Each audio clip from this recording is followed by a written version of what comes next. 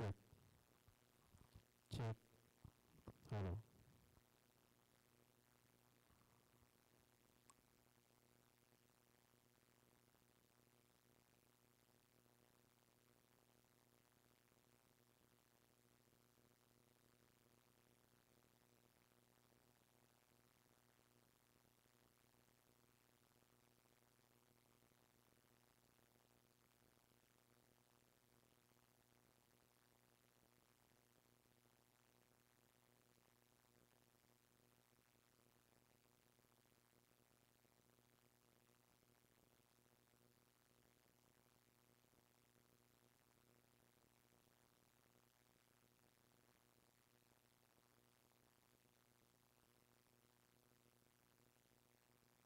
Cek, cek,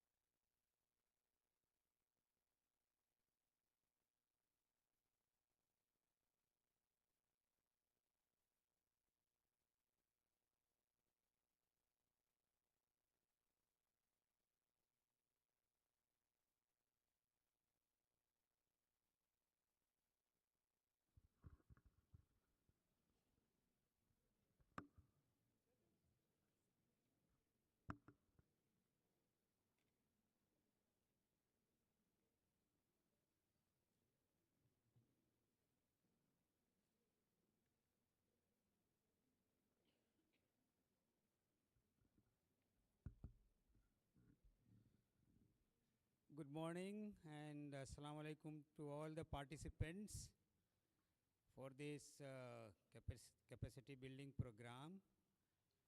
And for the orientation, we have two master trainers with us. Mr. Sanjay Yadav, he is the principal of Alcon International School in Delhi. And we have with us Dr. Kunal Anand. He is the principal, DPS, Delhi Public School, Udhampur, Jammu and Kashmir. Mr. Yadav has at his credit 32 years intensive teaching experience and in teachers training, in the field of teachers training. He treats himself as a lifetime student because he always believes learning begins from the cradle to the grave. He is the author of several articles on science and parenting tips. Mr. Kunal has been acting as the CBSE master trainer, and he has at his credit 17 years teaching experience and trainer, teachers trainer. He is an awardee of several awards from the state government and government of India. So this is a very golden opportunity for all of us to get benefit out of his expertise in their respective fields. And at the end of the session, because they will be conducting session in two parts. The first part will begin with the first trainer, the second with the second trainer. So in between, we will have the namaz break and the refreshment break, and thereafter again we will continue the session, and it will continue till 4 o'clock. So let us get the benefit out of his expertise in the respective fields. And in the meantime, I request the headmistress, Mrs. Nahid. Is she here? So please welcome these two great guests coming from India with the bouquet.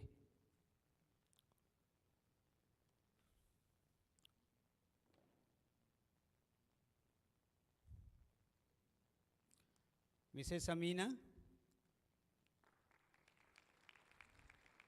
So please welcome with a bouquet.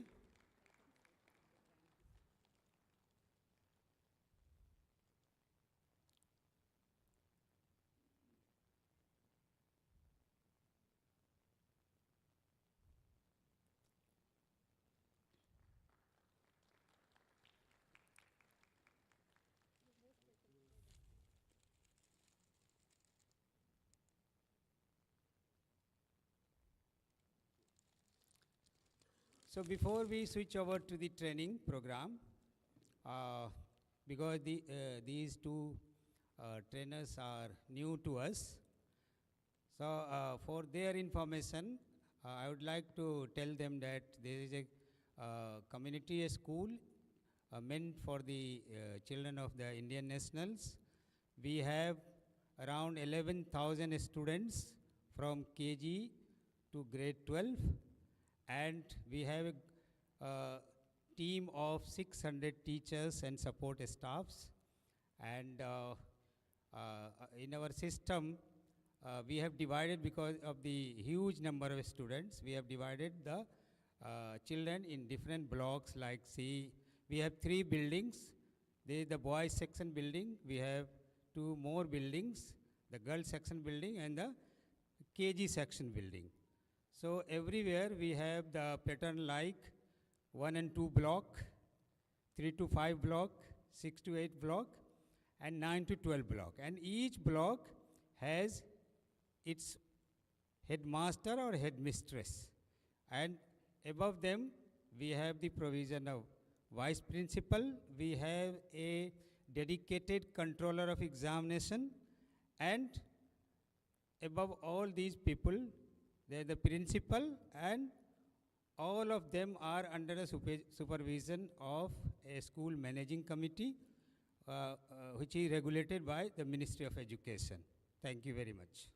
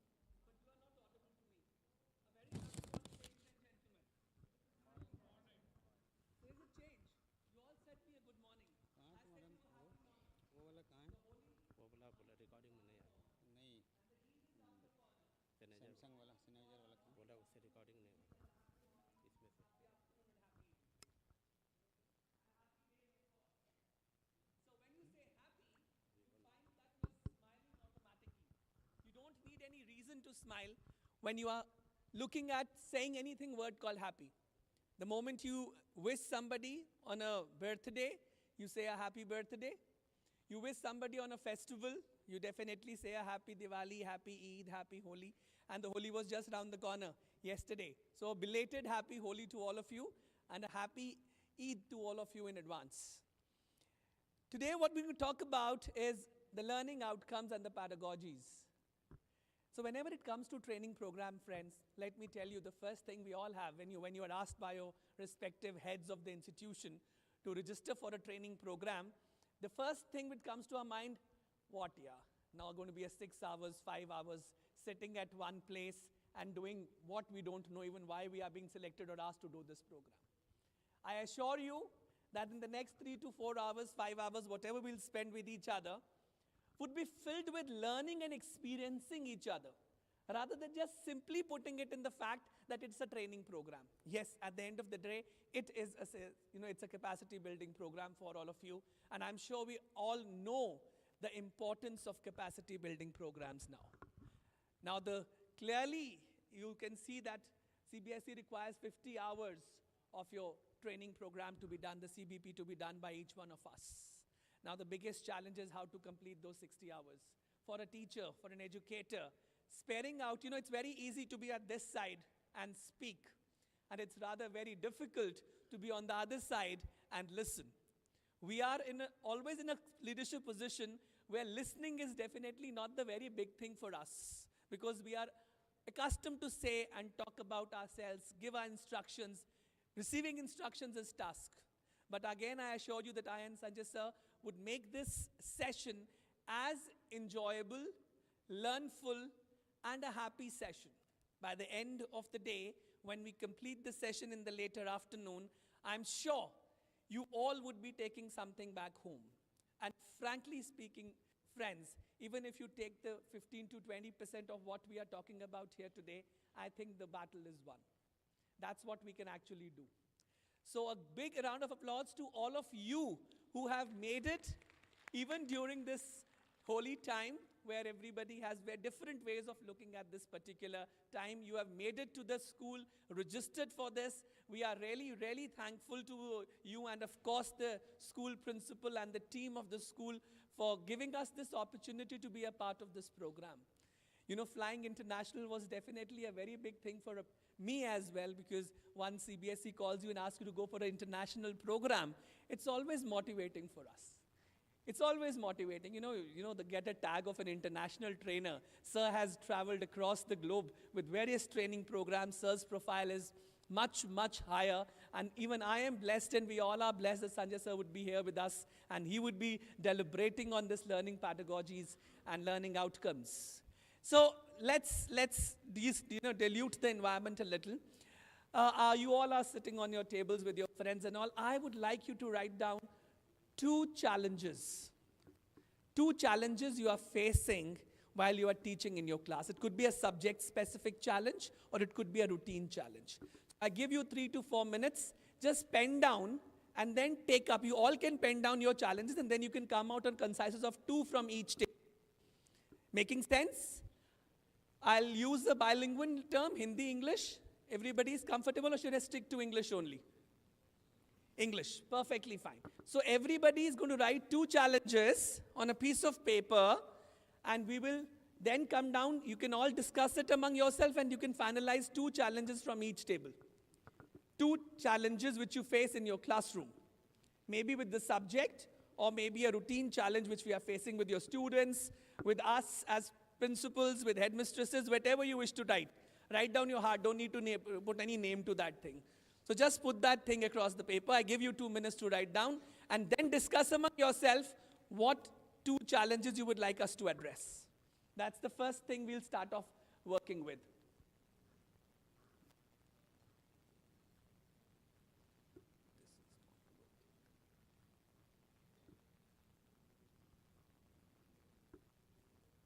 It's not working.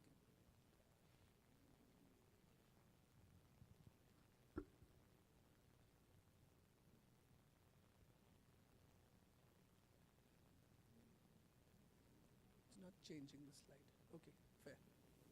Yeah. Perfect.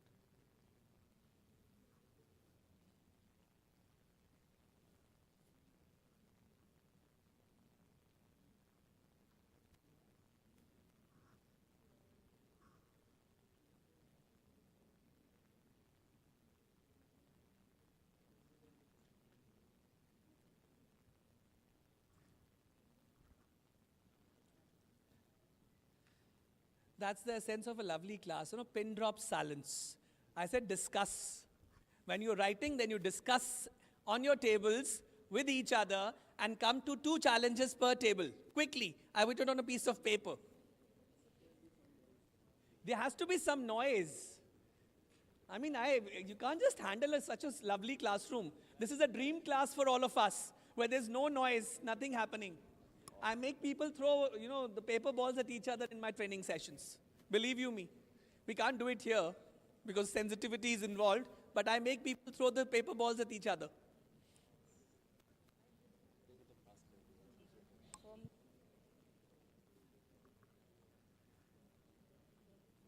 So let's start winding up. Let's write your challenges. If you have discussed, please write it on a piece of paper, and you can handle out that paper to me. 2 challenges. which we are facing?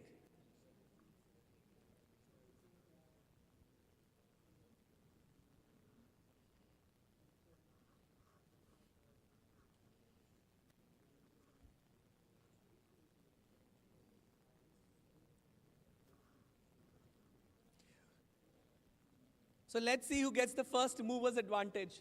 Which table handles me the chit first? Oh, they are ready with their chit. No, I have it. I'll come back to you on that. It's okay, perfectly fine.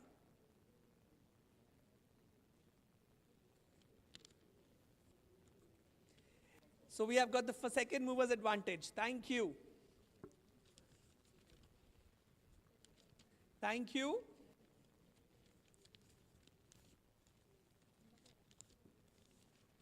Well done. 3 tables.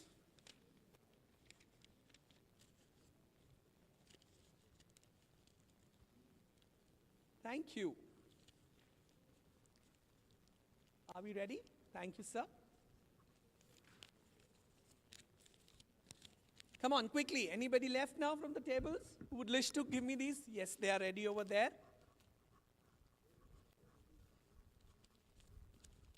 Thank you. We have done? Given? Okay, sure, take a minute. Certainly. Thank you. Here it goes. Okay, done? Very nice. So I don't know who has written what because I've not even read the slips right till now. So all these chits are there right with me.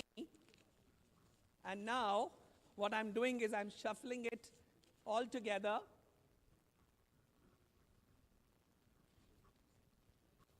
Thank you. Thank you. So I'm shuffling this all chits together now. One is more left here. Thank you. Okay, so I don't know who has written what and what are the challenges you are facing. So another one is coming. See, that's a quick one. Everybody has started participating. Fair enough. Now let's jumble them up together. So I don't know which chit goes where. Now I would say table 1, table 2, table 3, 4, 5, 6, 7, 8, 9, 10, 11, 12, 13, 14. So 14 tables running from here to there. So remember your table number 1, 2, 3, 4, 5, 6, 7, 8, 9, 10, 11, 12, 13, 14, and then we have open participation. So I don't know who's doing what. So I've just taken up one chit and I give it to table number 3 to begin with. So challenges and what other solutions you can give it to them. You can read out the challenge and you can give out a solution.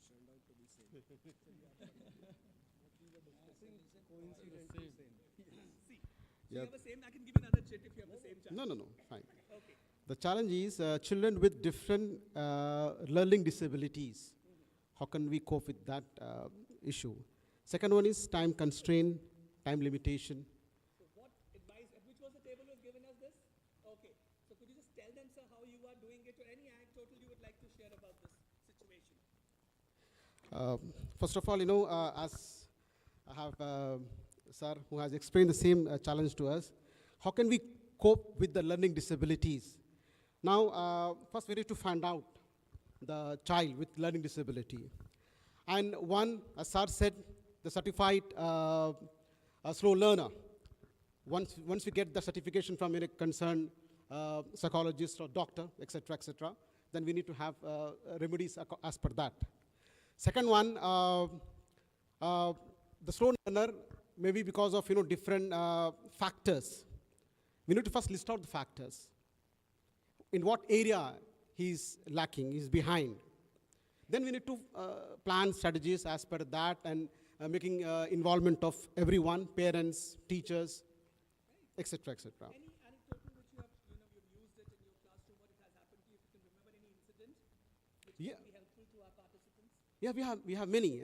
First of all, normal periodic tests whenever we conduct, whenever we see a slow learner in terms of the marks or in terms of the behavioral changes, then definitely we have remedial classes for those children. And of course, when we find his learning disability because of some behavioral factors, Then we have school psychologists, who take care of that. Thank you so much, sir. That was a big round of applause for sir for helping that table out and understanding the learning outcomes. So please. Oh, that's really good, sir. He has traveled 400 kilometers to attend this program, so he even records a bigger round of applause. Thank you. So now I go to table number here. Let's see what challenge you find and what solution you can give. You have a mic there. You can read out the challenge. Very good morning to all. Happy morning to all. Sounds better. Okay. So the challenges it is making here, making students to concentrate for a whole period, like fully engage, how we can make, and second challenge was dealing with teenagers in class. Which table was this, the challenges? Okay, from table number 1. Please, ma'am, if you can suggest some remedials for the same.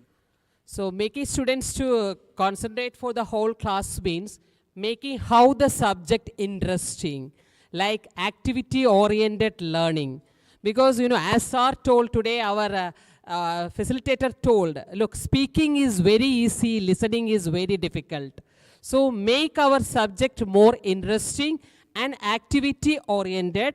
For that, every teacher will be prepared and planned and organized. So our classroom will be very interesting because, more activity, less speak, more work. So we can make more activity-oriented class. Very good, very Okay. good.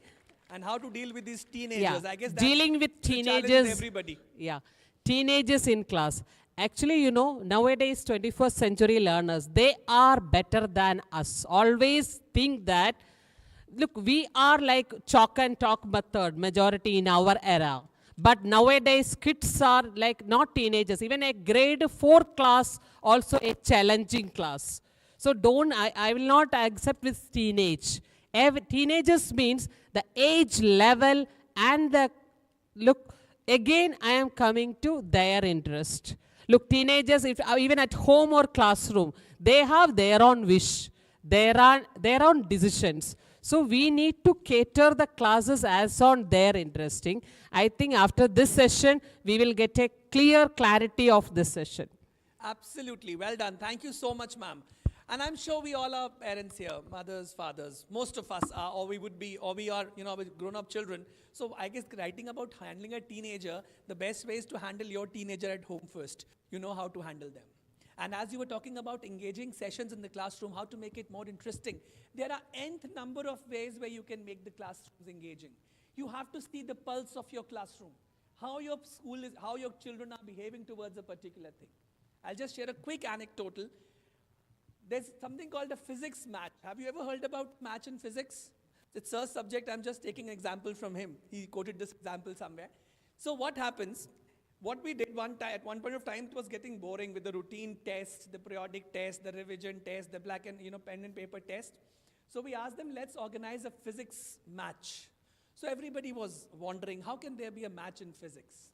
So the teams were divided. There were 2 teams.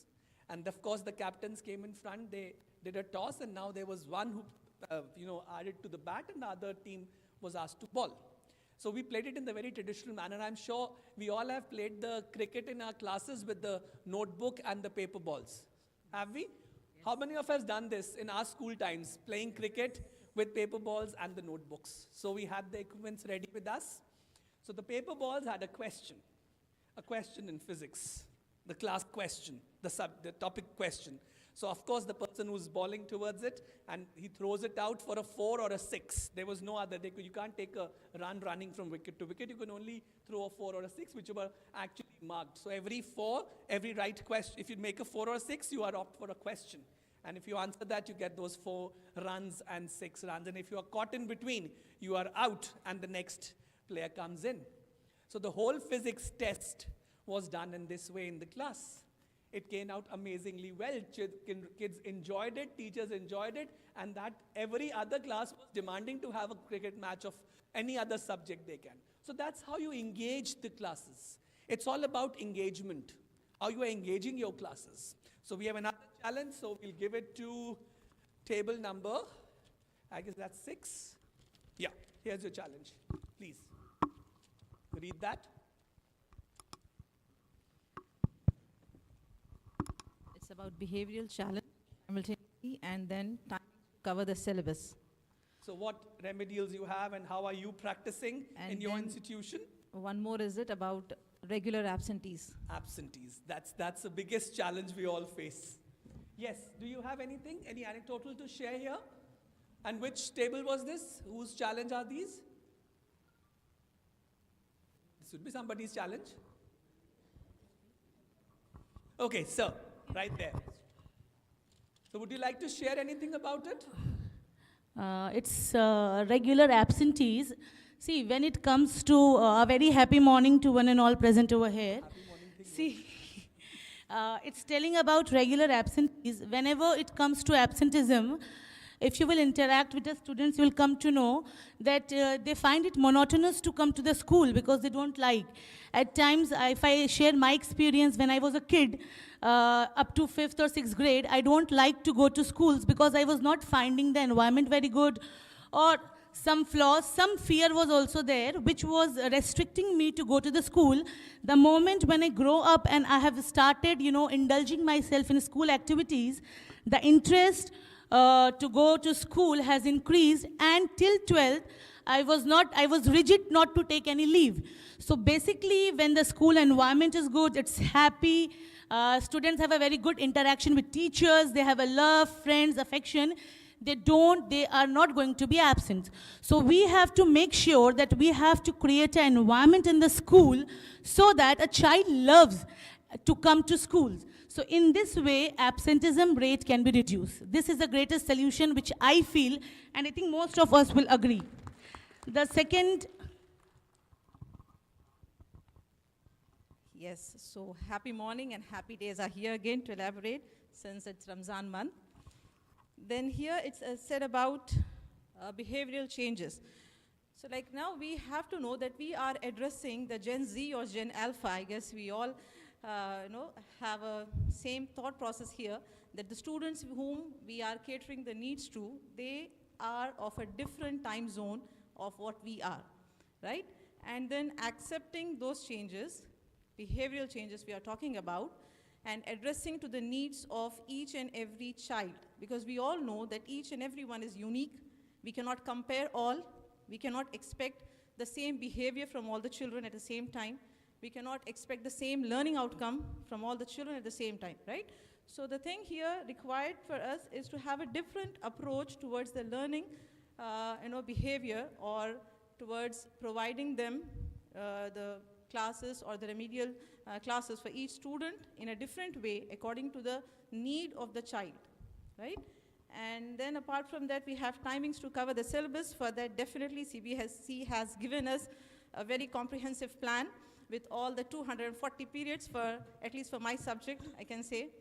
And regardless the timing what we have given, at times, because of some loopholes, or what we can say as some holidays or something, distractions, we do get certain times we have to take certain extra classes as well. Absolutely. Right? And especially when it comes to my stream, commerce stream, Okay. right?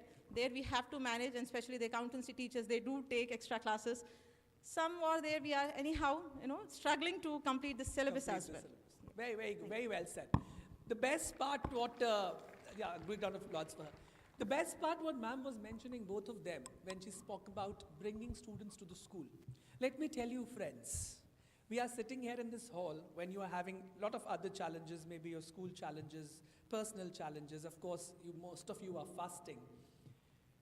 As an individual, when I call myself an educator, I don't call you teachers, it's educators, right? When you're an educator, everything, you become the nucleus of everything, right? Whatever challenges we are writing here, who's going to solve it? It's not a 3 hours affair that I and Sajjasa can help you in solving all your challenges. We can only guide you about what has been asked us to do. But it is you teachers, you educators, who make the difference. And a big, thank you to all of you. With folded hands, teachers, there's nothing better than you in this world, because you are one profession that teaches all other professions. There can not be a doctor, a principal, a engineer, anybody without a teacher. So thank you, teachers. It's you who make a difference. It's your behavioral, your challenges, your classroom, your system, your strategy, your pedagogy. Everything starts from thing called you. So I'll take up last one challenge and we'll give it to this group. So then we can do it in between so that it can be nice breaking also. Will not be only me talking. So we take another challenge. Yes, please. We can pass on the mic to them.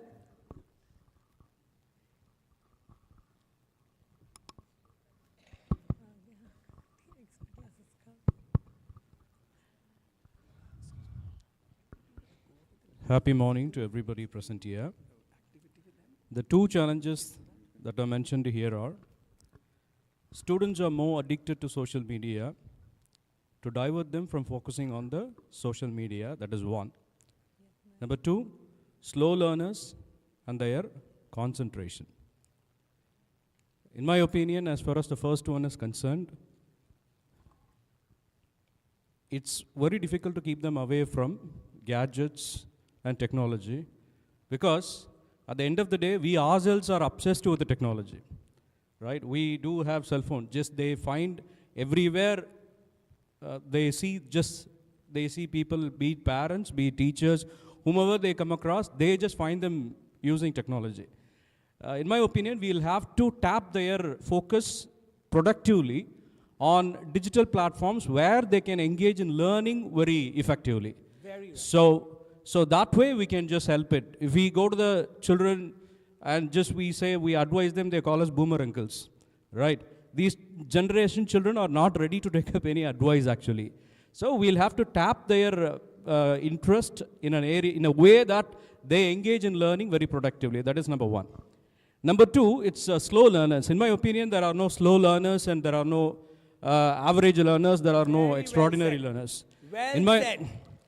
As far as I'm concerned, of course, pedagogy, that's what pedagogy says actually. We've got 4 types of learners: visual learners, auditory learners, kinesthetic learners, readers and writers. But unfortunately, the classrooms for the past 200 years, we've been sticking to this chalk and talk method, catering to the needs of only readers and writers. Who knows, if kinesthetic learning kind of environment is created, some other child may be the best child. So accordingly, of course, we will have to devise our curriculum in such a way that there has to be space for all these sort of different modes of learning. That way we will have to redefine our curriculum. We've been bringing in a lot of changes, but at the implementation level, at the classroom level, nothing is being materialized. That's how I would put it. Thank you. Absolutely, sir. You made my job easy. That's what I was coming to in the next slide, what kind of learners we have.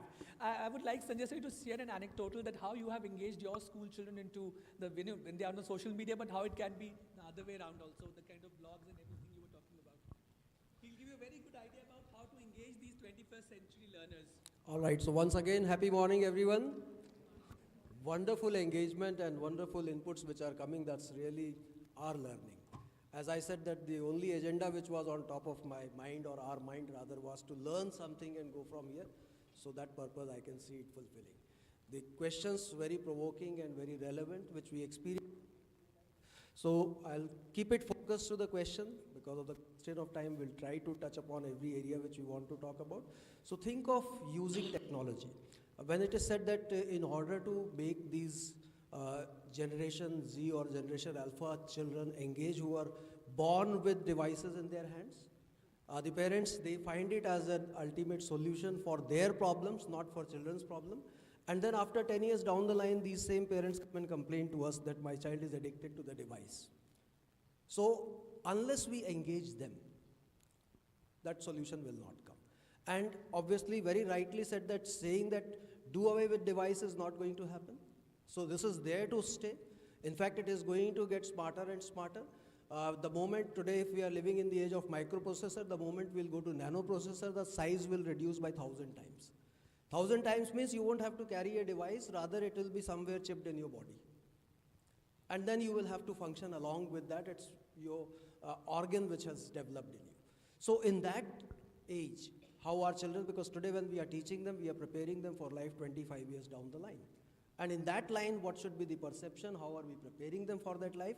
is desirable, that what are the constructive engagements, and this is where, why does a person go to the doctor? Because they are supposed to be seasoned people, they are supposed to be experienced people. So if these parents, they are coming and asking some questions from us, with that faith and trust that you are the seasoned teacher, you are the experienced person, you have been dealing with so many students, so you will give us some idea. So why not to use those same parents as our strength? Why not to use the entire ecosystem? And of course, children, as it was rightly said, that they will not listen to us, they will not listen to others, they will rather listen to their peers. So most important is creating that engagement. This is where our role comes, and rest we have to leave it. We don't have to intervene it, is give them directions, which will help them today in the age when we are living in hybrid times. So can we make use of quality time for education? What you were doing in school in 8 hours time during pandemic, you were able to do it, achieve it in 3 hours also. And the only thing which was there, the children who developed and progressed even in that duration were the ones who were little self-disciplined, who were focused. So what is the focus area? Is to make them understand where and when and how should they focus. And who is there to support you is the parents. So from your side, bulleted point guidelines have to be shared repeatedly. And those should be prepared keeping consultation with children in mind. And then your school technology platform should be able to share it with them. I say that a child in grade 6, even when the child goes to grade 8, they do have an access to this content. They do have an access to the resources through learner support platform. So schools have invested in building that kind of technological innovation where the support remains and parent is also able to participate. Child says, parent started saying that during pandemic I was able to see everything what was happening in your classroom. But now I have no idea what are you doing and my child doesn't come and tell me. So can we think of creating some technological solution where parental involvement will also come and where children also can have an access, and that will take care of your absenteeism? Because when we talk about hybrid learning, so have we actually provided them with that hybrid platform of learning? For some reason, even if the child has not come, the learning does not stop.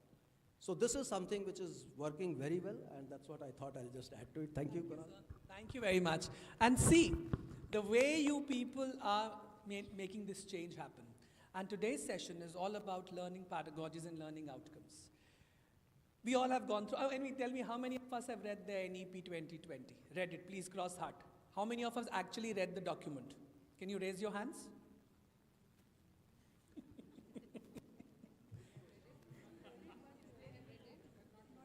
Not fully. It's a 64-page document to read.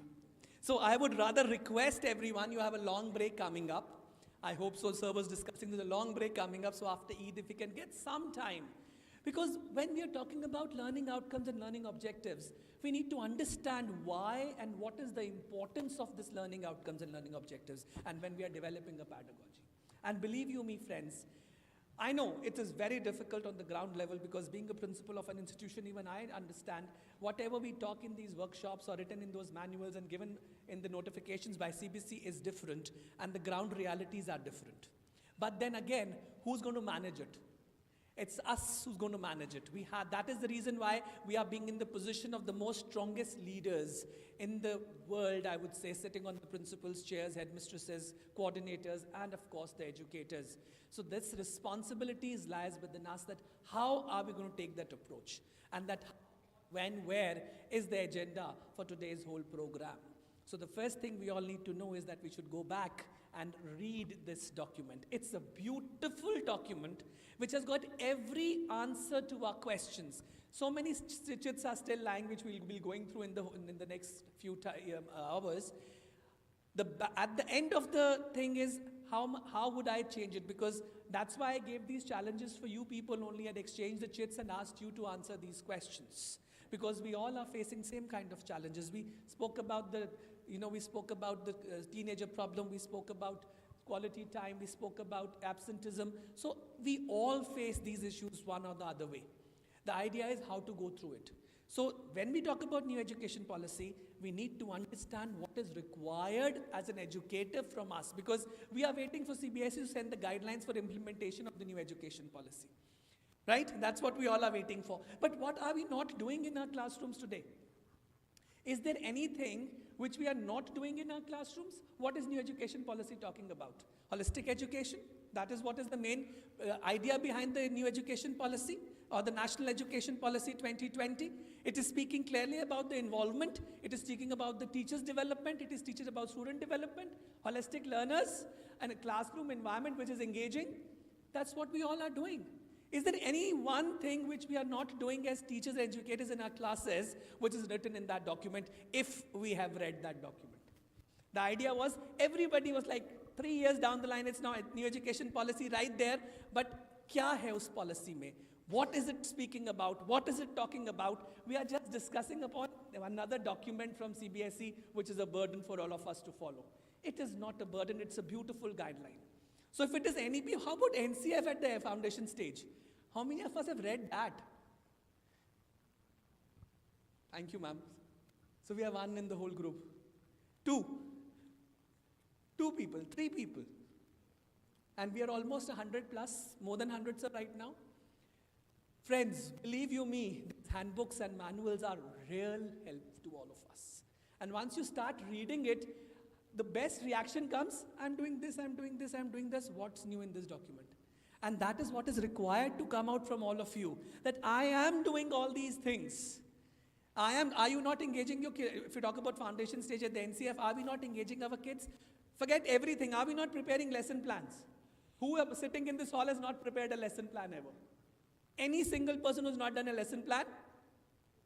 Everyone has done a lesson plan. What is the purpose of a lesson plan? Can somebody tell me what is the purpose of a lesson plan?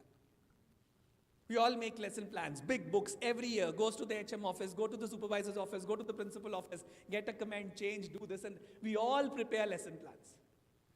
Tell me, what is the purpose of a lesson plan? Yes, ma'am.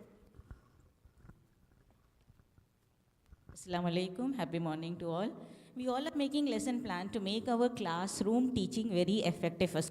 We are going to see that today what I am going to teach, that will be planned beforehand. Before going to the class, we plan in such a way that a specific topic which we have to teach, that topic we have to go through and go to the class at least for the 20 minutes or to the 30 minutes. That is going to make my classroom very effective. And when the students are going to ask any questions related to the topic, what we are teaching it, and all the content will be there in my lesson plan, and what I am going to teach in today's class, that will be there, and it will be very effective for me to give the answer to the students. So proper planning. What is, like, let's make it more specific. What is the purpose of a lesson plan?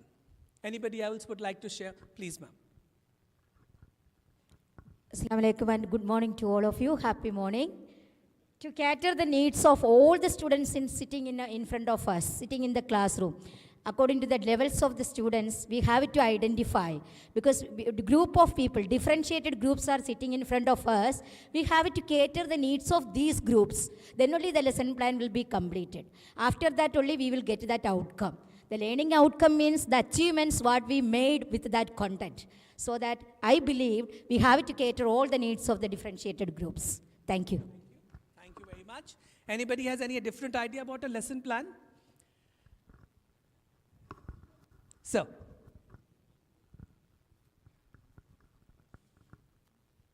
Good morning, everyone. You know, lesson plans are basically framed for the content oriented. As a teacher, whenever you are going into the class, you are specific to the topic. Otherwise, without lesson planning, you may teach the topic very well, but you may move here and there. That's the main thing. Whatever the topic is there, it's first the student oriented, then the teacher oriented. What my aim is, I have to finish it in that particular period of time. And what students will understand in that specific point of time. Thank you, sir. A well-planned structure. So lesson plan, for me, say till 3 years back, was any other manual or any other register which we asked our teachers to maintain. Because what was the purpose? The teachers work very hard on working on lesson plans.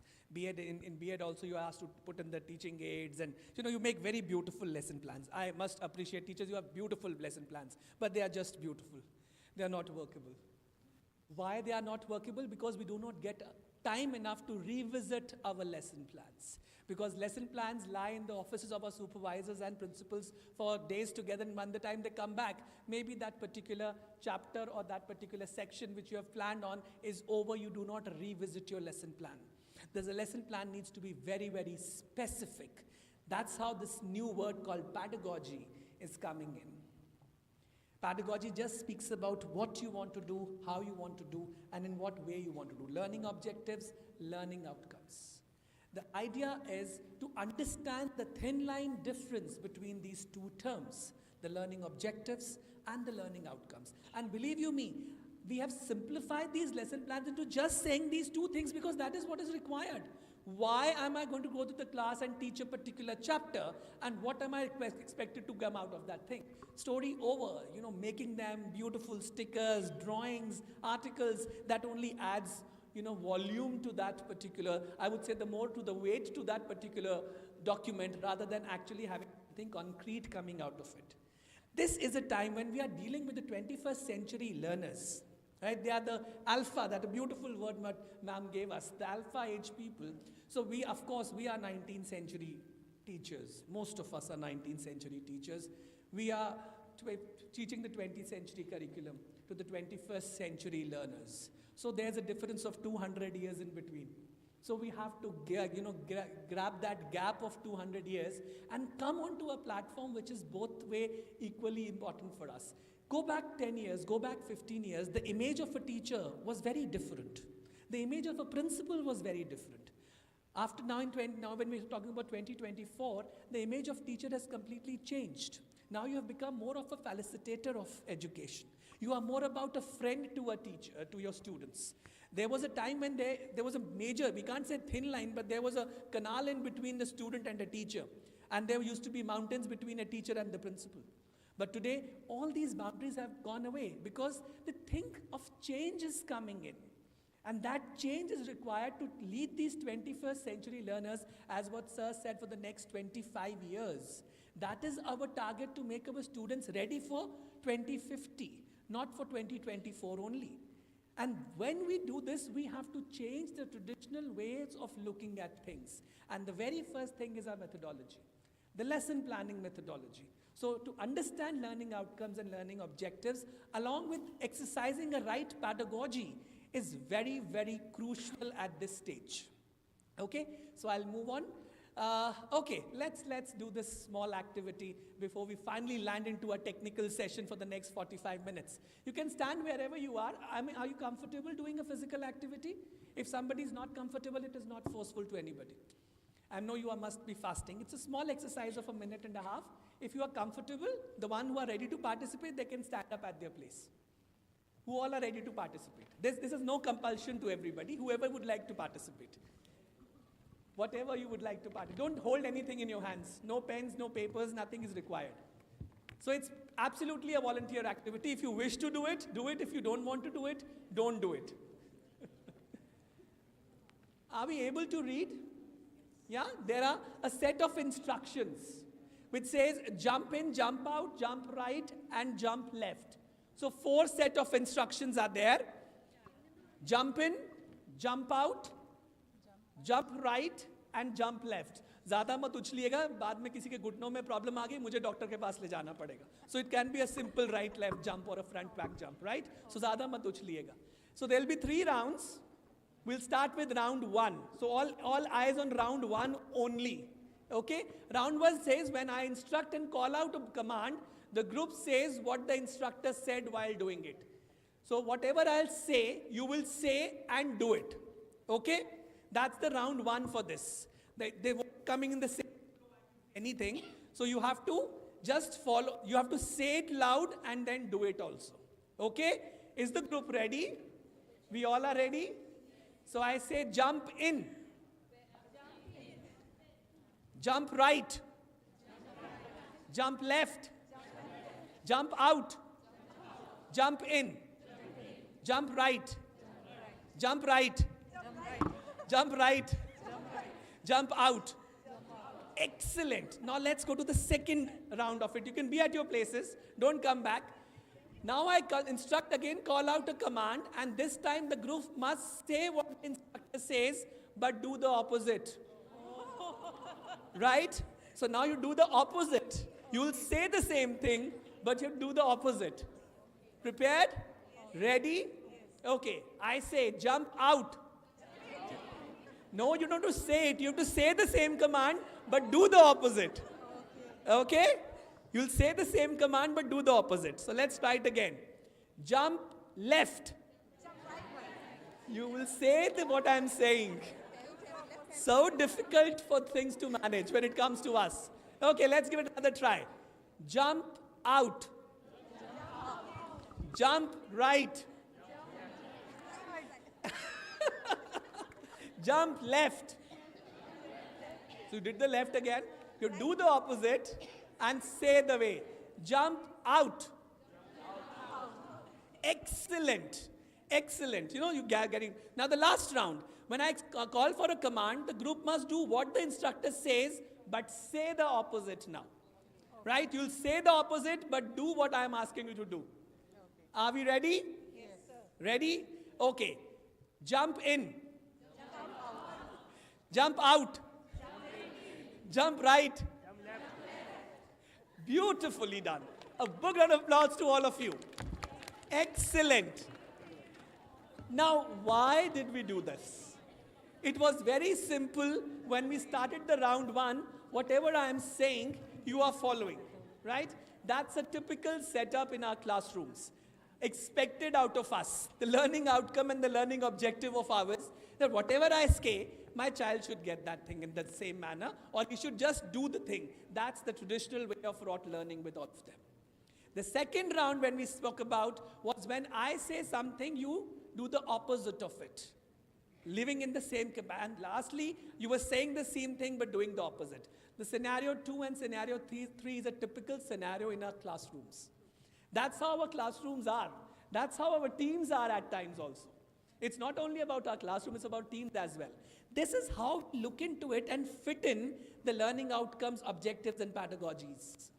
Pedagogies you can always develop. I'll not go into detail. Sir would be talking about the pedagogies, about a lot of things.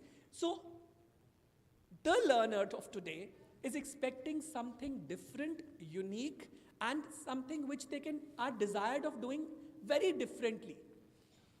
We have a traditional method of going to class in the morning, doing the routine of the school, getting the classes done. Somehow we all have become a machine. We start our day at 6:30, 7:30, whatever the school timing may be, and we are going up to 1:30, 2 o'clock in the same rhythm. Doesn't it become monotonous for us as well as teachers? Wahi class, wahi bacche, wahi padhana, wahi methodology, everything remains the same. So now let's understand it from a different perspective to give a different outlook to our classrooms, okay?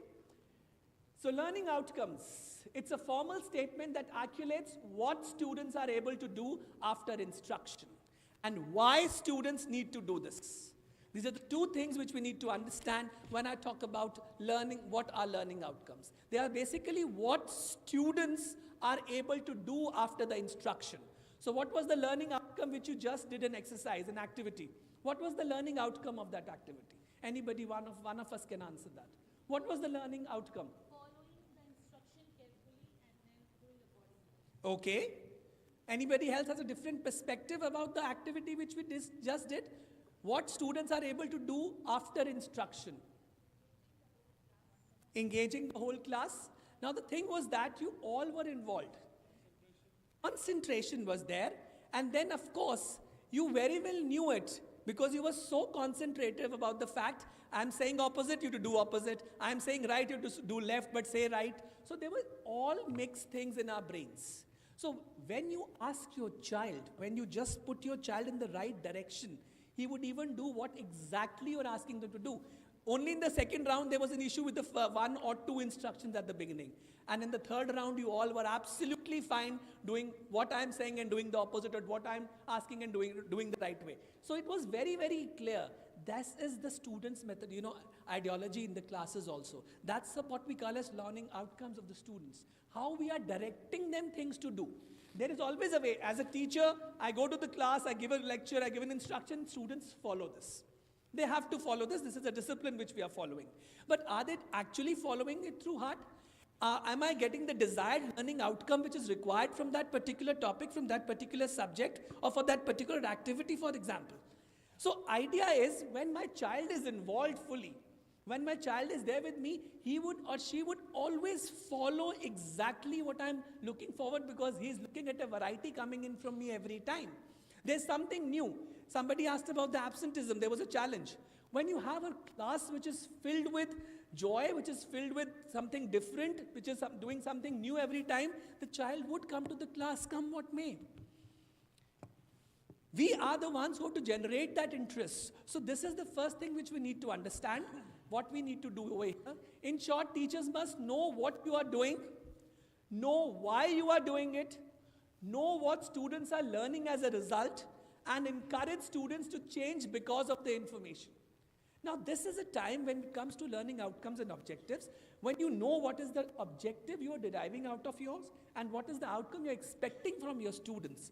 You need to understand the what-when approach. What time to do what, where to hit the bullseye. That's how we play this whole game off. You have to actually hit the bullseye and understand what my student is expected to do. We all know that there will be a mix of children in our classes, always. There will be, all spoke about diversity in the classrooms. There is a diversity, students coming from different backgrounds, different tastes, different languages, different religions, different mental levels. You have everybody coming in from different, but getting those different into a holistic environment together, bringing them together, that's what makes me a great teacher. No or yes? And getting the best teachers awards at the CBSE, that Sanjay sir would tell you, he has the mantra. For the years and years, his class school teachers are winning awards at CBSE level and the national level. So we are those teachers who can make that kind of a difference. So believe in yourself, always. Some benefits of learning outcomes: select the content, develop an instructional strategy, develop and select an instructional strategy, construct, test and other instruments for assessing and evaluating, improve you as a teacher and your overall programs as well. This is the benefit what we have from the learning outcomes. I'm going on a very general, I'll go into the specific deeps as we proceed with the slides. It's just for you to get a hang of what it is. How are you going to write a learning outcome? Now that's the challenge which we all need to understand very thoroughly, that how do you approach towards writing a learning outcome? Because once we are writing our lesson plans, we have so many things in our mind. But getting to the right idea of what is the learning outcome I'm expecting from my child. Maybe I would like my child to read and write. Maybe I'll do it in a way that every child is equally understanding things. But then learning outcomes formulas, the Bloom taxonomy, which sir would be talking about in detail, characteristics of a good learning outcome exercises, writing your learning outcomes, that all goes into making a good learning outcome. So how you go about these 5 instructional designs? What do you want the students to be able to do? That's an outcome. What does the students need to know in order to do this well? That is curriculum. What actively will facilitating the learning is the pedagogy. How will the student demonstrate the learning is assessment. How will I know the students have done this well is the criteria. So outcome, curriculum, pedagogy, assessment, criteria. 5 things we need to keep in mind when we plan up a learning outcome. Rather, I would say, when you are planning lesson plans for the next academic session. Get these into your mind, that these are the things, because outcomes are expected, outputs what we're coming out with. Curriculum you design, you do it with CBSE's help or with your school help. The pedagogy is the underlying fact, friends, nowadays. If you don't have an effective pedagogy, you will not be able to have the desired outcomes. The learning objectives would never be met. Remember this thing. And developing a pedagogy is the best part. Even if you don't want to develop it, it's available with CBSE on the curriculum website. Classes 1 to 10th, whole pedagogy is there, which has got the learning objectives, the learning outcomes. You don't have to do anything about it, even if you follow it blindly. This is the easiest way, I guess, CBSE has done for the teachers, that you don't need to get into the lesson planning, because the lesson planning process is so long and tedious.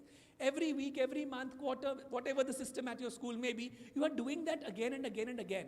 And ultimately, it is used only when the CBSE inspection team visits you. They want to see these documents. That's why we are doing it. what is the outcome coming out of my lesson plan? I need to see that outcome which is coming out of my lesson plan, not just that I have made a very beautiful lesson plan which has got a star or got a very good or got a sticker or got appreciation from the principal's office. That's it. Pedagogy is something, the topic is there. It is ultimately the topic, irrespective of book or the publisher or whatever you're using. It is just about that particular strategy which you're going to use. You're going to teach one particular asset of your in your class. The whole pedagogy is there. If you can develop it on your own, it's amazing. Refer it from the books. It's another way of doing it.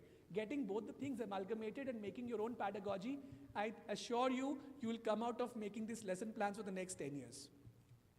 Every year, revisit your pedagogy, and that is what you need to do.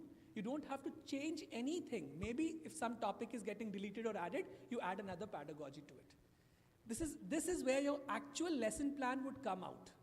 It has a learning outcome, a learning objective. Story over. Maybe if you want to add a little to that activity part, you can add those activity part to make it more engaging, though it is again mentioned in the curriculum, in the pedagogy which is provided by CBSE very, very clearly. That's how you develop a new way of looking at a lesson plan, right? Every time a new look, everybody looks at the new looks, right? Likes to have a new look every time. You go to a hairstylist, gets a new haircut done. So it's a new look for you, right?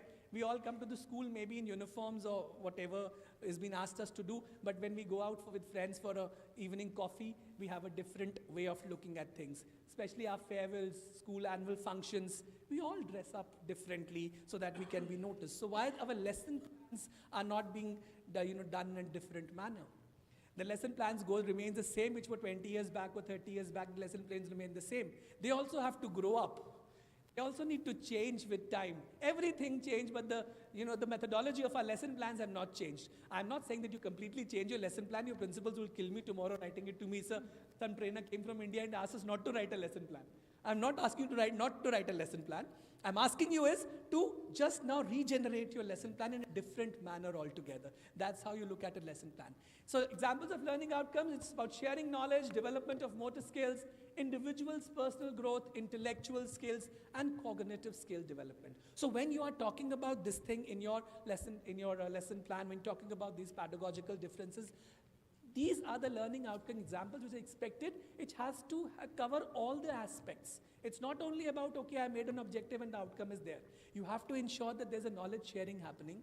You ensure that their motor skills are developed in that. You have to ensure that their individual personal growth is there. That's why we make anecdotals. And I tell you, friends, these anecdotals again become another document year after year. How many of us actually sit back with our next class teachers and share these anecdotals with them about students? How many of us are practicing something like this? Excellent. That's the right way of doing it.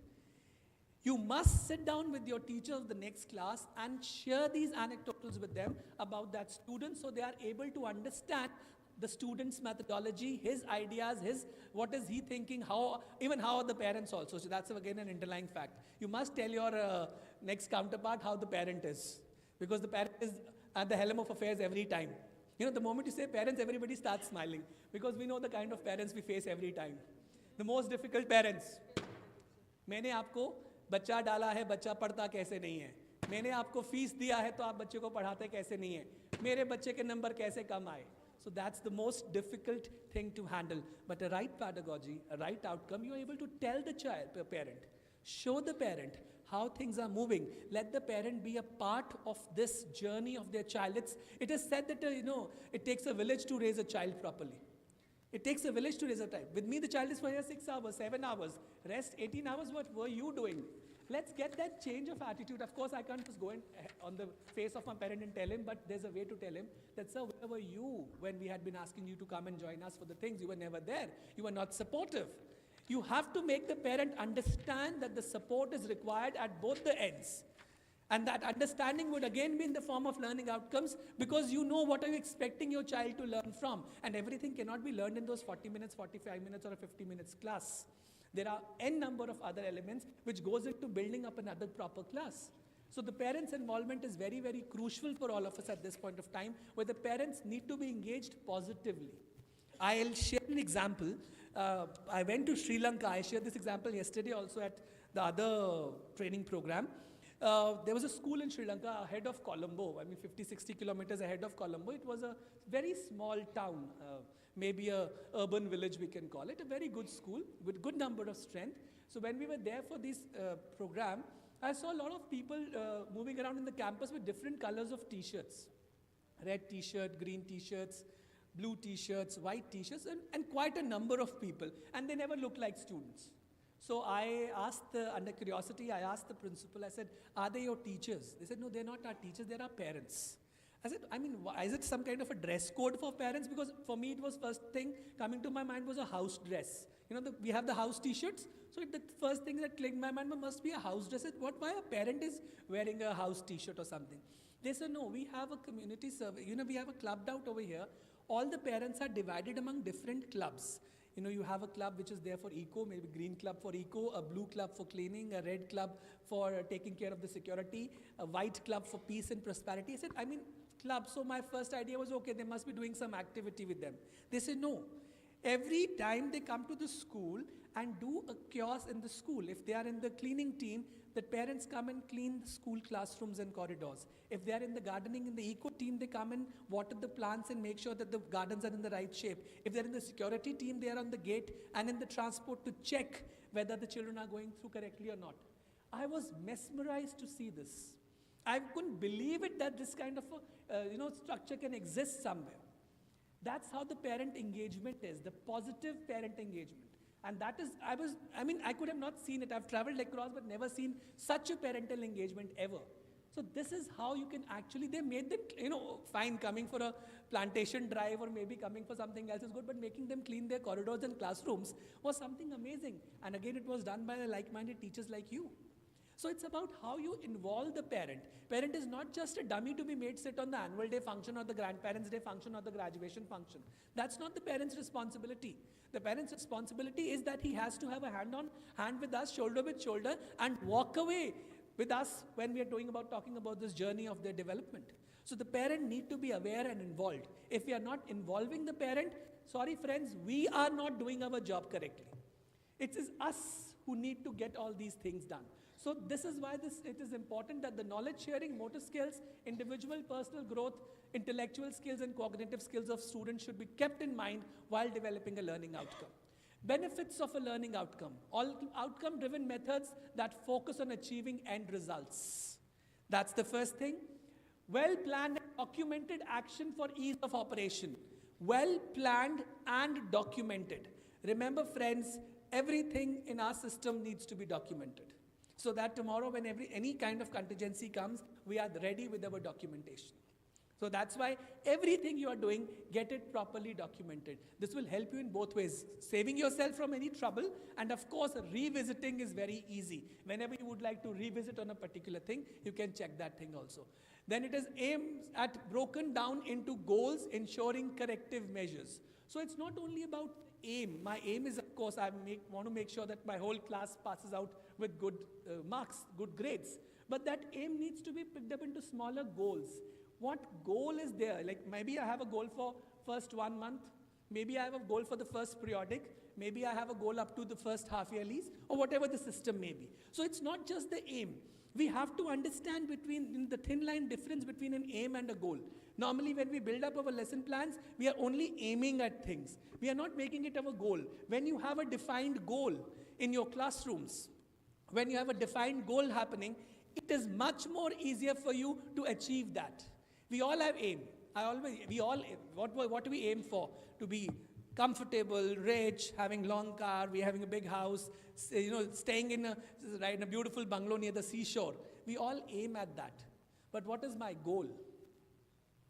My goal is to educate my child. My goal is to see my child growing. My goal is to make my child get good grades.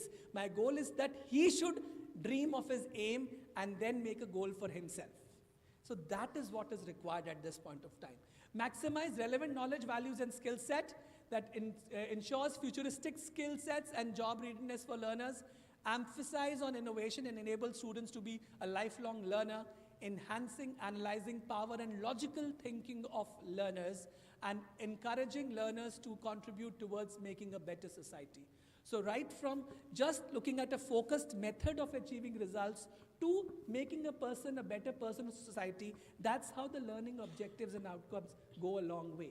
It is not just about making it into my classroom. It is not just about fitting it into my class system. It is about whole 360-degree roundabout and getting to the best possible aims and objectives of what we are talking about. So this becomes very crucial. So learning outcome, what learning is deserved, instruction, that is curriculum we have spoken about, measures, cycle, result, and strategies. The same thing in a different manner, I'm just putting it across. The same thing which we discussed little, this is a continuous improvement program under the learning outcomes program.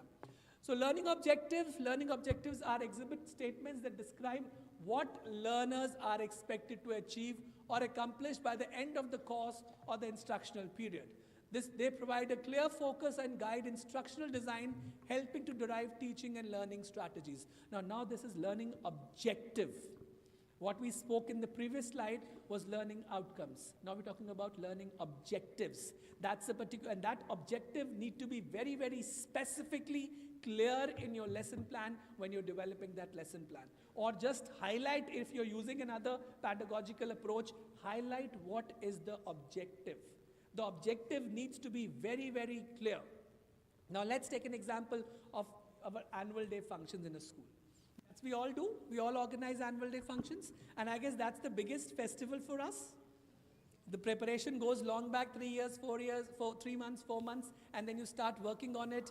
You start on the theme, you work on the items, you work on the flow of event, you work on the chronology.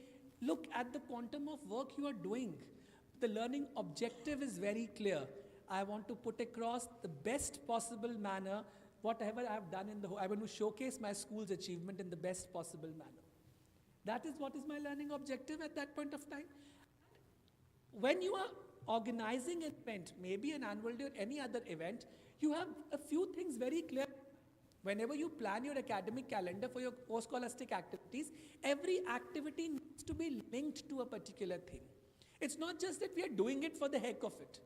Whenever there are so many activities in a month, I'm sure every section has their own activity, intra-class, inter-class, inter-house, inter-school, inter-district, inter-country. There's so many things you are doing. But what is the learning objective and the outcome behind that idea? Because whenever it goes for a competition, we'll pick up the best student and send them and get a prize. Is that the learning outcome and a strategy which we are using? That's wrong. There where we actually, because of course, whenever we're sending somebody for an inter-school competition, we'll pick up the best student of ours, who's the best debater, the best golfer, the best house rider, the best communicator, whatever the essence of that particular program may be. Then what about the others? I'm not saying that when we are coming to win a competition, we'll send the best students. But give that opportunity to your students in the school at least. At least make them participate. Why not a whole class can participate? Why a handful of students need to participate? And then again the parental thing comes, मेरा बच्चा कभी आगे नहीं आता. मेरे बच्चे को आप आगे नहीं रखते. मेरे बच्चे को आप opportunity नहीं देते. मेरे बच्चे को आप कभी जानबूझ के teacher उसके साथ अपना पुराना कोई score settle कर रही है. And that's how, because we are not doing it that way. Let the whole class participate. If you're doing a rhyme with a class kindergarten 3 child and you make it a rhyme competition, let the whole class participate, give them a certificate of participation. When that child goes back with participation certificate, look at the kind of motivation that child has. He'll go running to mama, open the bag, mom, I've won a certificate in the school. What will make a difference to my school? The mother next day when they come for the parent-teacher meeting, they have settled from the previous one. Now you can say, okay ma'am, your child participated in A, B and C activity. They are not concerned about did they stood first, second or third. It's about that they have participated in the school. Always ensure whenever we are planning an activity in a school, by and large, it should be an activity done for all of them, so that everybody is participating. You do the graduation for the kindergarten sections, I'm sure. So why not the whole kindergarten participate? When you're doing any other, let's make our intra-class activities. They get so much of energy in this, they get so much of competitive spirit in it. And our goal is met. One activity done with, otherwise you have to plan for 5 activities. Here you're doing one activity, everybody is participating, everybody is happy, everybody is carrying certificate, parent is also happy, everybody is happy. And my objective is very clear, mass participation. And my outcome is my every child made an effort to do it. They made an effort to do it. We all do debate competitions in the schools. Everybody is doing it. Let's change that idea of doing that debate competition. Why not to make it a multilingual debate competition? Why stick to one? Have a bilingual turncoat. That's a beautiful way of converting your child.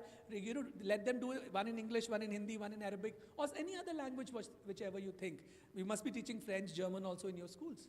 Why can't the children switch a language? The bilingual turncoat is a great success, friends. Why can't we have a panel discussion with students? Let the students be the panelists. Let the student be the moderator.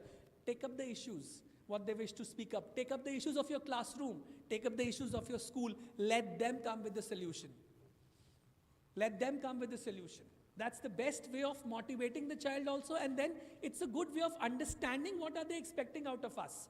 Okay, washrooms are not very clean in the school. Major complaint which we always get. Come on, let's have a panel discussion on that. How can you contribute to it? What are the changes required?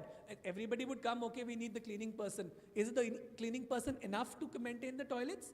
Is it not you who has to maintain it? Ensure that you are flushing it the moment you're using it. You are not using it in a bad manner. You should not use the bad. There's so many things. Let that panel discussion happen. Let's have a panel discussion between students and teachers. Let them sit together and discuss about when you do it in a form of a competition, they have a different mindset altogether. You tell them, okay, give me a feedback. They will never give you a feedback. Because they know if I give a feedback, ma'am would be, she'll be pointing out to me for many things across in the classroom. But when you say, come on, let's have a panel discussion on improving our classroom quality. Let's have a panel discussion sitting across together and working on a school environment. They will come up because now it's a competition for them. But what are we getting as an outcome? We are getting the right feedback which is expected from them. The feedback is there. So that is very important. That's why learning objectives need to be very, very specific and very, very clear. I'm sorry, the slide is a little light over here. It talks about remembering, understanding and applying, and then creating, evaluating and analyzing. That's how the learning objective pyramid goes across. Remembering what you have made it, understanding of yours is very, very important, and the others who are along with you on this. It's very crucial for applying it at the right time, and when you applied it in the classroom, ensure that you are creating, evaluating and analyzing it from time and now. That's your learning objective should look like. So learning objectives should be very, very specific. They should be measurable, they should be achievable and relevant. Now, this is time-bound, of course, and make it smart. You make it smart, right? So you have to have a very specific learning objective. We can't have an open objective. It has to be very specific learning objective. It should be measurable. There has to be you have to devise a method to measure that particular thing. It should be achievable and it should be relevant. And of course, as ma'am said, it should be time-bound as well. So a smart objective is very, very important when you're doing this in your classrooms, when doing it for your pedagogy and your learning outcomes. So measurable learning objectives, again, remembering, understanding, applying, analyzing, evaluating, creating, or go the other way. The best part about this is there is no chronology. This has to come first and that has to go back. It is always the way. If you can have a creative objective, it is highly creative. You can have an applying objective. Your objective should be understanding. Any one element you can pick up and start making your objective. You can start it from creative, you can start it from understanding, you start it from analyzing, you start it from applying, or even for remembering. Because even if you don't remember, if you make it a very hardcore statement in your learning objective and you don't remember that objective, what is the point of making that objective? Right? Because now because we have gone through the training and we make a learning objective, there's so many ways. ChatGPT is always there on our phone, so we get a beautiful learning objective coming out, and the principal is also very happy. What a learning objective! And then I tend to forget that objective. Why maine likha kya tha yaar? So the learning objective needs to come from what exactly is required. So make it understandable, and you can revisit it from time and now every time. So what is the difference between these two things? The learning objective of a topic is a specific statement of teaching intention. That it indicates one of the specific areas that teacher intends to cover.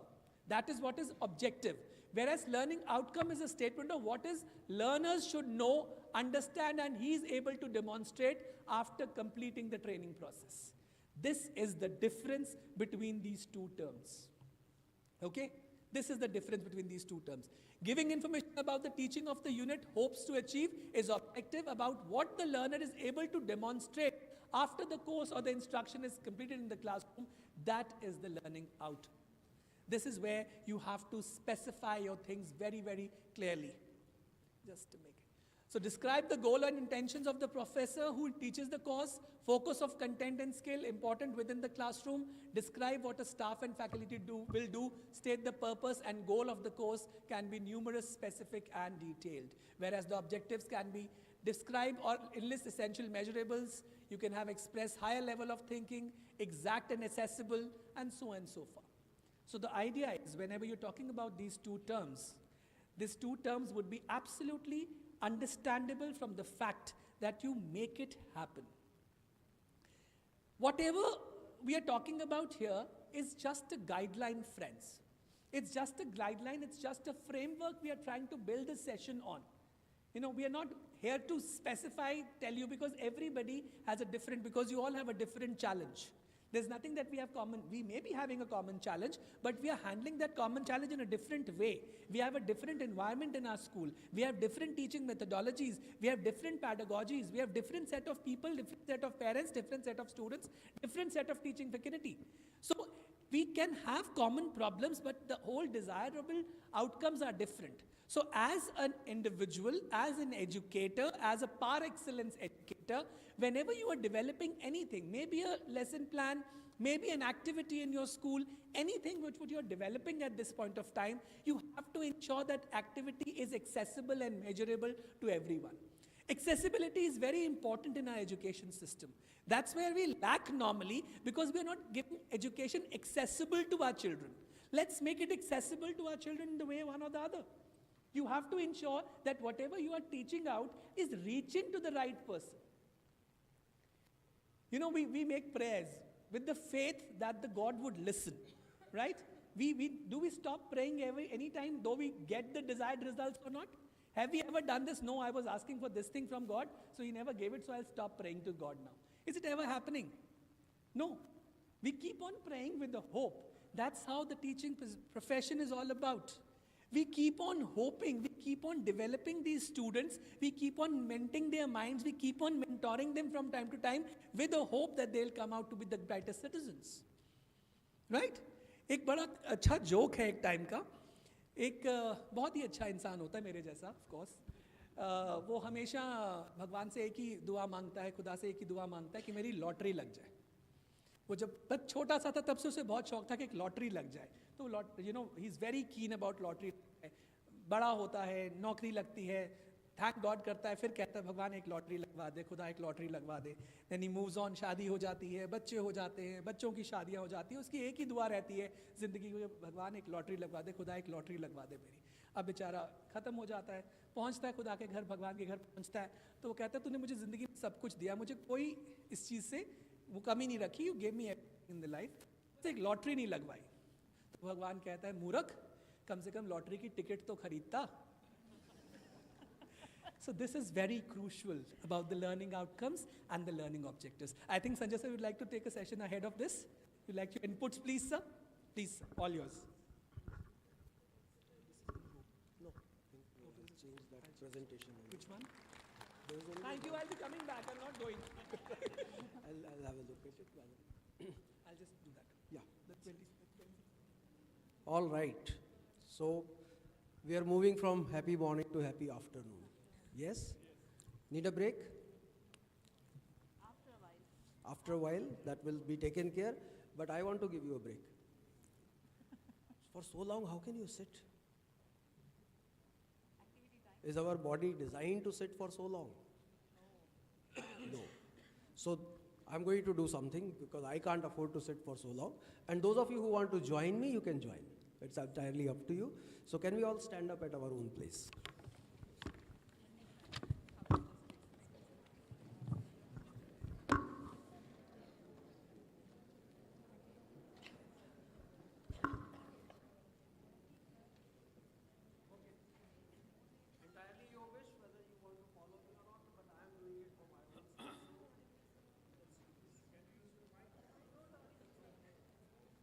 If I use the mic, I'll come up so that you can see me and follow through.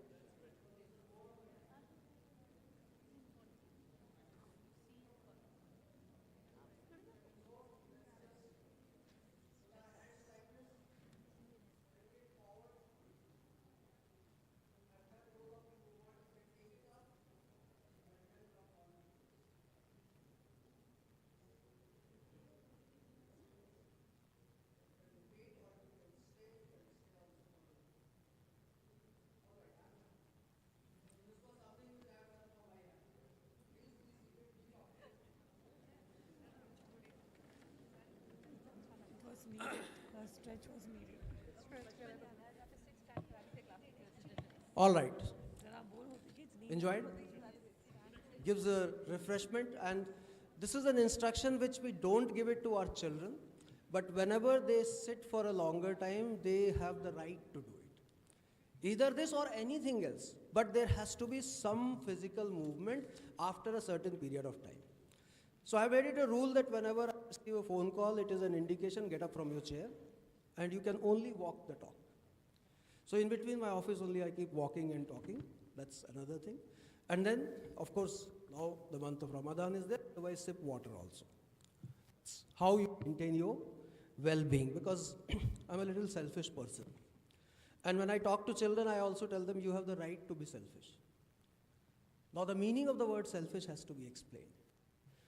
If somebody is their physical or mental, and for that if somebody is doing which nobody else is doing, don't worry about it.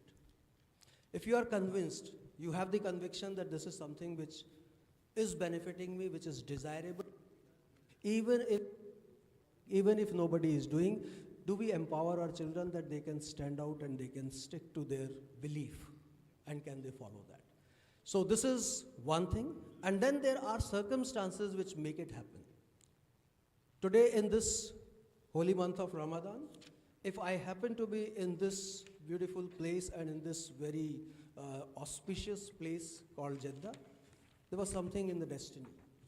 I might not never have dreamt in my life that I'm going to be here at this particular time and going to carry away a lot of positivity, a lot of energy from the atmosphere, from the time, because sanctity of the day, sanctity of the place does matter. So for that, of course, my gratitude to CBSE, and then the second thing which we are going to make it happen together is enjoying the company of wonderful, energetic, young, handsome Mr. Kunal, and then maybe a lifelong learner. So how am I a learner? A lot of things I was learning, and we will continue to learn and share. So the questions which are there, yes, of course, there are questions in every mind, but there are answers also in every mind. So every question which was collected here, I'm sure that everybody sitting here has a solution to that. The only difference is, why do we wait for somebody else to tell us that you have to follow that solution? But can we also think of our own way, and then don't worry about it. I said that if you have your own conviction, that I believe in it, and with my students, with my children, with my own perspective, this has worked, then you have to be the ambassador of that change. You have to be the change maker. Don't worry for the policy to come. Don't worry for the curriculum framework to come, but it is your classroom transaction, it is your classroom practice which you find that it is good. You share your input, and tomorrow that will feature in a document. You have the conviction that you are going to publish a paper on it and let rest of the world know about it, because this is what, if we talk about management studies, why do they focus so much on case studies? Because case study is something which is done in a systematic manner, the problem is identified, then there are certain steps which are worked out, and then there is a broad solution which is worked out, not a standard solution which fits all. But still it is a broad framework which will be able to. So if there is a policy, if there is a framework which is an ambition, which has certain pathways which have been defined, we all understand. But with this understanding, we have to keep it in mind that though education is child-centric, everything what we are doing is for children, but you are the person who is going to make the change. So you are the blessed person who has been given the authority, who has been given this particular opportunity to mold lives, to make a difference, and do it to the best of your ability, whether you follow the framework or not. But if you as a person are convinced that this is what is going to make difference to this, as Dr. Kunal said, that no specific solution for all. No solution fits all. But you are the one who knows your child the best. You know if you don't know, then you have to put effort in knowing the child well. You have to put effort in knowing the, I would say, ecosystem of the child, that where does the child come from? What kind of people does the child interact with? What is the involvement of the parent of the child, whether the grandparents are there, or what are the family challenges which the child is facing? And if you are able to build that connection, if you are able to build that relationship, if you are able to give that space to that child who feels that, yes, here is a person who knows me, Here is a person to whom I can approach and I can say, and this person will be available to listen to me. This is the education. So when we talk about the documents, of course it is very important. When I have to talk to you, to keep myself directed, I will depend on certain pointers, or I would depend those pointers. If I want to share those pointers also, I may put them in the form of a slide, so that some of you who want to can click the picture, or you can always take the way. It just keeps us directed, so that within a limited time when we have to do lots, we have to bring that discussion to keep it focused. Otherwise, everyone is capable of conducting a whole day session on anything which you like. But just to keep it focused, that is what will be one aspect which we will be discussing here. And yes, let's try that when we look at ourselves, our own existence, or children's, what are we composed of? And then is the education which is ultimately aimed for what? What is it going to do? Is it going to take care of that composition? Is it going to prepare, if I said that 25 years down the line, the challenge is there and we get scared, we don't know how to prepare our children? Answer is very simple. When we were children, we were also taught, there were elders who taught us, and they felt that 25 years down the line, if I have taught this value to the child, if I have taught these core beliefs to the child, he or she will do well in the life. So there are certain core values which will remain forever. Every elder, not only teacher, but every elder has to bring that perspective to the children, and every elder has to put conscious efforts in developing that perception in the child. So that's where no compromise. That's why some people say that this is my core value and I will not compromise on it. These are the principles I have lived by. I believe in and I want you to live with it. Otherwise, fine, I'm fine without you. You can do whatever you want to do, but this will not go with me. Children, they throw tantrum. Parents listen to them, and then they ultimately have their way. Now, this is a question because not only parents, children will go back home, whatever they will say, the reflection of that will fall on you. They will come back and tell, my child has told this, or my child has experienced this, and this is the word which you used for my child in the classroom. And he's very hurt, she's very hurt, and does not want to come to your class. So what should be the perception? What are the things? Ultimately, I believe that the bigger purpose, it has to be a top-down approach. Whenever we start doing something, if we are looking at the aim, if we are looking at the aim which has to be broken down into shorter objectives, and then it has to be followed through a certain procedure which you may term it as pedagogy, and then whether we are moving in that right direction or not, so there has to be some assessment of that pedagogy which has been used in the classroom, and then after the assessment, it's not a full stop, it's a beginning. Because assessment is going to only tell you that whatever you have done, whether you achieved something out of it, the desirable outcome has been achieved or not. Otherwise, you sit, reflect on it, plan again, and then rework on that. And that's where today there is a term which is globally being talked about is personalized learning. So there is a common benchmark assessment which has happened based on your learning objectives. And based on that common assessment, then the conclusion from that data is driven. The data says, now here is a group of students who needs attention or who needs to be developed in this part, or here is a group of students who are already so well developed that they don't need us and they need to be given a different level of task for their engagement. So that is what becomes personalized learning. Every parent will come to you with one simple request, and especially at the foundation stage. Please take care of my child. That's the simple expectation. I correlate it with a simple example that somebody who, for some reason, of course, these are challenges of life. For some reason, if there is somebody who is known to them, suffers a kind of health issue, they will approach somebody called a doctor. They will approach, before approaching, they will try to do a little bit of a research, that which hospital is better, for this problem, where should I go? And then, having heard about that, they reach there. Then the next question comes that which doctor should I take an appointment with? All those are said and done. But after they come out from there, what will they talk about? Either they'll say this hospital or doctor you were recommending so much and it was all useless. My person did not get any benefit. So will they come back and will they only talk about their personal experience? So for some reason, children and parents, they will come to us. There can be n number of reasons for which they come to us. But after they have come to us, the only thing they are going to talk about is their child's experience with you, their experience with you, their experience with the system. And that is what we have to consciously put our effort, we have to consciously make it personalized. Because their expectation, again, when you're sitting here, we start with an expectation, and then there are set procedures which are being followed. Again, I'm going back to those three same terminologies which are there, that there is an aim which is being followed in a particular manner, and then there is an outcome whether it has been achieved or not. So this is what is the initial thought with which I begin, and some inspirations which I drew while looking at it. So, of course, let's look at one part here. Kunal sir said, how many of us have read NEP? So I will not repeat much, but I felt that let me make use of this opportunity and give you the essence, very brief essence of it. And then the appeal will be that NEP is not a document which has to be read like a book. In fact, when you want to read a very good story, so what is desirable? To understand and enjoy that story, is it required to build the vocabulary also? You should be able to interpret the terms which are written there. So there are some jargon, some terms which appear complicated to you. Let's try to decode them. Let's try to understand the real essence and the meaning of those terms. And then we should be able to enjoy the story. And then if you really want to reflect, if you really want to understand, a single poem which has been written can be interpreted in different ways, in different contexts. So that is what will be the interpretation, which will be again child-centric, and that will be done by an expert like you. You are an expert in that.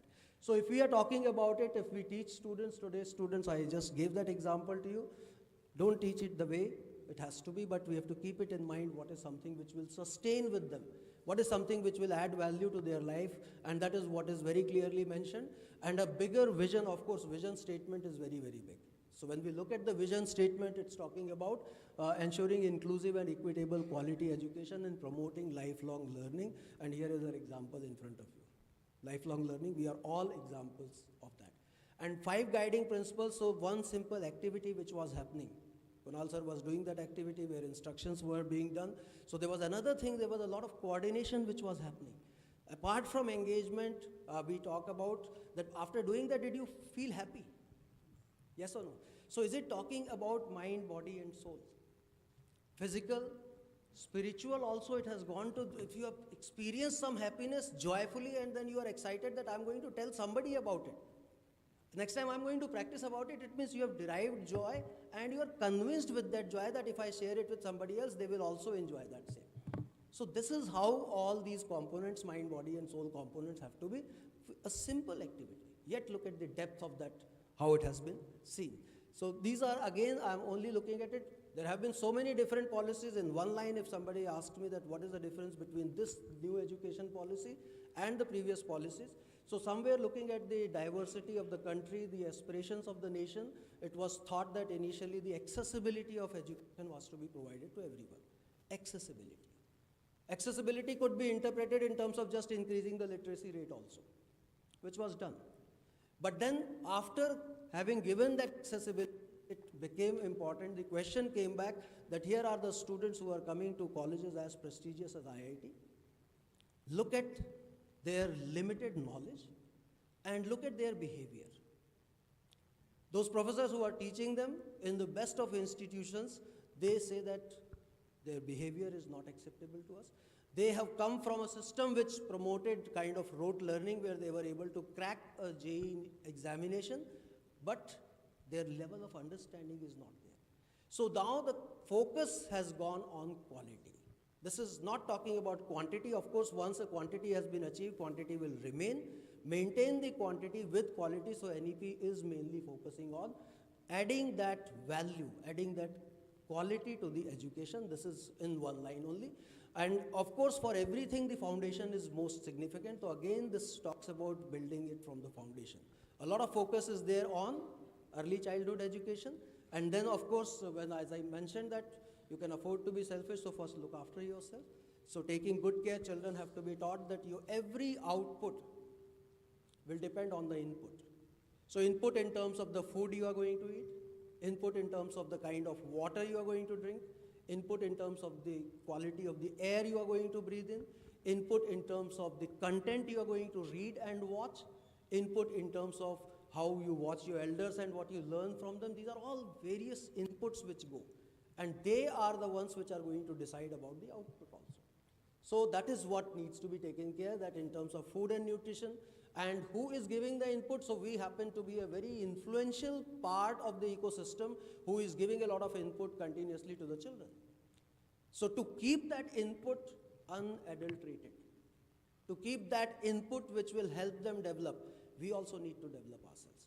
We also need to change our input, and that is why if we look at global leaders, and you look at the 24 hours work or schedule, day schedule of a global leader, you will find that out of that 24 hours, out of their available hours, minimum 5 to 6 hours, they simply spend in doing nothing but reading.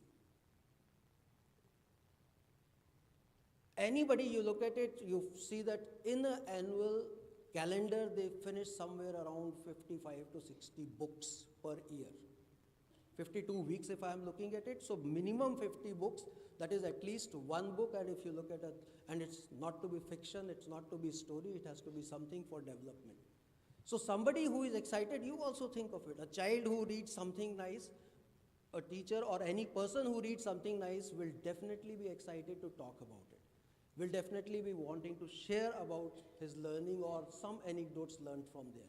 So if you want to talk differently, if you want to talk sense, how will you get that sense? Is by reading. And then there is something which is beyond this, is called reading between the lines. So that is in-depth reading. So that's why repeated reading, sometimes some books and some abstracts are such that you have to keep reading it repeatedly. So you have to see that document first, the glimpse of it, and then out of that find the focus areas, what interests you, go into that in depth, and then revisit it, and then practice it and try to understand. This is how we have to see this guiding document, and I'm sure that if you start seeing it, it is going to make a difference. So this is just a humble appeal and submission. That's what will lead to something called as teacher education, teachers professional development, and that is what will help you explore new ideas. That is what will help you become somebody who will present those ideas to everybody else afterwards also. So you will publish a paper in your own name, and you will be able to talk about that practice which you are doing it. Process is very, very simple. But the first begins with is reading. So thrust areas, of course, let's not go into that. But today, if we are sitting and if we say that, yes, in this dynamic world, in this changing world where we say change is the only constant, so how do we reboot ourselves? How does the education system need to reboot? And for that, I will take a pause here and make you understand why educate. Subse basic question is something which we need to understand very first. And then we will look at it that what we need to do, and then I'll probably come to the slide after that. So before that, the time permits, can we, बताएं sir, what is the time schedule?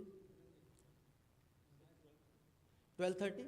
Okay, so let's look at one small, beautiful, inspirational video, which will break the monotony of only one-way talking, but that is something which is going to give you a different essence and a purpose altogether. So I'll just request my friend to play that video. Let me see.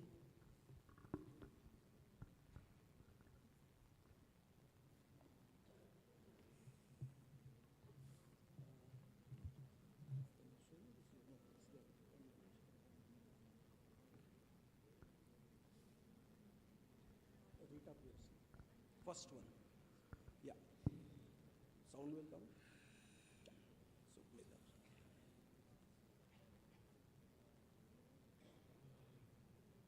Stop that. Yeah.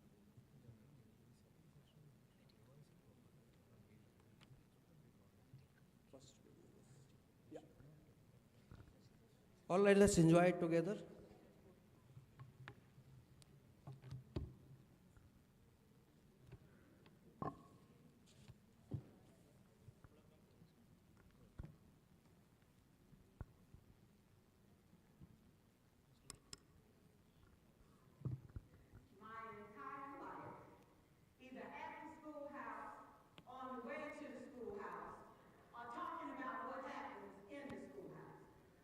Both my parents were educators.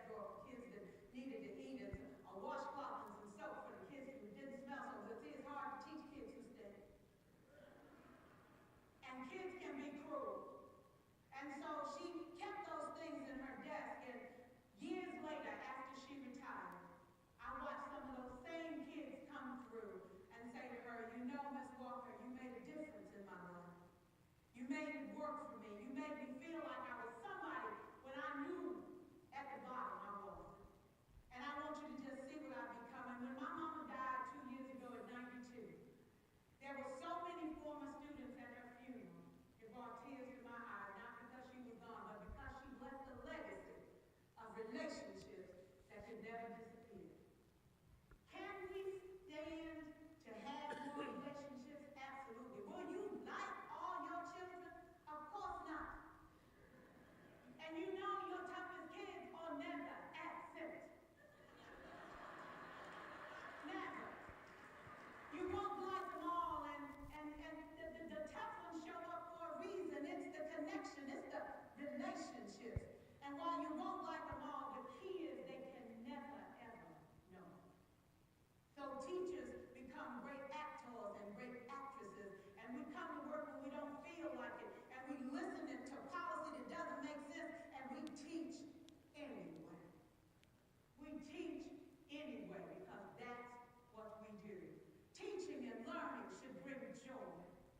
How powerful would our world be if we had kids who were not afraid to take risks, who were not afraid to think, and who had a champion? Every child deserves a champion, an adult who will never give up on them, who understands the power of connection and insists that they become the best that they can possibly be. Is this job tough? You betcha. Oh God, you betcha. But it is not impossible. We can do this. We're educated. We're born to make a difference. Thank you so much. All right, we can stop that video, please.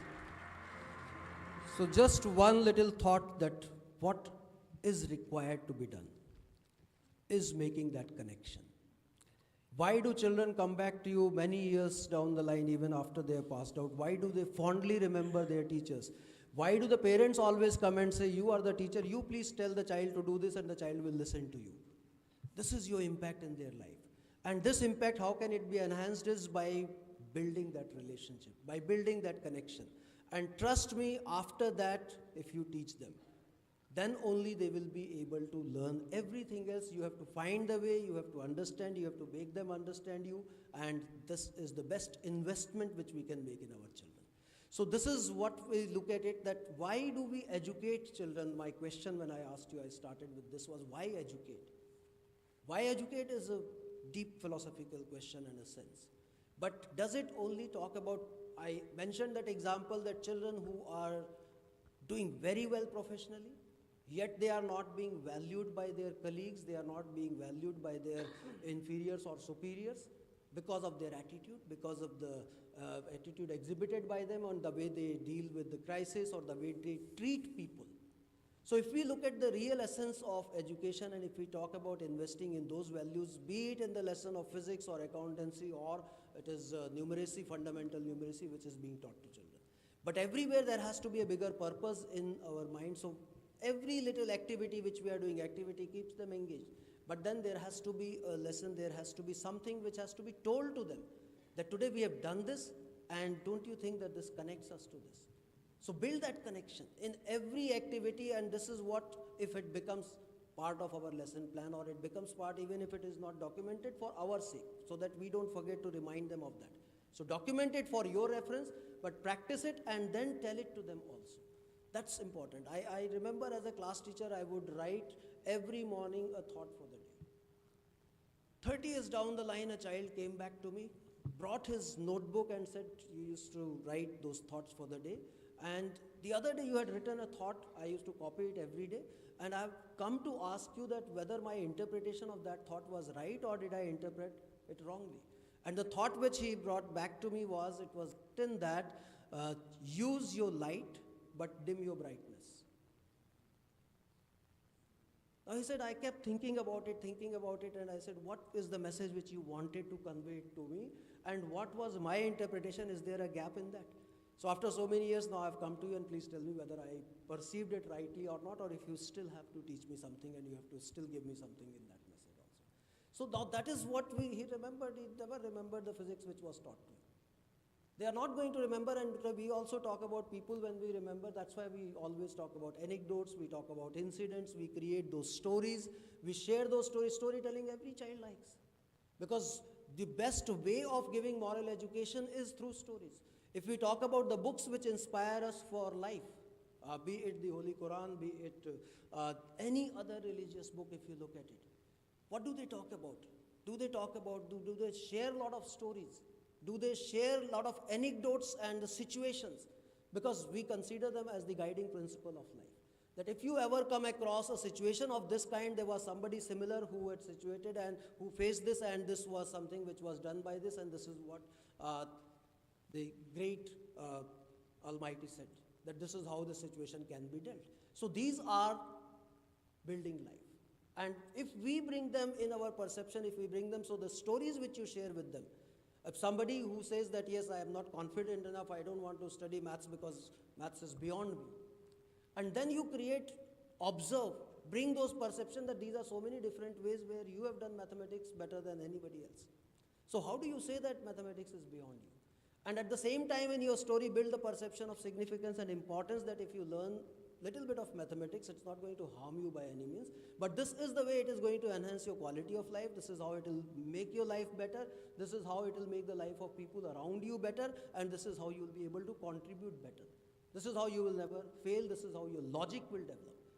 The moment that purpose is given, so for everything now, when we look at it as a science teacher, the questions were asked in 3 sequences. What is it? What does it do? How does it work? And why is it able to do this much only? Why not this? So in science sequencing, the question order is different. What, how, and why. But when as an educator we are discussing with children, the order flips. For us, the order should flip. The order should flip that whatever we are doing, why are we doing? If that is not clear to us, we are not doing justice with what we are doing. So build our first perception about why. Why am I teaching this lesson to the children? Do I understand it? Then only I can make the child also understand, the child who is studying commerce and says in mathematics, you are teaching me integration and differentiation. Why are you doing this? Why are you torturing me? What have I done to you? So if you are able to give that answer, that is what is the perception. And then they will connect, they will learn with a purpose. If purpose is justified, so as educators, first of all, it should also be clear in front of us that for every action, why are we doing it? And then we sit together, find the best practices, learn from the best practices to improve on how to do it, how to do it effectively. And then after doing it, we have to assess it. We have to find whatever we have done, whether it has given us the desired result or not. So that is what will be, what have we achieved out of it, and then use all those inputs which are desirable to improve the output. That output has to be continuously improved. So this is what will happen. And these are the things which we are looking at. So when we look at this, if we reboot, though these were core values earlier also, and these will continue to remain as core values, cultivating moral imagination, embracing new technologies. Why? Because now today we understand the purpose that no aspect of life will remain untouched by technology. So do we have to develop that skill among the children? Even if they are best of chefs in the world, how will technology enhance their value? How will it make an impact in their life and the others' life? So if we look at it from that purpose and we discuss that, that makes a difference.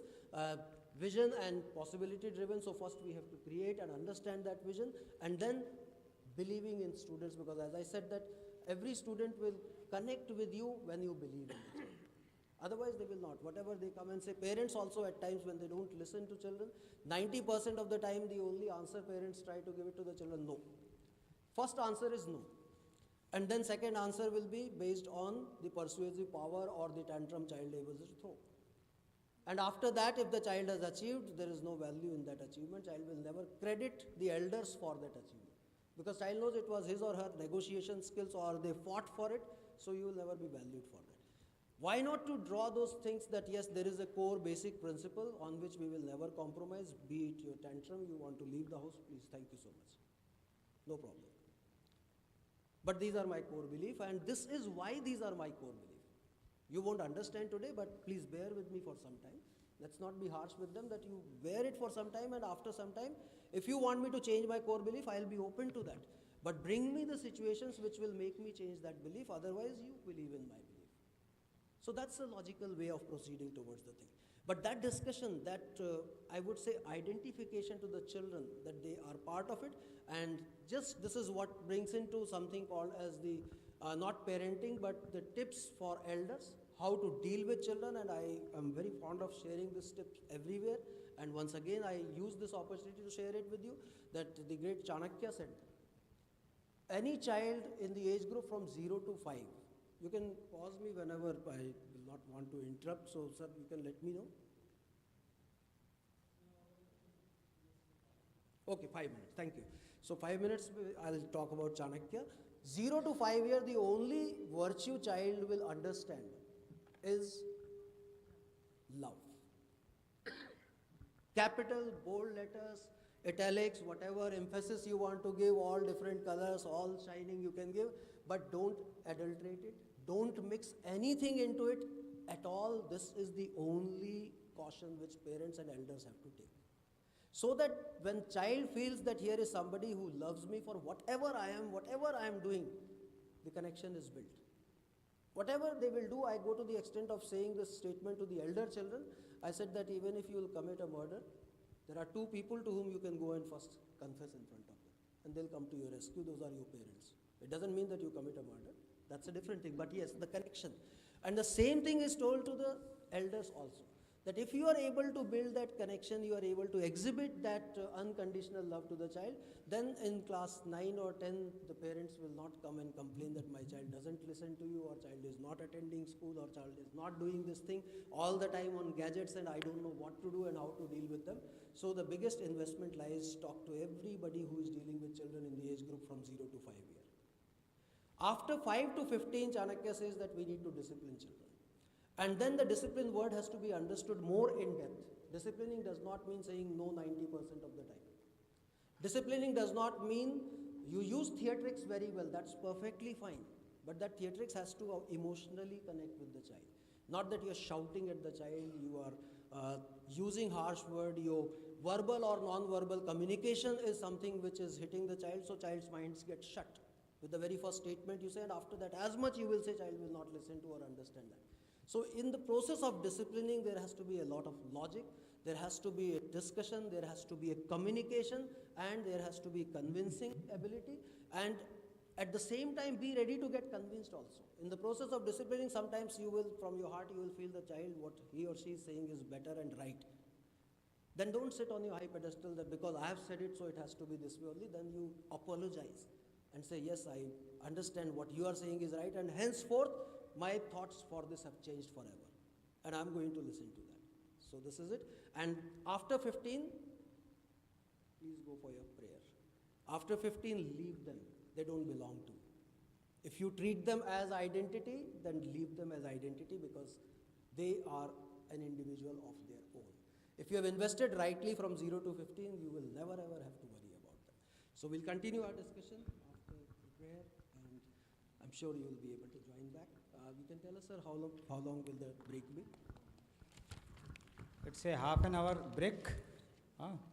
Those who are not on fast may move to the conference room to have a cup of tea. Those who are on fast may perform their prayer and then come back. See you after half an hour. Thank you.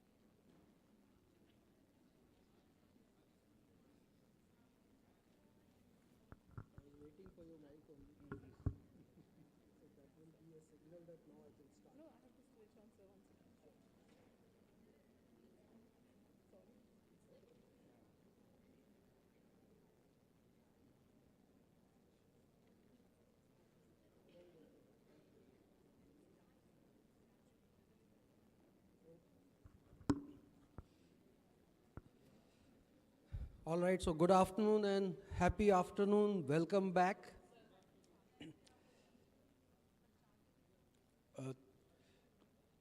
The purpose of break is more of discussing with each other, okay, this was something which was so boring, I didn't like it, wish I can get an off and I can go back. Kahan fasa diya mujhe? So, how many of you echo with these sentiments? All right. So let's try to take it more, as I was telling, that while reading something, while understanding something, we are in the process of building that vocabulary. Try to understand the exact meaning of those phrases, which obviously when they are defined, we have to follow the purpose behind their definition. So, and above that, obviously the bigger purpose which was highlighted, which was discussed. So I hope you agree with that. Yes, we can reach out to children. And a very impactful statement which was made by Rita Pearson, who herself has been an educator after 40 years of practices, when she says that children will not learn from the teachers or elders whom they don't like. Very simple, yet so powerful. That first let's develop and liking, not because the way they look or the way they talk, but it has completely, you are under that scanner all the time. At least their sensory organs are scanning, they are trying to look at every elder. So yet another parenting tip when we have to give, we have to tell parents that whatever lectures you may give, whatever sermons you give it to your children are going to have no effect, because most of them will create a conflict in their mind. So first you do it, and then you don't even have to say it, because most of the time if you will keep saying, they'll say ye bahut zyada lecture dete hain. And if you just exhibit it in your own actions, in your thoughts, then they will say, yes, I see you doing it so many times, so I might as well do it. So this is what is important. And fostering student agency. Fostering student agency, I try to interact with every parent who comes to join our school, and I ask them a question: why Alcon? Why do you come to us? And what is there at the back of your mind? Why do you want to join our school? And there's only one answer which I get: sir, we have heard that in your school a lot of activities take place.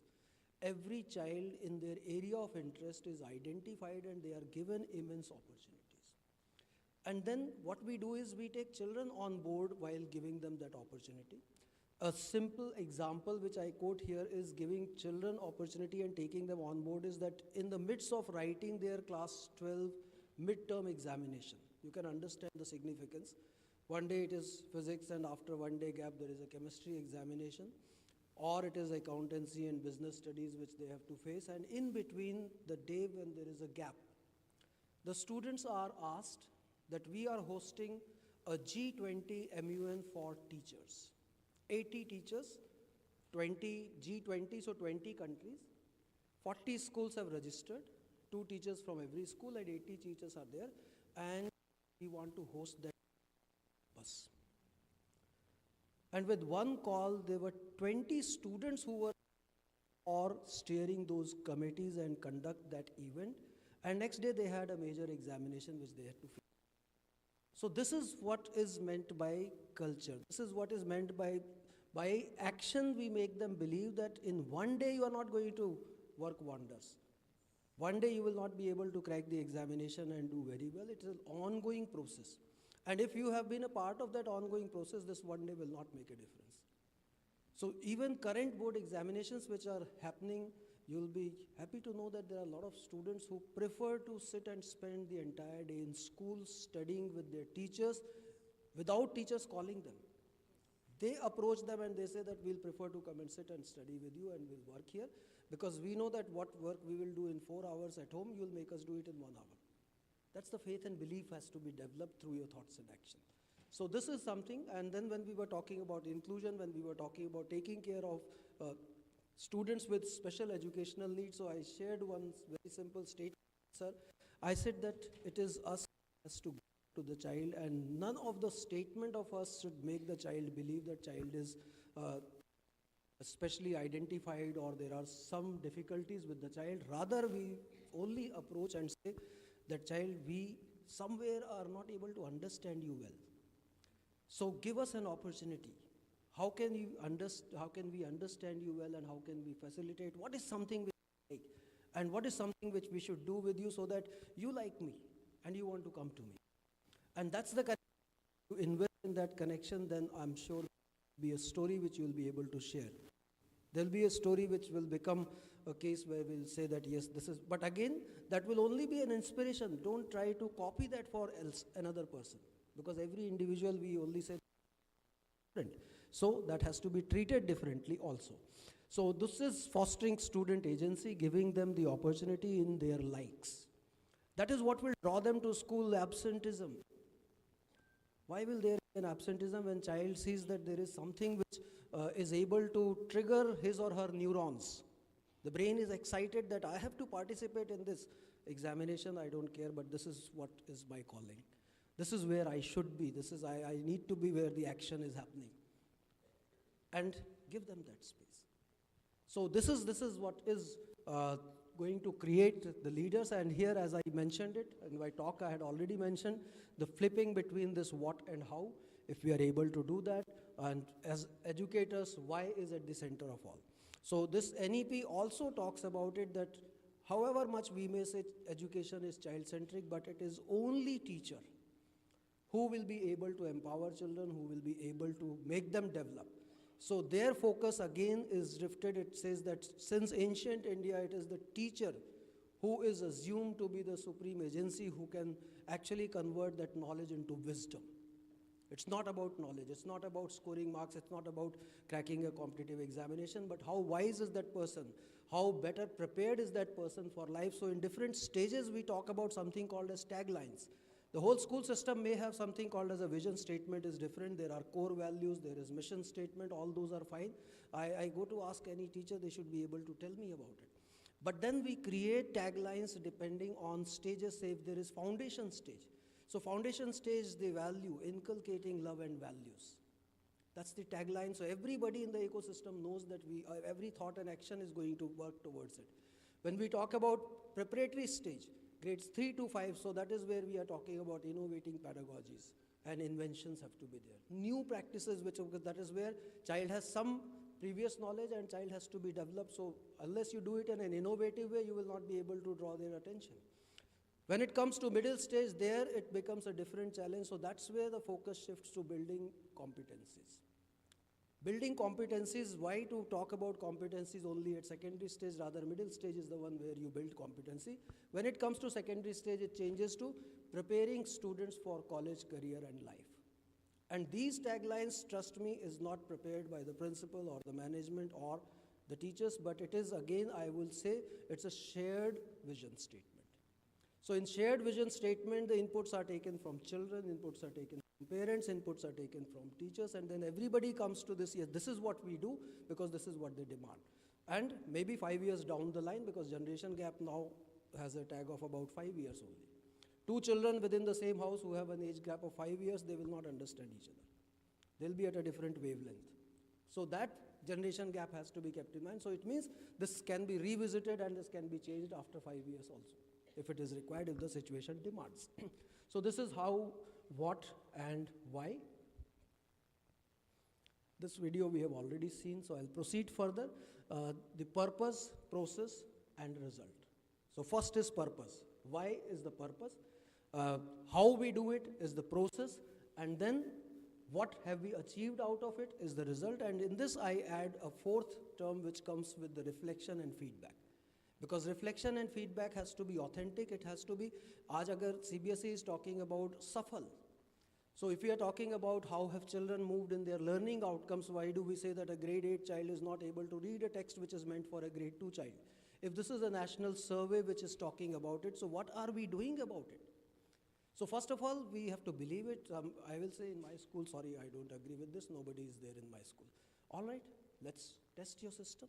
So when my system will appear, when my students will take an examination as good as SAFL, which has a larger the database, better picture comes. In that larger database, it will precisely tell me where do my students stand at district level or city level, then compared with state level, compared with national level. At the moment, ambition is still national level, and then maybe it will gradually go to the international level also. So when that data will come, that is what will make us believe that where do we stand and how do we progress. Even if it is doing very well, there is always a scope of doing better. So using that as the yardstick, then you progress further, that what is the further development which is happening. So this fourth point which will come is the data. Terms which are very precisely mentioned. So aim of education, though in my own words I have already mentioned, this is written in the form of a statement. These are educational visions. The purpose of education system is to develop a good human being. So we try to tell everybody the same thing in the line, 2 lines of prayer song which we all sing and participate every morning is हमको जीवन देने वाले, देना हमको ये वरदान. हमको जीवन देने वाले, देना हमको ये वरदान, विद्या और कला हम सीखें. आर्ट इंटीग्रेशन आ गया. विद्या, क्योंकि जीने में आपको आर्ट चाहिए, जीना itself is an art. विद्या और कला हम सीखें, बन जाएं अच्छे इंसान. The essence is बन जाएं अच्छे इंसान. Otherwise, you look at a person, you talk to him and say that yes, he and she comes from very good cultural background, what a wonderful family he belongs, must be very well educated. With their talk, maybe they don't hold a single degree also. But the way they speak, the way they conduct, the way they say it, will make you believe that yes, they are, because they talk wisely. There is some wisdom which reflects in their thoughts and action. So that is what is there, that making good human beings. Until and unless we talk, we put this in our children's neuron in as early as before 6 years of age. 80% of the memory which gets stored in the form of neurons will happen only till the age of 6 years. So till that time the input is very important. After that you don't have to firefight when the child comes to 9, 10th, 11th, 12th. Investment is there only. After that you will not be able to invest anything because they will start developing on their own only. So this is what is talking about, and then all other aspects which are mentioned. I'm saying that rational thoughts, possessing compassion and empathy, and this needs to be practiced not in words but in action. You have to show empathy in your thoughts and action for your colleagues, for your parents, for your children, and don't judge people or don't follow simple rule book and say that this is how it has to be done. At least we are able to practice it comfortably. So when it is done, the entire ecosystem makes people believe that I am a part of a system which cares, which truly cares. And then it talks about the courage and resilience, scientific temper, which is mentioned in our constitution. Scientific temper does not mean science education. It's just the logical thinking, the reasoning which has to be developed, and that is the right of every human being which is there. And then courage and resilience and creativity, ethical and moral values. So this is the vision. Then comes the curricular goal, as Kunal sir was explaining the term goal, a little more to add to the definition of it, and with an example I mentioned, I'll explain these rest of the definitions with example also. So they are the statements that give direction to curriculum development. These are basically learning objectives. So one example, if it is given that children develop effective communication skill for day-to-day interaction. All right, this is what we have set as an agenda for every communication related activity or language education. We will try to develop this. And other faculties will also support this in their own teaching. So then comes competencies. Competencies are observable achievements. And this is something which is derived from curricular goals and expected to be attained by the end of the stage. So these are the competencies. For example, the child converses fluently. 1. Holds meaningful conversations. 2. Understands and gives oral instructions properly. 3, 4. So one curricular goal with 4 competencies. This is how, if you read NCF, you will be able to see that every stage they have talked about curricular goals along with the competencies also. And then comes the learning outcome. So what is the learning outcome? If you have set an aim and objective, has it been achieved or not? If there is a question, where is the answer to that question? Have you been able to address that question or query correctly or not? That is what is how you flip from what to how comes in between, and then how we have achieved it. So since competencies are attained over a period of time, learning outcomes are interim observations of learning achievement. These are small milestones of learning leading to simultaneous attainment of competencies, looking at the same aim which was discussed. Communication skills of children have to be developed. How we are doing it? Number one, are our children able to listen to the instructions? Kunal sir ne instructions aapko batai pehle. If you are listening correctly, then only you will be able to do that. And then you comprehend it. Sun to liya, lekin mind is not able to comprehend. Then you will not execute it properly. And if everybody is making the same mistake, then it means the instruction either has not been given correctly, you have to revisit. Rita Pearson said, I taught the whole lesson wrong to the class. Hota hai, possible hai. And then you come back again and you correct that. So that is what will be desirable. So here, for example, child is able to listen attentively, express his or her own feeling, initiating conversations. So when we talk about conversation, some people will be able to initiate. Though thoughts will come in every mind. Today, if I say that based on this, you have to ask a question, give you 2 minutes time, everybody will be ready with a question. But there will be somebody who will immediately take that opportunity and promptly ask that question. And the others will think, okay, somebody else, let somebody else ask, why should I ask? So that triggering of that neuron, that is what we have to create in our children. And then it talks about narrating daily experiences. Why do we tell children in foundation stage, go back home and tell what is happening in school? Why do parents ask children, what did you do in school today? That's just a way of leading communication. So if there is a gap with any child, you have to know how to initiate that communication. How to bring them on board, that is what we call. That if they are able to express, so create a non-challenging, conducive atmosphere and giving them that faith that here is somebody who is not prejudiced, here is somebody who is not going to give me lectures or who is not going to correct me, but he or she is there to just to listen to me. The biggest gap today in the world which is existing is communication gap. By the time children they reach in their teens, parents always come back, ye bachcha to humse baat hi nahi karta. So how you make them talk is what you have invested in them. And still not late. Still you can create that space. So why do they talk to people on virtual space whom they don't even know? They need to express themselves somewhere. So they find some place, some medium where at least they are able to talk and they feel it is unsafe. Nobody is going to feel prejudiced about me. Nobody will form opinion about me, and I can talk to them. And when I talk to them, I realize that there are many others like me. So here is my community. Now I belong to this community. That's how today if I say children are getting addicted to social media, there are reasons for that. Are humans putting enough effort to connect with those children, or they are trying to find connections where when they don't find it in physical world, then they are finding the connections in the virtual world. So these thoughts and actions will actually take them away. There will be certain times where they will say, no, I need to talk to this person. What people write there, I don't agree with that, but he or she understands. So they'll come to you, their teacher, they'll come to their elder first, or they'll go to their friends. And that is how they will look at it. So engaging in discussion, holding meaningful discussion, talking for the sake of talking is one thing, and whether the conversation is meaningful or not, this is what will, when we say preparing children for career and life. So if they have to face an interview, so how can they say? Somebody says that I'm very good in economics, I wrote all the answers, but I did not get marks.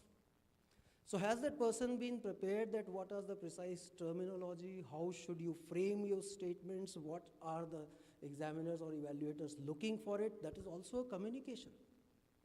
It's not verbal communication, but in writing you are communicating your learning.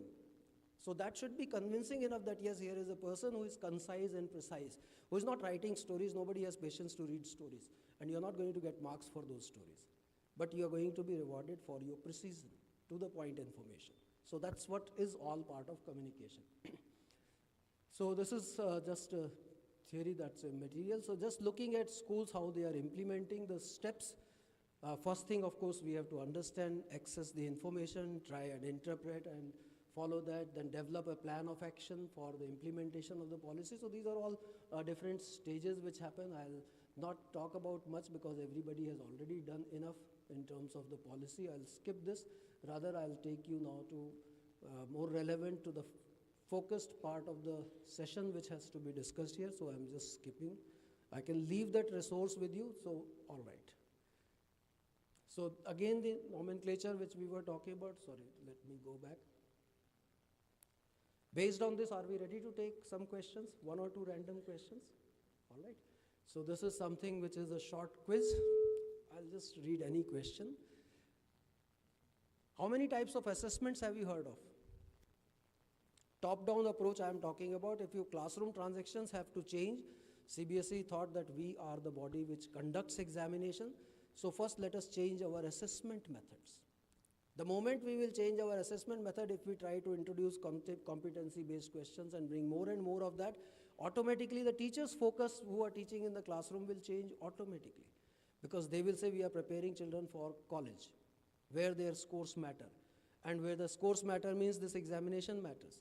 So all your transactions inside the classroom will be top to down approach.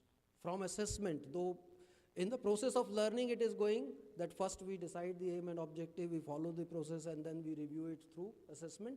But the governing agencies will look at it as assessment as their first step. So these things they flip, as I was showing you that why and what.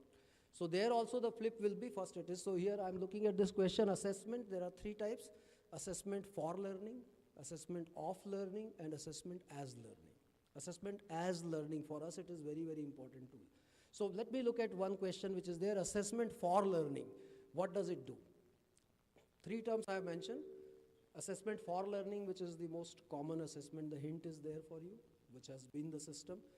Assessment of learning, what have the children learned?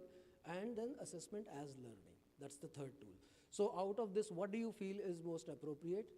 Does it foster motivation? Is it done for the purpose of segregation and ranking? Does it emphasize the overall importance of grades, or it is an exclusive and as per assessment activity? A, B, C, D. How many of you go with A option? There are no right or wrong answers, but we have to interpret A.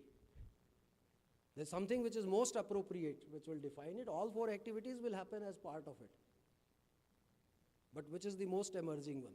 So you can have a look at it. These questions will again be shared. It is fostering motivation. What we have to do is we have to motivate our children, as I mentioned, non-challenging. Non-challenging will come when they are motivated, they'll be ready. The moment a teacher announces today, I'm going to have a short assessment in the class. So if they have enjoyed your content which you taught them, if they have understood, they'll find it non-challenging. Yes, we are ready. Please go ahead. That's what it is. So this is how different aspects are there. These can be looked into it. And again, looking at outcome, goal, objective, Kunal sir has already explained the meaning of the terms, and I'm just taking the dictionary meaning of the terms, that how they have been defined. So if we look at the outcome, something that follows as a result of a consequence. And then goal, the end towards which the efforts are directed. So goal is decided, and then when the goal is achieved, the outcome will tell you whether goal has been achieved or not. And then talks about objective, something towards which the effort is directed. So these are breaking into steps and working on that. And these are some examples which will further establish what is student SLO, student learning objective or outcome. So these are certain things where the takeaways of the student as a part of some activity, some course, what have they taken away from there. Learning outcomes are knowledge, skill, attitude. In fact, competency word is consisting of these three terms: knowledge, skill, and in fact it brings in attitude. Because if your competencies are developed, that will be reflected in your attitude. So these are the aspects. Again, I'm only looking at the meaning of the terms.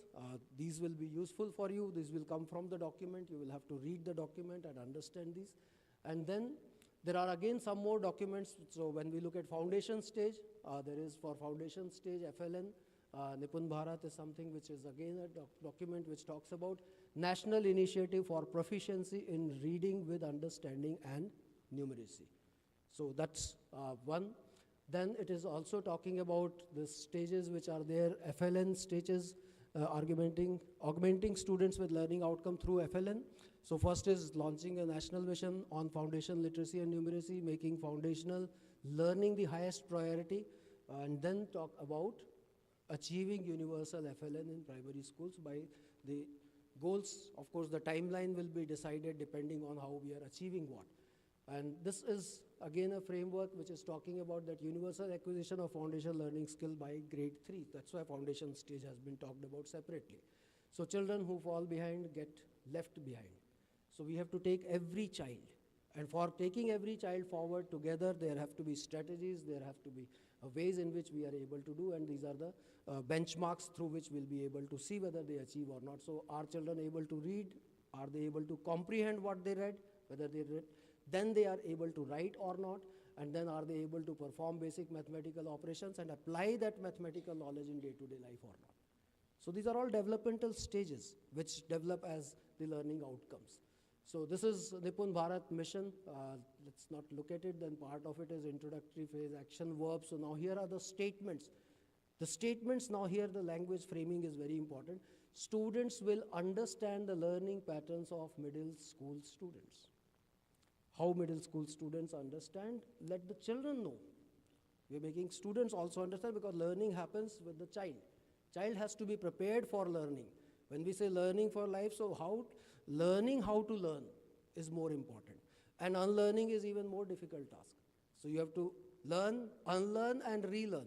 And today, the kind of VUCA world in which children are going to live and perform, there will come a time where everything what you have learned, you have to forget that and you have to start afresh.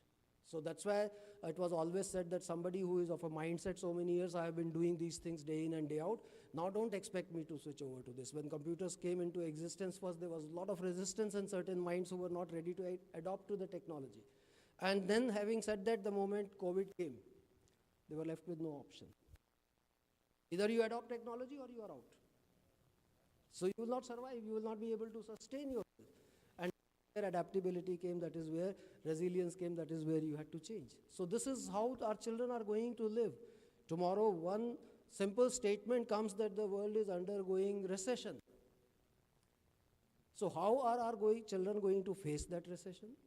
How is it going to be their social and emotional balance which they'll take care? How will they take care of their well-being? How should they plan for it in advance? That there might come a day when there will be a recession which is going to hit me hard. So somebody who is well prepared for it before, and who is going to help them prepare that, who is going to develop that thought process in them, is us. That is what we need to invest instead of teaching the literacy and numeracy, but we have to give the purpose. The why emerges from that, do you agree with that this will happen in your life sometime? It can happen, yes.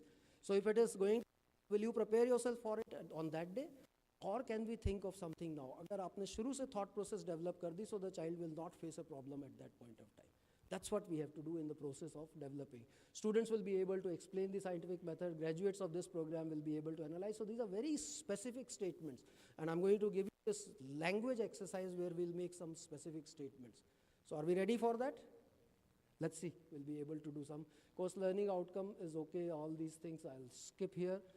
Lakshya, those assessments and all those pedagogy. But let's try to do some exercise which you will enjoy doing it. And yes. So somebody had mentioned, Kunal sir was talking about goals, and then there was a term used as SMART goal. So how many of you have heard of SMART goals? Very few. So this is going to be your new learning today. From today onwards, you'll be SMART. All right, and what is the definition of SMART? Let us understand it word by word. Specific. All right? We'll break into it, and I'm going to make each one of you write some SMART goal also. Assessment भी होगा अभी आपका इसका, वो मेरा भी assessment होगा. Specific के बाद S and then M, then comes A. So not unrealistic, right? That is what is relevant, and T is time bound. SMART. ये पांचों टर्म अच्छे से नोट कर लीजिए, देख लीजिए, इसकी ज़रूरत पड़ने वाली है बहुत जल्दी. Okay, so this is again another graphic to excite your neurons, nothing else. And this is now breaking it further.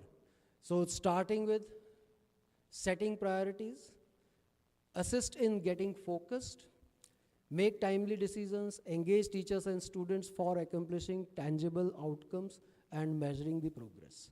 So this is why SMART goals are required. The purpose, why, I always start with why. So why we talk about smart goals and how should we make them into smart?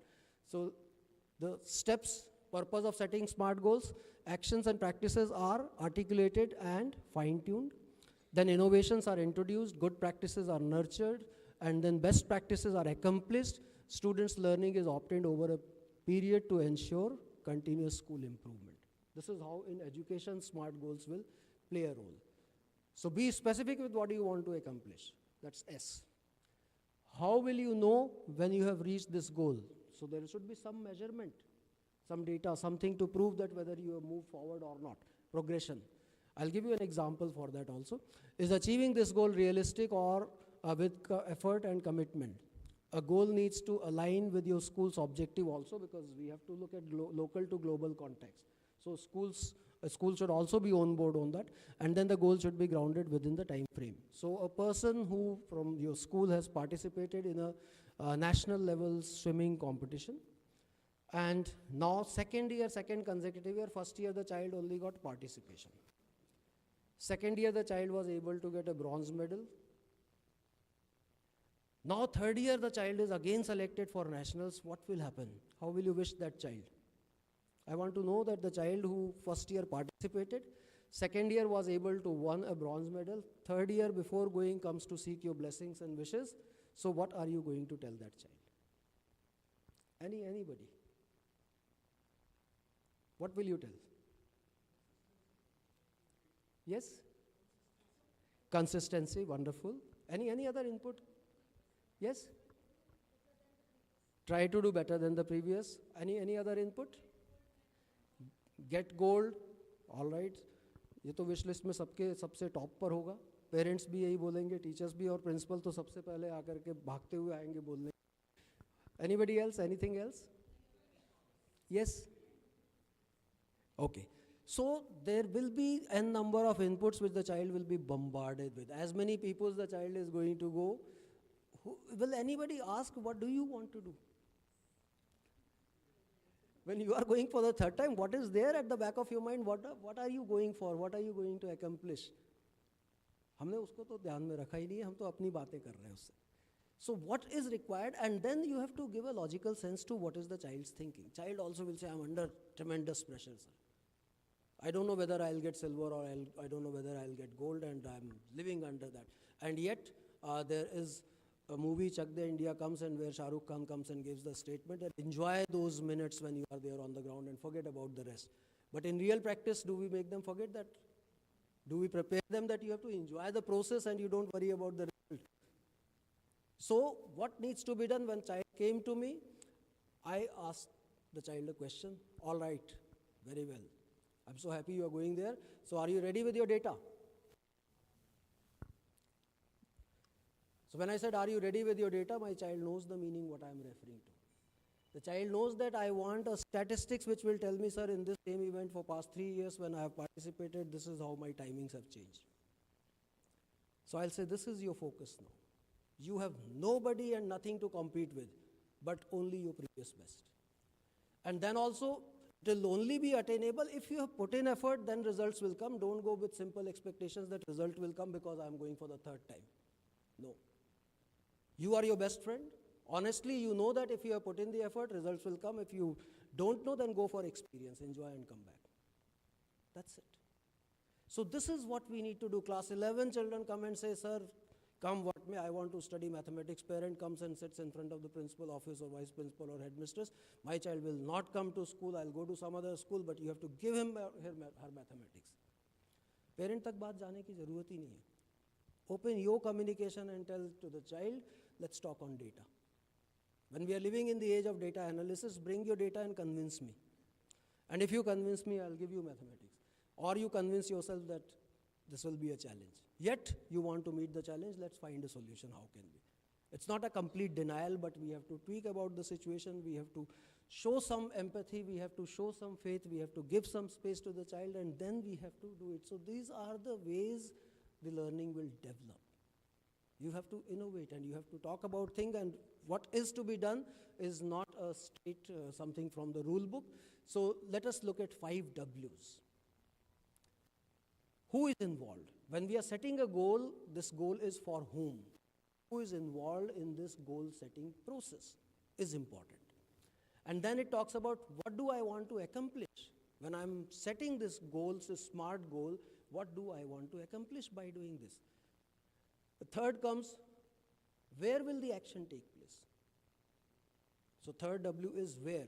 You'll see it all in a simple statement, all these 5 letters will be answered. When will the goal be achieved? Not an open-ended statement. And then, why is this goal important? So these are the 5 W's around which if we build the statement and we revisit our statement and see whether my SMART goal is able to answer, I can pick the phrase from that which cater to all these 5 questions, then it is a complete SMART goal.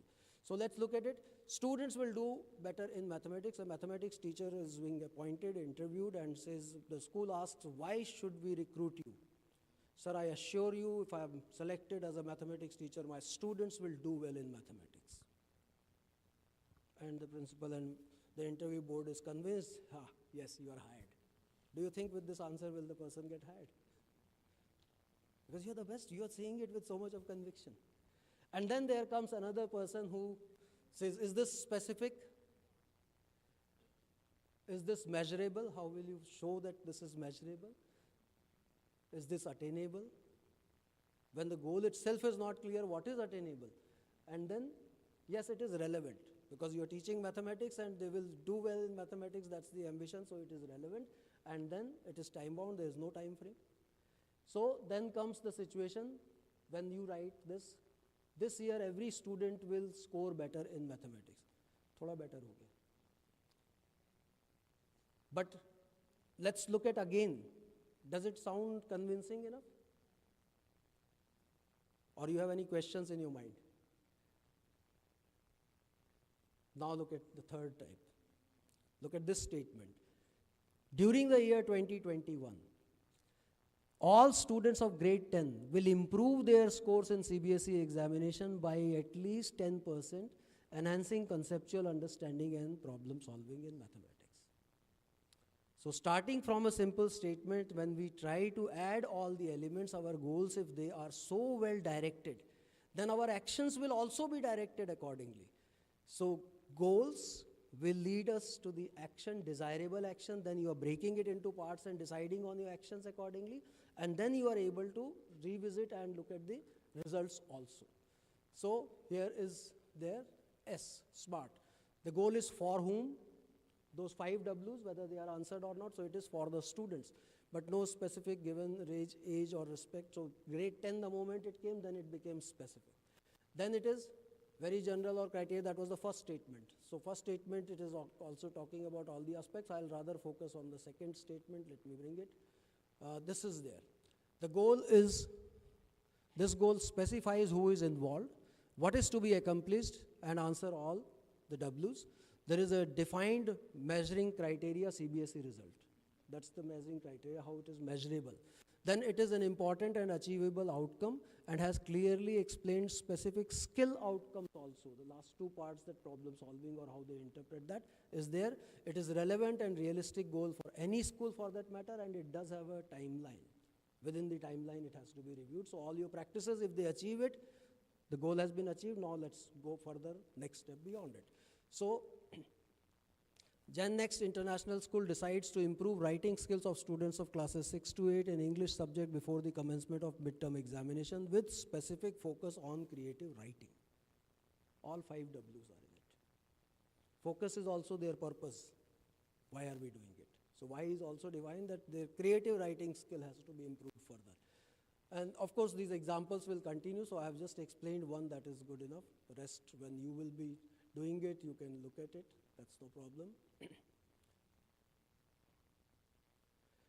Here is something which we practice, and I thought I'll share this slide with you because the interpretation of NEP, interpretation of goals, and then learning outcome, what we are discussing today, and in between comes the pedagogy.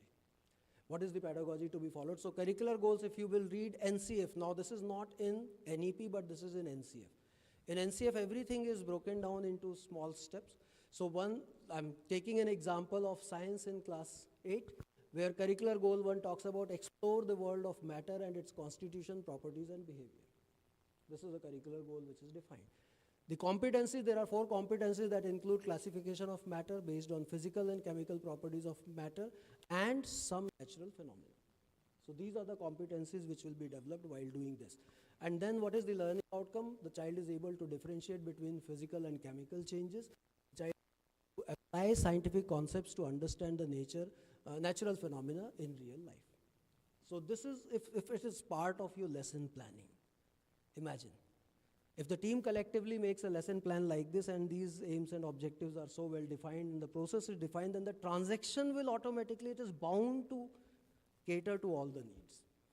इसलिए planning बहुत ज़रूरी है. And this is what we are trying to focus on, that why should we write lesson plans, which are again, I would say, shared vision statements. Not vision is very big, but I'll just say that shared goals. So those shared goals are consisting of aims and objectives. They are also defining a standardized procedure. At least everybody will follow a standard process, but then it gives you flexibility. In your class you want to do some different activity, go ahead and do it. But can we say that at the minimum everybody is progressing up to a certain level? That's catering to the complete system of school. And rest, you will have to continue adding value. So there are n number of examples. I had just put some slides here and some, in fact, documents, because when we prepared and we reviewed it, and this is just a review statement. Based on the review statement, we were able to analyze it also, and then the assessment reform, which I was talking about. Because top-down approach, so ultimately somewhere if you are not able to bring that assessment reform, then how will you measure what is being done? And then how the process will prepare children for that assessment reform. So this is another document, that what are the different parts now, whether it is, we talk about multidisciplinary approach, when we talk about integration of art or HPE or ICT, so are we assessing it? How are we assessing it? Are we also able to assess life skills in an assessment of mathematics? Are we able to assess life skills in language or in sciences? So what should be done and how should it be done? That is what will be, it's documented. So process again is tedious. It's very tedious because everybody has to sit together, consult, then again report, and then make a document. But once it is ready, then your directions are well defined. And then everybody will progress excitedly, and they will have a sense of ownership of making this document, that we have made it. And if required, you also make students part of it. Take their perception also. What do they expect if they have studied mathematics in class 6? So what is at the back of their mind? How do they perceive what will be the development in the students also? So these are some things which are there. Examples only, these are there, and quizzes, I'll just quickly skip through these, that's perfectly fine. So at secondary stage, what were the assessment reform which are there? I'll give you an example that there are some children who find, particularly the children who are, I may call it brilliant, who are able to score almost full marks in every exam, and yet they find the examination or the assessment process very boring. They say, ab fir se ye exam aa gaye.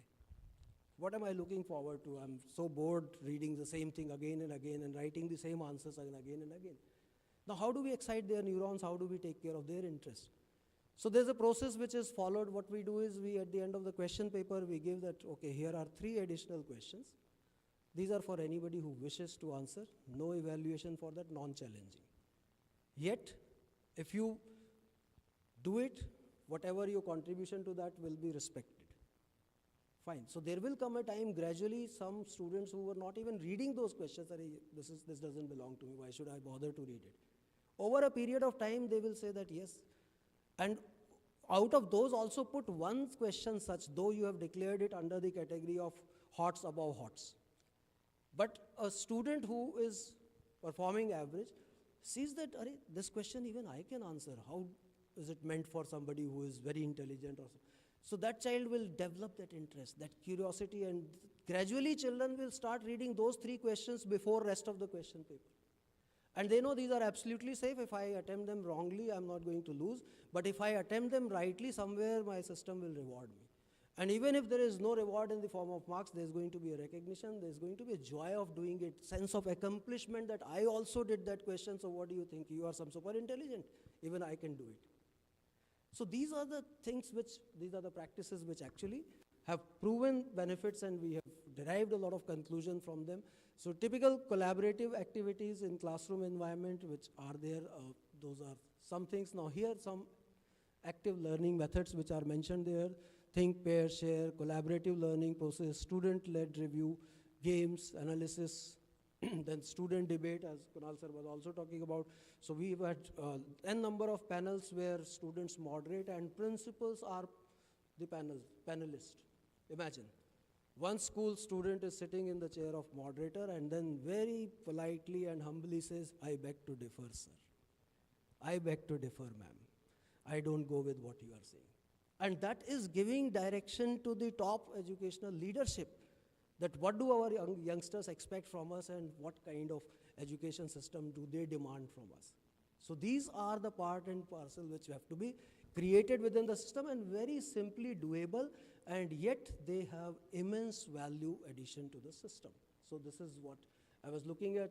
These are case-based, inquiry-based learning, lab-based learning, experiential learning, community-based learning, problem-based learning. You have heard all these, you have done. I can leave that. You can look at all these resources and then use them at your disposal. So I'm not here to discuss these, but I'm just showing you a lot of collection which will be useful. And now this is one term which we can understand, again back to building little more of vocabulary, metacognition. So what is metacognition? And metacognitive question in lesson, how do we create that? What is the practical metacognition activity in science and the example? So let's have a look at it. It is more than thinking about thinking, as I was talking about. Learning how to learn is more important than learn. Sometimes the teacher's children will come to teacher, I don't know how to study physics. Sir, please tell me how to study physics. So that learning how to learn is the process. If you do that, you explain it to them, and again with the assumption that one formula does not fit all. But rather you start with a question, okay, you tell me how do you learn? And what is something which you like in doing this process? And then after that, refine that process, keeping the interest of the child in mind. So it's no standard process, but yes, it has to be customized, it has to be personalized. That's what I'm calling as personalized learning. So learning how to learn or thinking about thinking. So how to think is also important. It has 3 key stages: planning, monitoring, and evaluating. Going back to all those things, I'm relating it to curricular goals, I'm relating it to pedagogy, I'm relating it to learning outcome. And then I'm bringing in the element of reflection and feedback, so that we're able to move ahead continuously in every thought and action. So this is the triangle which is looking at a concept which is talking about the content, knowledge, skills, and values. And then the methods of teaching learning activities, the assessments which are happening, and then intended learning outcome are on top of it. So these are few things, and there is something which in framing of item designing. You've heard of the term item designing? How many of you have heard of what is item designing? Making a question for assessment is what is called item designing. And that item designing, whether that item is a competency-based item, that item, is it only knowledge-based item, is it application-based, or is it HOTS? How should we look at it and how should we create it? So creating that is something which will also be looked at it. From the beginning, that morning activity, the whole purpose is again correlating with mind, body, and soul. And this is, the ordinary system will only cater for mind. So if we are only educating, keeping in mind that, okay, this is the task which is given, learn it tomorrow, reproduce it, that's rote learning. And that will have lowest order of achievement in that. So that is there, and there's something which has been researched, which has been re-researched. Was Bloom's taxonomy revised? How many of you have heard of it? Was Bloom's taxonomy revised, or is it the same since inception when it came? It was revised. And what was the revision in that? I'll not reveal, I'm asking you. So there was something which was given the highest order earlier, which was based on evaluation, which was replaced by creation. That if we are able to take the children to the level where they are able to create something, then only we'll be able to produce people who are able to research, who are able to innovate, who are able to give a new direction to the world. So whenever we talk about Bloom's taxonomy, we only talk about one domain of how many domains are there in Bloom's taxonomy. This is your B.Ed class now. How many domains are there in Bloom's taxonomy? 5, okay. 6, all right. And How many Bloom's triangles have you seen? Bloom's pyramid, how many Bloom's pyramids have you seen? Only one? Is it only one, or there are others also? So that's what, again, we need to know the term domain and what are the pyramids, what are the constituents of that pyramid. That's what we will understand, because how will it help you? That will help you in designing your item, that will help you in making your lesson plan. Had there been more time available, then we would have developed a lesson plan looking at whether all these aspects are matching or not. So that you can do it on your own at a later stage also. There are 3 domains. The objective 3 domains in your B.Ed class, you read it. Aaj yaad aa raha hai dobara. All right. Affective domains, psychomotor domain and cognitive domain. Somewhere affective and psychomotor go out of the field. And the only domain which remains active in our mind, thought and action is cognitive domain. But is it only cognitive development which is desirable, or is it interrelated with everything mind, body and soul when we are looking at it? This is exactly what is mind, body and soul. Cognitive is only mind. So let's try to look at that aspect of Bloom's taxonomy. So next time if you are asked how many domains are there in Bloom's taxonomy? 3. What are the 3 domains? Cognitive, which is related to mind. Then affective, body. And psychomotor, or psychomotor is body? Psychomotor is body. Bodily movement, that is psychomotor. And then highest is, you look at the picture, look at the pictures which are drawn along with them. What is touching your heart? See there. Right. So I have not put colors, otherwise give this as sheet as a coloring exercise, and then you'll put all the colors to understand that. So let's look at each one of them. The head.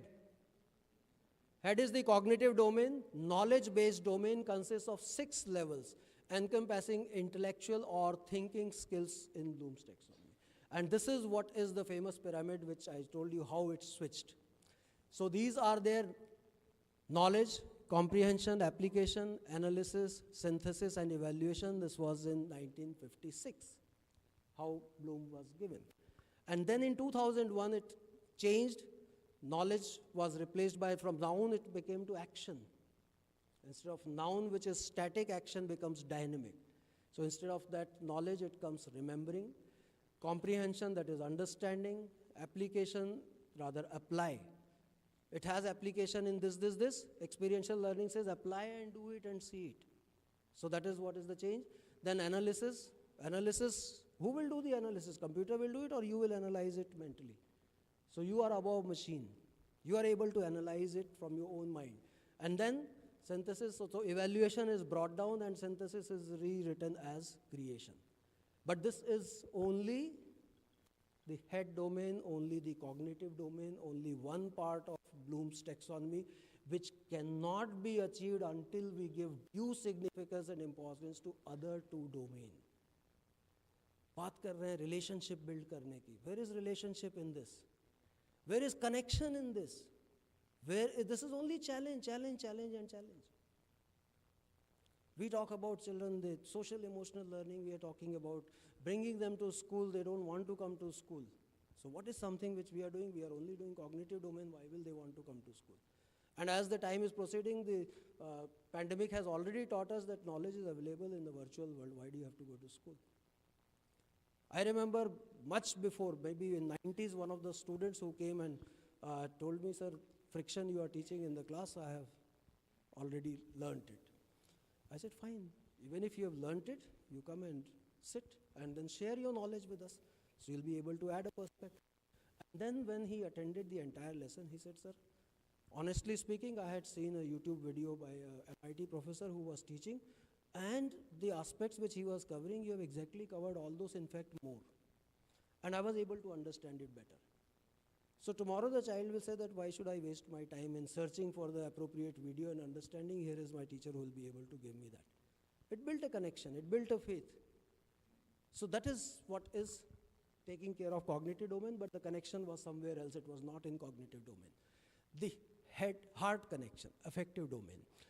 Attitudinal based domains consisting of 5 levels. Here the levels, you need to look at what are the levels and which are encompassing attitudes and values, and this is how it is. Receiving. responding, valuing, organizing, and characterizing. So if you are designing an item, if you are writing a lesson plan, where are these in that? These also have to be given equal importance, then only cognitive domain will be achieved. So this is one pyramid which is prepared. Secondly, this is the affective domain, emotion-based, because it is impacting the heart. And receiving basic awareness, listening and remembering the names of your classmates when you meet them. Acknowledging by person, that will be a different recognition. Responding, active participation, so I thought I'll explain these more. Cognitive domain, everybody knows. Active participation and reacting to stimuli with a focus on responding, for example, participation in a classroom discussion. Valuing, the value is associated with a particular object or piece of information. There's no separate value education class which will talk about the value. But in our discussion, we'll be able to enhance and talk about the value, ranging from basic acceptance to complex commitment. Values are somehow related to prior knowledge and experience. Valuing diversity and being sensitive to other people's background and belief. So bullying is happening. We know it. How do we correct it? In my physics class, how do I correct it? What is something which I have done in my lesson which will somewhere convince the child I should not be bullied? Creating that ecosystem. And physics is of course being learned, but what will remain with the child for life is not the physics, it's this aspect which will remain with the child. This is what will talk about personality development. This is what will make him or her a good human being. Looking at organizing, so sorting values into priorities and creating a unit value system with an emphasis on comparing and relating provisions previously identified values. For example, accepting professional ethical standards. And especially today when children, they are leading more of their life in virtual space. We talk about conducting a workshop on cyber safety, rather talk about the stories and examples which they are facing, let them come out with it. That how is it impacting, and let's talk to them, tell them that what is the importance of their digital footprint, which is even able to change a leadership at global level. Your digital footprints never get wiped out. So when you are creating that, when you are about to click that mouse or press that tab before doing something or writing something on social media, remember, 20 years down the line when there are two identical students, if there are two students who score equal marks, so how will you decide who will get admission in the college? There is a criteria. So who will get the placement, how will the company look at it, or who will go to the leadership position? They will look at your digital footprints. And your digital footprint will become a deciding factor at that point of time. Keep it clean, keep it safe. ये value आज आपने उनको दे दी है, 20 years down the line, this value will give them the benefit and advantage of it. So that's what it is talking about. Characterizing, building abstract knowledge based on the knowledge acquired from your 4 previous tiers. Value system is now in full effect and controls the way you behave. Displaying a professional commitment to ethical standards in the workplace. So why is it that globally Indian workforce is valued? What is something which is a common attribute given to Indian workforce? Why do people value them? You have developed it as your character. Is it characterization? And that characterization is something which Bloom has talked about in Bloom's taxonomy. And then there is a third domain, the hand, which is psychomotor domain. Head, heart, and hand. All these 3 things, mind, body, soul, he has talked about. Skill-based domain consisting of 6 levels, encompassing physical skills or performance of action. So today if we say skill-based education, skill subject is introduced. And it's become a stress over the entire education system. How we don't know. Principals will only ask one question, sir, iska kya karna hai? Board is bombarding that, I don't know how to increase the number of hours in school. How do we meet this challenge of that skill education? We don't understand. What are they expecting? Every year they just send circulars and circulars and circulars, and we are stressed. I feel like running away. So this is the psychomotor domain, which talks about simple to complex, perception, distinguish, hear, see, smell, taste, touch. Set, guided response, mechanism, adaptation, and organization. So these are the steps which have to be attained. What should I be able to do? That's your hand. That's your psychomotor.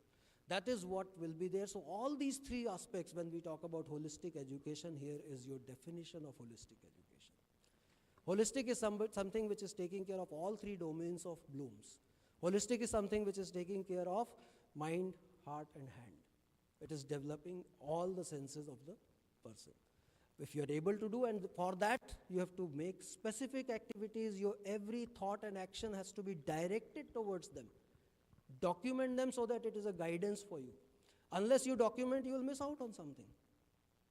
So this is what is the importance of making those lesson plans, where we clearly talk about the learning objectives, we talk about the pedagogies which have to be employed in achieving those, and then how do we know whether they have been achieved or not. So that is something which is a very scientific process. So this is there to write learning objectives, to plan curriculum, to align objectives to assessment techniques and standard, to incorporate knowledge to be learnt effectively, to facilitate permanent acquisition of knowledge, and to help students develop higher thinking skills. These are the sequence in which Bloom's taxonomy develops. So, Kunal sir, बहुत ज़्यादा हो गया. All right. Bloom's taxonomy is important, and my only appeal is that let it not remain in our B.Ed books, or let it not remain just as a criteria, but is it practicable or not, tell me?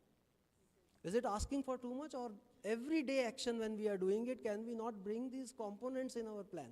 But yes, if somebody says that conclude this whole session in one line, that is planning is important.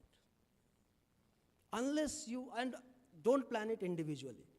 It has to be a collective planning. All those educators who are teaching the same subject at the same level, sit together. Somebody will bring aspect from here, somebody will bring aspect from there, somebody will bring the aspect from there. Prepare a beautiful document. And then you are free. That make your own action plan, how you will do it, that medium or the method of transaction is your personal attribute. But at least are we all moving collectively towards a common goal? And it's smart goal.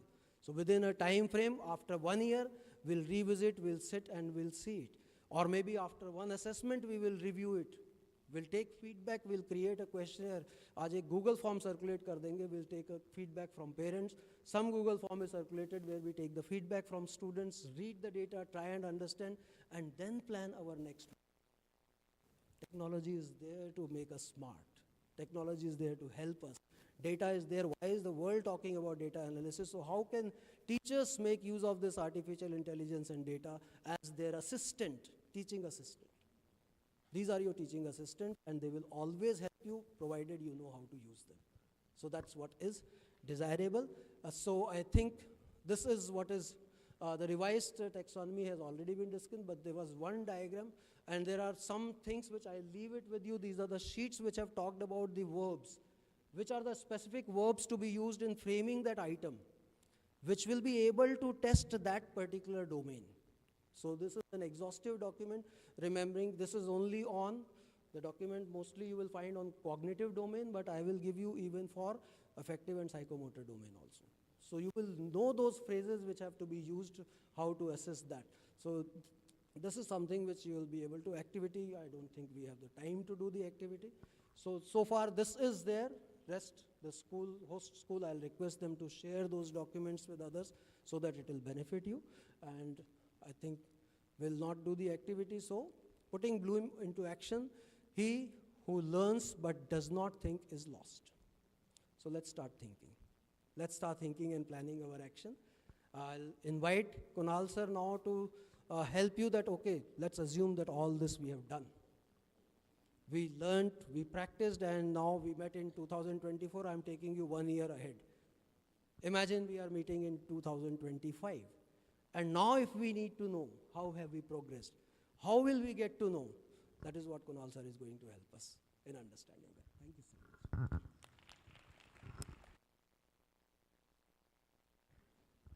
Thank you, sir. Thank you for maintaining that thing. And you know, when Sir speaks, we all are gloomed to what he's speaking because he speaks through the experience. what he has done, what he is doing, and what changes they have made in the education system. And I must appreciate this fact that Sir's institution is one of the model schools. Rather, Sir had set up a model school also in UAE long back. And right now also Sir's school, the way, because whatever is coming needs to be, there in the practical aspect. So that's why Sir's sessions are so engrossing that I was like, there was not even a single eye blinking. Everybody was bloom to the Bloom's taxonomy. So that's a good way of looking at it. I'll just start up with this is the third one, leading outcomes and I say, yeah, this one. And you can start from where it is written, session 4. You can go down. It says session 4. Yeah. Get a little down. Yeah. No, up. More up. Go ahead. Up. थोड़ा ऊपर चले. नहीं, towards yes. चलिए. Maximum problem we face is, go I ahead. think, spondylitis or shoulder pain or neck pain, yes or no? So my physiotherapist taught me some exercises with a thought simple, sir, this is my roji roti, don't tell anybody for free. And I interpreted, probably he wants me to spread that message, that's why, because human nature is what, when you tell somebody not to do that, they will do it. So I have interpreted it rightly, he's not here to see it, so I'll share that with you. That you need the mic to be given, the other one. Going up and let's follow the action. Thank you. I'll take that. With a little story. We human beings, do we always pray to God and say, God, give me more? We always want something. So somebody who opens their hands to God Almighty and says, give me more. Give me more. You are asking for more. Please give me a little more. Please give me, I need. What was Kunal sir saying? Somebody who went up and said, I didn't get this, so give me more. Okay, so that's fine. 5 times, 10 times, it's taking care of your shoulder. Now, somebody who is still not happy and who is more ambitious, God, give me even more. Give me even more. Let's take some more. I want more. So the desire for more, let's associate with the action, psychomotor domain. All right. So this is one. Then comes taking some more care of our mind. Here mathematics, HPE integration mathematics is doing 90-degree angle. So can we all create a structure where everything is at 90 degrees? Everything is at 90 degree and all. So what do you bring it to? Take it back. Bring it here. Feeling good? Yes. What are you feeling like? Everybody getting tired? Another relaxing? And then somebody who is teaching meditation will say, close your eyes and there's a soft music which is playing and imagine you are flying and imagine you are flying above the river and you hear the sound of the river. Done. All right. Something more. Again to take care of shoulder after sitting and writing the correcting answer sheet, you need the shoulders to work. So you can associate it with breathing also, that is what will become your breathing exercise as well. So inhale when you lift your shoulders up. And then exhale when it goes down. Hold and then let it go down.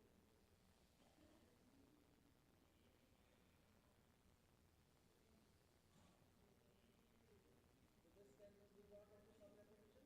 And then there is one shoulder exercise which is wrongly perceived. Is that somebody will say shoulder rotation, so you do any angle rotation. So the physiotherapist very specifically said shoulder rotation can only be backward, not forward. So you lift it up like you were doing previously, and then take it back. Stretch and lift it up, take it back, stretch.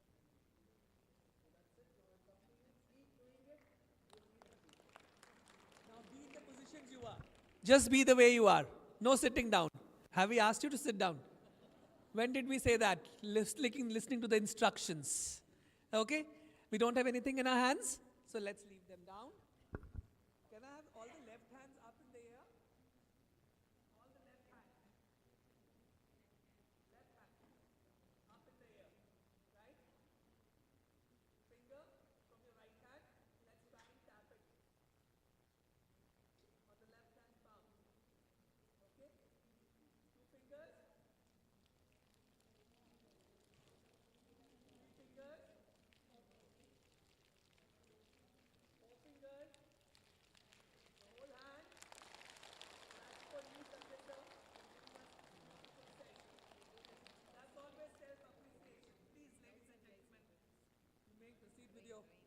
on your seats. And now let's move towards the final parao, the final setback. We have understood learning outcomes. We have made a little impression about learning objectives. We understood the terms like pedagogy. We understood the terms like NCF. We understood the term like NEP, with the promise that after the Eid break, we are going to read at least NEP. I won't expect you to read the NCF altogether. It's a 630-page document. But the teachers, especially the teachers and in charges who are looking at the foundation stage, at least go for the first 6 chapters of the NCF so that you are aware of what exactly needs to be done at the ground level. Because once we are planning all these learning outcomes and objectives and preparing a pedagogy for ourselves, change in the style of our lesson planning, everything begins from the root. So if we say that this particular session was only about talking about pedagogical development, we would have been wrong on the path, because we touched all the 3 aspects which actually leads to pedagogical development, which actually leads to getting the outcomes done. Because the objective is of this particular session, the objective which we had traveled with was to get everybody acquainted with these 3 terms: the new education policy, the national curriculum framework at the foundation stage, and the learning outcomes and pedagogies. And I'm sure that the learning outcome is here what we see when people are, the kind of anecdotals you are sharing, the problems you're coming up with, the challenges you are facing, discussing those challenges. I still have penned down around 6 or 7 more, which I'll take up if time permits me at the end, so that we can talk about those challenges also, and how this learning outcome and objective system can work for us for getting these things done. Now friends, moving on to the most important part is evaluating learning outcomes. Sir also talked about assessment. Now assessment is very important, we all understand that. And as assessment we are traditionally doing for years, that the 80 marks paper and the 20 marks internal. That's the only theory we are living with. Yes, because we are governed by a body called Central Board of Secondary Education, so we have to follow those principles. But those 20 marks which are there for the internal assessment, which we probably go with the notebook and the internal examinations we are conducting and various other parameters whichever the school has, the school has let down, those 20 marks are there with you all the time. And there is the chance for all our educators to catch on those 20 marks and turn them into the exact learning outcomes you are looking from your students. There are many ways you can do that. Means yesterday when we were discussing best practices at your IISJ school in Riyadh, so they came up with very beautiful best practices. They are, schools are doing for implementation of new education policy, and at the, at the foundation stage as well. So there were a lot of discussions and deliberations on that. So one common thing which came out was, we do the sapling plantation a lot of times. Somebody says we're doing 100 saplings, we're doing 200 saplings. This is a common exercise. I'm sure you all would also be doing the same exercise here as well. That's about plantation of saplings in the school from time and now. We also do such kind of practices in our school, but we do it with a change. What I do every year, 1st of April, I never celebrate as April Fool Day. We call it April Cool Day. And we ensure that every student and the staff member brings 1 sapling to the school. Now it's their choice whether they want to plant it in the school garden or they want to keep it in a pot with them. And then they have to ensure that they nurture it for making sure that it has been watered properly, it's in the sunlight, and the first periodic test internal marks come from that particular sapling. That 5 marks come from there, not from the notebook. I mean, how, with due respect to the system, how can you be so sure that the notebook that comes to you is original? It had been copied from somewhere. Once, you find out of 35 students, 5 didn't submit the notebook. Next day morning, the notebook comes. How am I sure about that the child has done the work on his own? For us, it is just a rubrics where we have to fill that the notebook has been received. So now this is where the learning outcome and objective comes into form, that what am I expecting my child to do? I want to make my child interested enough that he or she is contributing to what is required for him. And for that contribution, you have to look into the fact that I give the child a different chance to do something different. So when you give a child to do something different, like sapling plantation, everybody takes it as an exercise. They bring it, put it back somewhere, or give it to the caretaker, कि भैया लगा दीजिएगा हम देख लेंगे. And we never go back and never visit. I have seen a lot of schools, they are dedicating their teams, eco monitors and eco teams to go and check. But let's make it a mass thing. Wherever you are doing something, that's why I said activities should be goal specific.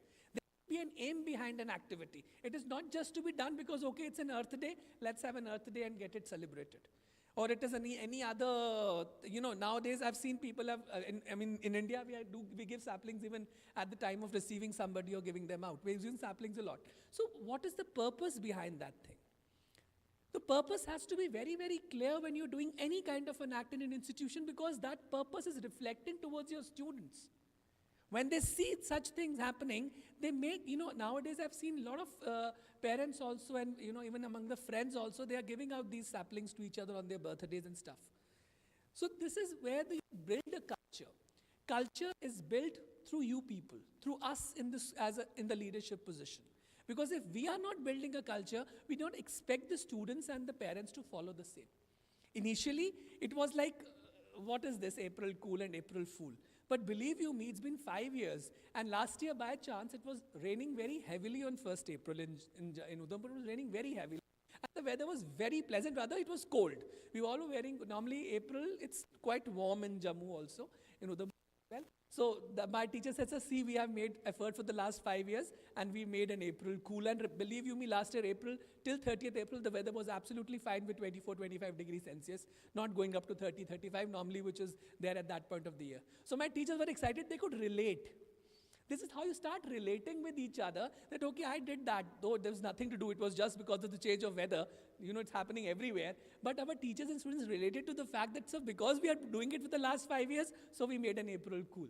So that's how you can, change the things with the students. That's very good way of connecting with them. So whenever we are preparing these outcomes, we are expecting these outcomes to come, we have to make sure that the statements which we are making, what sir even spoke about in the Bloom taxonomy as well, it is very, very specifically cleared and very generalized way of putting up things. There is no rocket science behind it. There is nothing different about it. You all are doing it. Just identify and now do it in a more better manner, right? Coming to school, I guess this did in the morning also, coming to school is one way of dressing up, and going to a party is another way of dressing up, right? So before I move on, चलो एक छोटा सा activity करवाते हैं आपसे. आप में से चाय किसको बनानी आती है? सबको बनानी आती है. अभी कौन verbally बता के चाय बना सकता है? He or she can come here. आइए, बनाइए चाय. Anyone volunteer? Who would like to come? Then after this, we want a male volunteer. No, one we can have it with the female. You're keeping a check. Please, ma'am. You have the mic? Okay. So first of all, we'll take any kind of container or vessel. We'll pour water in that. We'll switch on the flame. And everybody makes tea in a different style. I add milk also along with water. Then some tea leaves, little bit of ginger and cardamom, clove, a little bit of salt just to make it little healthy. And then I'll boil it, and then we'll stir it and we'll serve it. So that's how we make a tea. Masala tea. Masala tea. Sugar, because I'm diabetic, so I don't add sugar, so I forget that. That's very common. Sugar we can keep aside, because nowadays people are very health conscious. Most of them, they don't take sugar, and instead of that they take brown sugar sometimes, or even jaggery. People prefer to have jaggery. Yes. So we can keep our options there. They can use it along to their wish. Honey. That's how we make a tea. Perfect. And now we can serve it. You all can have it. Perfect. Any gentleman would like to prepare a cup of tea for us here today? Yes, any gentleman volunteer?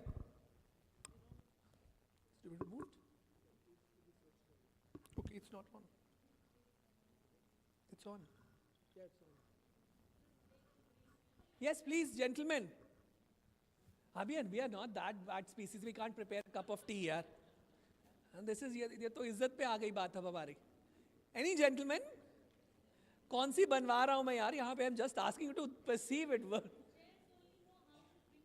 Oh, that, no, we have a gentleman. Please, sir. Now this is becoming a big statement for all of us, sir, please. we also know how to make better tea. Just boil the water.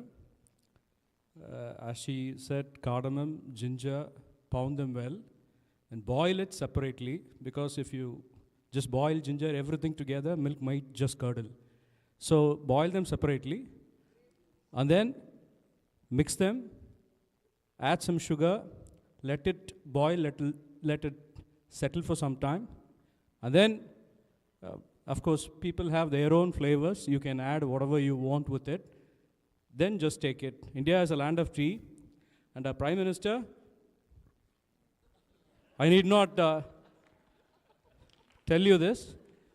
Thank you, sir. Well prepared tea. Very nicely done. So, okay, one more. There's an innovation coming in tea. Sir, please, we are looking for more tea. See. B1, we are two now. Sir, we are the gents teacher and accounts teacher also, so we have to very specific, very short time we have to take. Not so much complication, just boil the water, tea bags are available, dip it, that's all. That's the spirit. That's the spirit. Make it simpler, make it easier. You know, that's about learning objectives and learning outcomes. Please, ma'am. This is Samina, and I have the shortest way of making tea, and everybody would like it. I'll just show you. Yeah, sure. Time out. Very, very, very innovative. Very innovative. No, the best part was the first participant itself, they put on the lid, because yesterday when we were discussing the same idea, everybody was making tea. They were so engrossed with making of the tea, they forgot to put on the gas burner. So ma'am was very specific about putting on the gas burner. That's what is required, that ignition is required. Now this time though we asked you just to prepare it, by in the mind. Next time I will get jaggery and everything, we'll ask you to prepare it here. So that will be even a more tougher task for everyone to do. So we'll make you prepare a jaggery tea this next time, actually on the, hands-on training on the same. So why this idea of tea? Because there you look at two aspects coming out from here. Definitely one was how much concentrated you are towards the basic things, that is setting up the goal, which was switching on your gas burner. And two, everybody has their own way of preparing tea. They have their own flavors of preparing tea. That is how you have to prepare your students also. The way you flavor them, the way you make them, they are with you for one academic session. So if they are looking at a masala tea, so make them drink the masala tea, and if they are making them as simple as, which is a normal tea with a tea bag, make them do that. Depends upon you again. How you take that thing into the structure. That is very simple. You have a boiling kettles available everywhere. You put the tea bag and the black tea is ready. Add a creamer, the normal tea is ready. But then there's a lot of effort which is going on in making the tea. Now it depends upon you. Sir spoke about the SMART goals. So when you are setting up those SMART goals, you have to see whether a masala tea needs to be prepared like this, or get a ready mix and pour some water and get the masala tea ready. So both the ways, it depends upon you, because strategy is yours. It is not important that, we at times, being educators, we are very specific about the methodology we are following. Absolutely, I'm not saying that you go away from the methodology. But if you have a better way of doing it, because at the beginning we said we are dealing with the 21st century learners. Are our 21st century learners patient enough to make a tea which takes them around 7 minutes or 8 minutes, or are they ready to make it in 30 seconds? So even if they are ready to make it in 30 seconds, we can always also change. It's not important we expect the children always to change. Why can't we just adjust to what they are looking forward for, so that my learning outcome, idea is at the end of the day, how is my learning outcome coming out? If my learning outcome is in the right direction, I don't mind a masala tea being prepared for 7 minutes, and I would love to have a tea which is prepared in 30 seconds. So that's how it is. So I not only make people prepare a lot of things, but I'm not doing it today because, of course, a lot of us are fasting, so I don't want you to get lured towards teas, because I even ask people to make kheer in my training sessions. Yes, because it's up to you how you make it happen, right?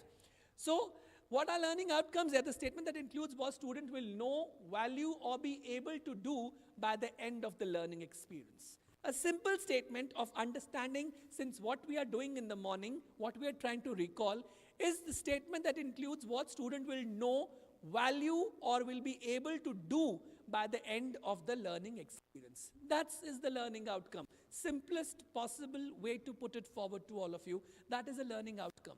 Now, assessment of learning outcome, because now we have decided an objective, we prepared a SMART goal of how that objective needs to be achieved, and then finally reaching the outcome also. But then how would this outcome be achieved? How would this be assessed? Because assessment is something which is very, very crucial. Assessment is something which you need to work on, where you have to see that what am I putting across is coming out in the right manner or not. This is very, very crucial. Once in the morning or wherever you are going out, last thing which we do at home is what? घर से निकलने से पहले सुबह आखिरी चीज हम क्या करके आते हैं? लॉक करते हैं अपने लिए क्या करके आते हैं? अपने बारे में सोचिए दोस्तों, हम हमेशा सबके बारे में सोचते रहते हैं। एक बार वो मिरर में, who said that? मिरर में जरूर देखते हैं everything is intact or not. Yeah, that is our outcome. You have to once check for yourself that is everything in its place or not. एक बारी वो आखिरी बारी mirror, at times if you're driving, you look into the car mirror, or if you are not driving, you're coming through a local transport or bus, then you use the home mirror, and when you reach the school, you use the washroom mirror. You know, there's a lot of long queue in the morning outside the washroom because everybody is checking out whether I'm looking good or not. Because we want to create an impression. When we are walking into our classes, we want to create an impression. And students, they are very keen observers. They go back home and tell, Mama, ma'am was wearing a pink, you must get that pink. And the mama is going around from pole to corners where to get that pink from. Because they are very observant. They will observe you, your actions. They do it very nicely. Aaj ma'am ka mood theek nahi tha. You know, the seniors would say, aaj pati se ladke aayi hogi. Very clearly it comes out. First thing it comes out, and of course in the morning you are running for the school, you have to make sure that you're preparing your tiffins, you're preparing the breakfast, the gentlemen have to go to the office preparing their breakfast, and of course morning में कहीं ना कहीं खिटपिट हो ही जाती है, कभी किस तौलिए के नाम पे हो जाती है, कभी चाय के नाम पे हो जाती है, कभी चाय मसालेदार अच्छी ना बने और कभी ठंडी बने तब भी लड़ाई हो जाती है. So there are so many things when we are coming out with. So associating what are our outcomes? अब मैं घर के लिए पहले तो मैं स्कूल का लेसन प्लान बनाऊं, फिर मैं घर का भी लेसन प्लान बनाऊं कि लर्निंग ऑब्जेक्टिव्स और आउटकम्स क्या हैं. करना तो पड़ेगा. This is how we will learn from our experiences. So how we are evaluating these assessments? Having a design modules and programs in terms of learning outcomes, we must now find out if our students have achieved these intended learning outcomes or not. How will I know if my students have achieved this desired learning outcomes? How will I measure the extent to which they have achieved these learning outcomes? Sir has already spoken about these assessments in the SMART goals when you were setting. So same goes here also. When writing learning outcomes, the verb is often a good clue to the assessment techniques. What verb are you using? What doing things are you using over there? That is the best technique to understand the learning outcomes. So what do you want your students to learn? Teaching and learning activities, what type of activities will help the students to learn, and assessment, how will you know your students have learned this thing or not. This is the whole graph which is running from one pool to another to understand what students are doing. You have to give them in a way that whatever I'm expecting them to do, how would I assess they have learned those things or not? My expectations are always very high with my students. Every time, everybody would expect higher things from their students. But then how would it be measured? The measurement is very, very important. When you are discussing your learning outcomes, the measurement of assessment is very clear. Now, assessment is not just based on, as I told you, on a pen and paper test. You can have an assessment the way you wish to. Even a pen and paper test up to class 8 can be broken down the way you wish to. 9th to 12th, I understand there are very specific rubrics being given to us, but why not to look at the fact till class 8th, I have the liberty of doing the way I want to assess my child. Sir spoke about SUFFLE. Why we are doing SUFFLE in class 3 and 5? To get the competency base, whether my kids are built enough with their competencies or not. At the same time, there's another way of assessing the child. Why assessment has to be in the periodic test, in the half-yearly and the term test only? You can have a project-based assessment. That's a very good way. You can let them make their portfolios. Their portfolios are the best way to assess them. Your art-integrated projects. I mean, for us, our integrated projects, I don't know how it's the scenario over here in your country, but it's about just uploading them at the end of the year when the CBSE notification comes. That's why we are doing the art integrated projects. There is so much of that you can actually put in making a project. And then it becomes only an assessment, a tool to be updated. Why not that can be used as an assessment tool for your children? This is what they have gone into making it. They have actually put their head and soul into the same. So let them work on that thing and be assessed on that. Why kids are not taking art integration projects seriously? Because they also know it is just meant for an upgradation purpose. It is not meant for their actual creativity. Given a chance to student, they can create wonders. I was telling in the last session for NCF and FS that why we are not coming out of the traditional system of teaching ABCD. A for apple, B for ball, C for cat. The cat of C for cat is still there. Why can't, you ask a child, when is your birthday? Because this is one thing which everybody loves, I think. Nobody can forget to be their birthday. I love my birthday. Every year it passes, next year I start preparing for the next year. Till now, I'm 45 now, so still I love to have my birthday done. So what do you ask them? So they will definitely tell you, okay, the birthday is on so-and-so date. So what do you cut? What do you cut on a birthday? Cake. C for cut, C for cake. What do you blow on a birthday? So C for? What do you like to eat with your friends on your birthday? Chocolates, chips, cold drinks. C has so much of things. Let that cat please go away. She's cribbing for last 60 years. She says, let me go now. I am done with your cat. So let that cat go. Let her have her own kittens. Let her have her own family. Why she has to be there in your textbook every time for C for cat? That's pedagogy. That's how you're developing a learning outcome. My idea is to make my child understand the importance of letter C, or recognition of letter C, or pronunciation of letter C. So why not connect it with what the child wants it in totality? Why it has to be a cat every time? So release those cats. Let them relax. Let them go somewhere else and have some good time. All the animals are, just been put across just for our ABCDs. Most of the time you'll find them in, we have a zoo inside our own textbook, yeah. Why to let the child go into a zoo? Because half of the zoo is in my textbook. So let those D for dog and C for cat go. E for elephant go. F for frog go. Let them go away. Because frankly speaking, how many of our children are able to see an elephant today on a street? Hardly. Street dogs, with the passage of time, they're also getting less safe unless you have a pets in the house. And pets are so dear to you. Why there has to be a D for dog? Why not a P for pet? So this is the terminology which needs a change. And that change will be brought by you people, not by anybody else. So this is assessment cycle. Rectify or revisit your outcomes. Identify evidence. That is assignment for the course. Collect data. Sir had spoken about the data. Go into it. Analyzing or interpreting the data. So whatever you have collected, you have to analyze and then interpret that data. Connect that data with your learning outcomes, and draw conclusions and write assessment reports. Now, a little bit more work needs to be done. But then when you are preparing a rubrics, instead of making those lesson plans which are spread across 4 pages, 5 pages, 6 pages of your teacher's book, make it in one, make 4 columns. Sir showed you those learning outcomes and pedagogical plans. So 3 columns are required, nothing else. Write the topic, learn the objective, write the learning outcome, and maybe an activity or 2 which you're trying to get that activity to. Story over. Why to give into those big, heavy booklets to be prepared every time? So this cycle will keep going on because you have to revisit your thoughts. Every time you have to go back and revisit what you have given to that at what point of time.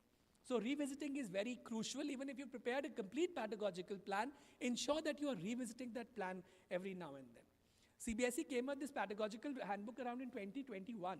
That was a session when they have come with this pedagogical handbook. And we were blessed that we at our schools, we prepared this pedagogy way back. That was just an idea that how we can approach to a particular topic. So we were well prepared when these things come. As I said in the morning also, why are we waiting for the instructions to come? We are aware that new education policy is implemented. We are aware that the NCF at the foundation stage is the first stepping towards achieving the new education policy goals. Then why are we not starting that thing? So there was a lot of debate on this thing, when to do it, how to do it. Everybody's confused. Even in India, the same situation is because circular comes together. It's not that there's any circular coming from foreign schools differently and for Indian schools differently. It's the same way. CBSE remains the same for everybody. They're not going to change. They're a very dash body.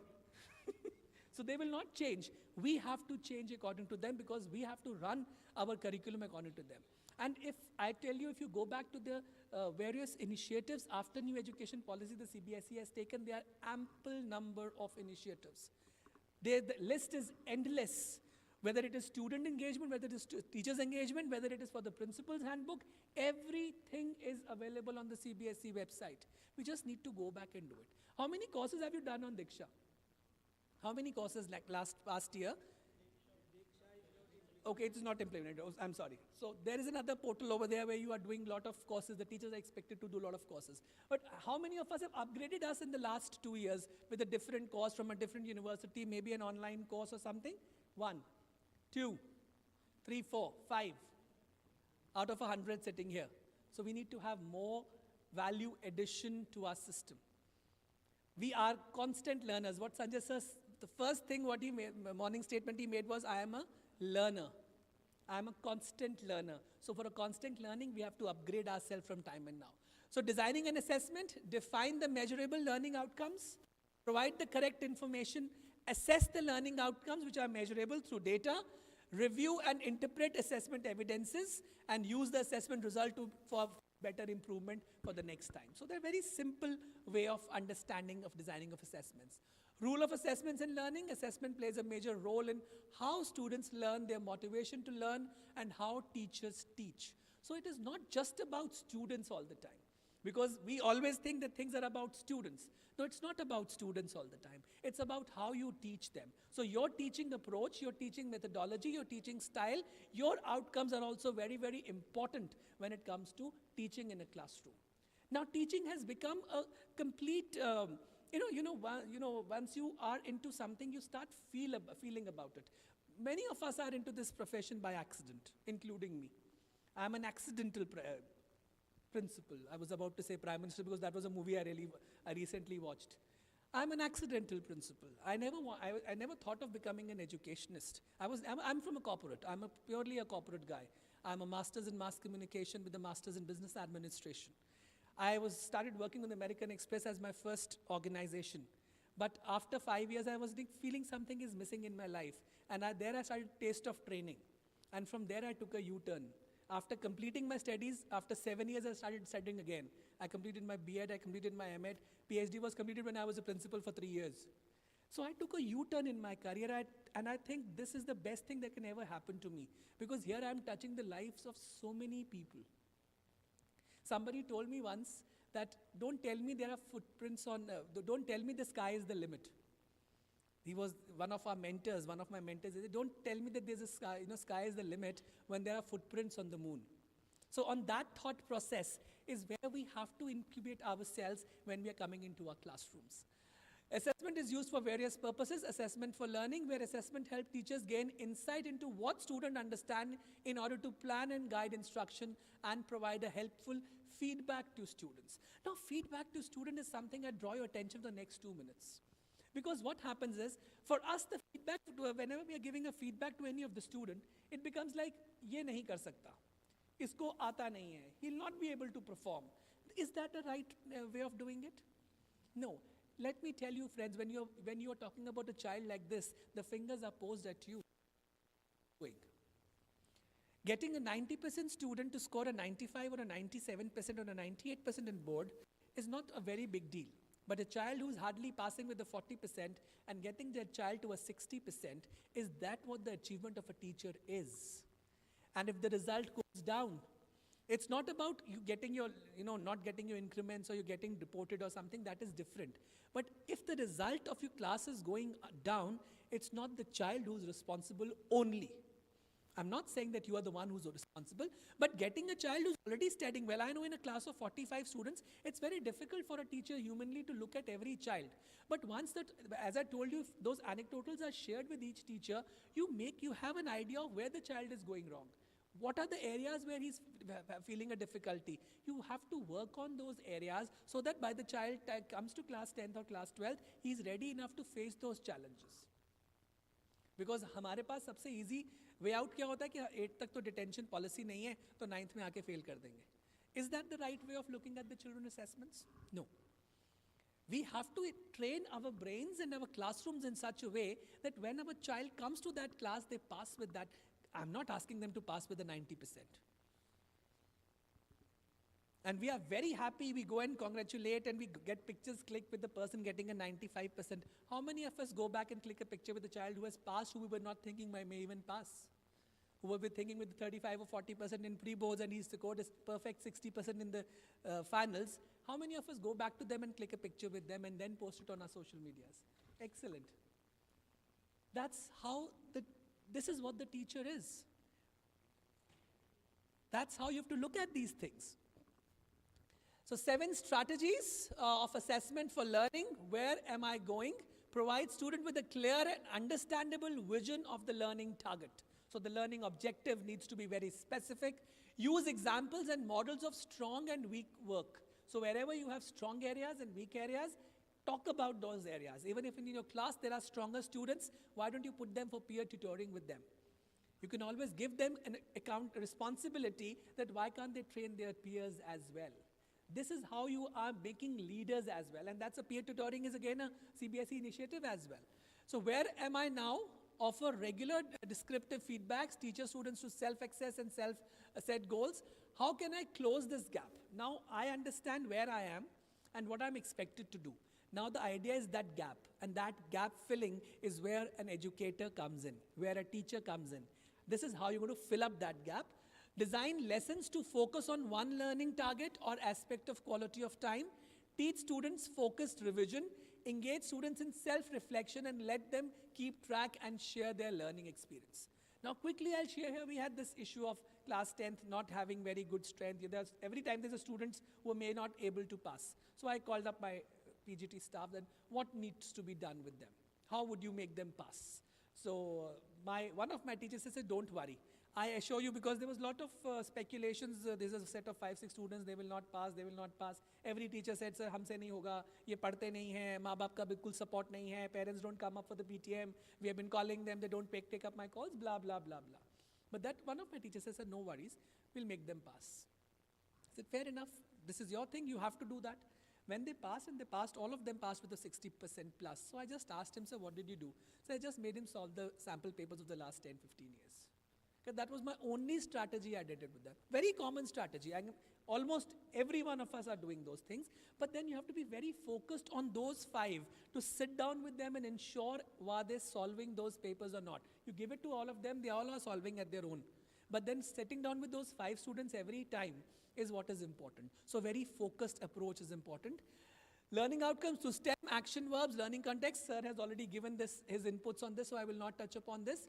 Types of learning evaluations: process evaluation, summative evaluation, formative, impact evaluation, outcome evaluation. Now you have to decide what kind of evaluations you are setting for your student. Is it still the process involving? Is it still the summative? Or you're looking at formative, impactful, and at the same time, outcome-based evaluations?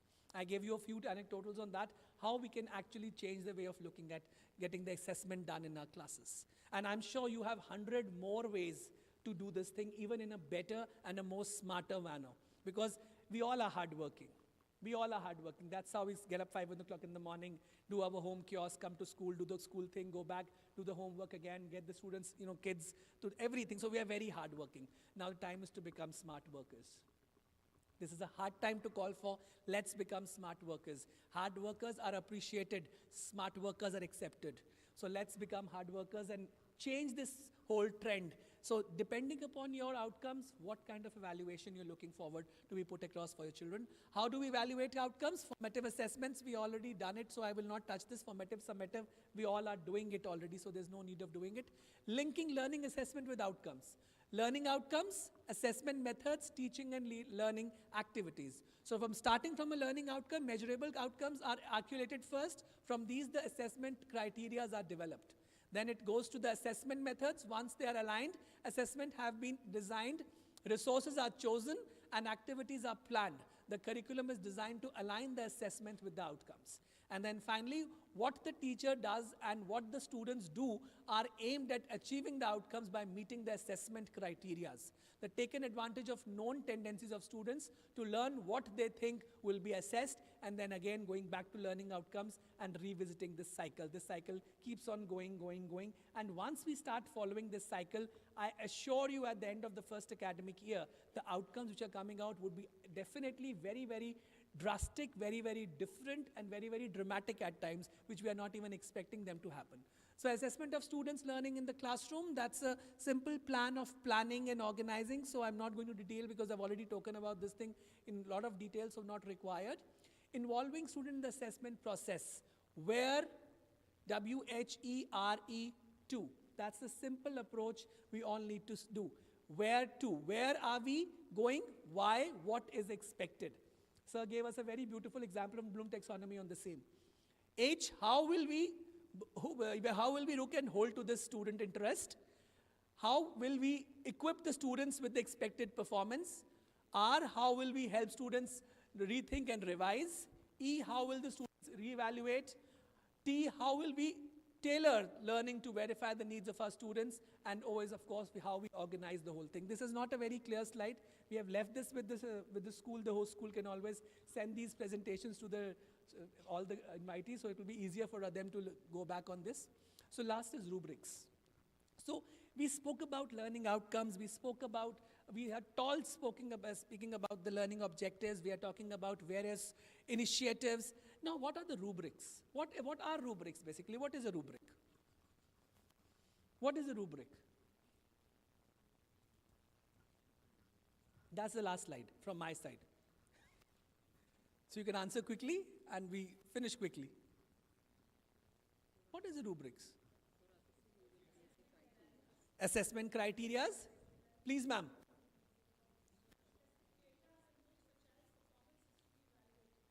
Specific areas for evaluations? Yeah, definition the way you perceive rubrics as. Set of instructions or rules. Yes, and what is the rubrics relevance over here? How are we making it relevant with the learning outcomes and objectives? Measuring the involvement of the students?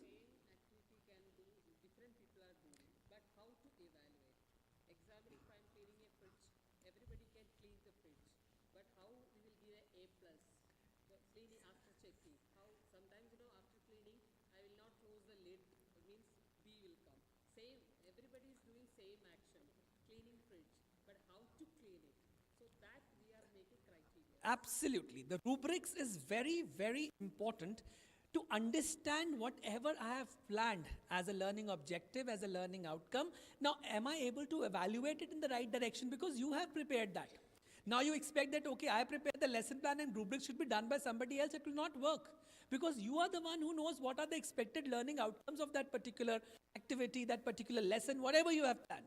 So this is your planning in your mind. You have made that thing in your mind. Now preparing a rubrics or getting somebody, okay, somebody comes to you, may the head of the institution or your supervisors, and they give you, okay, no, we want A, B, C, D criteria.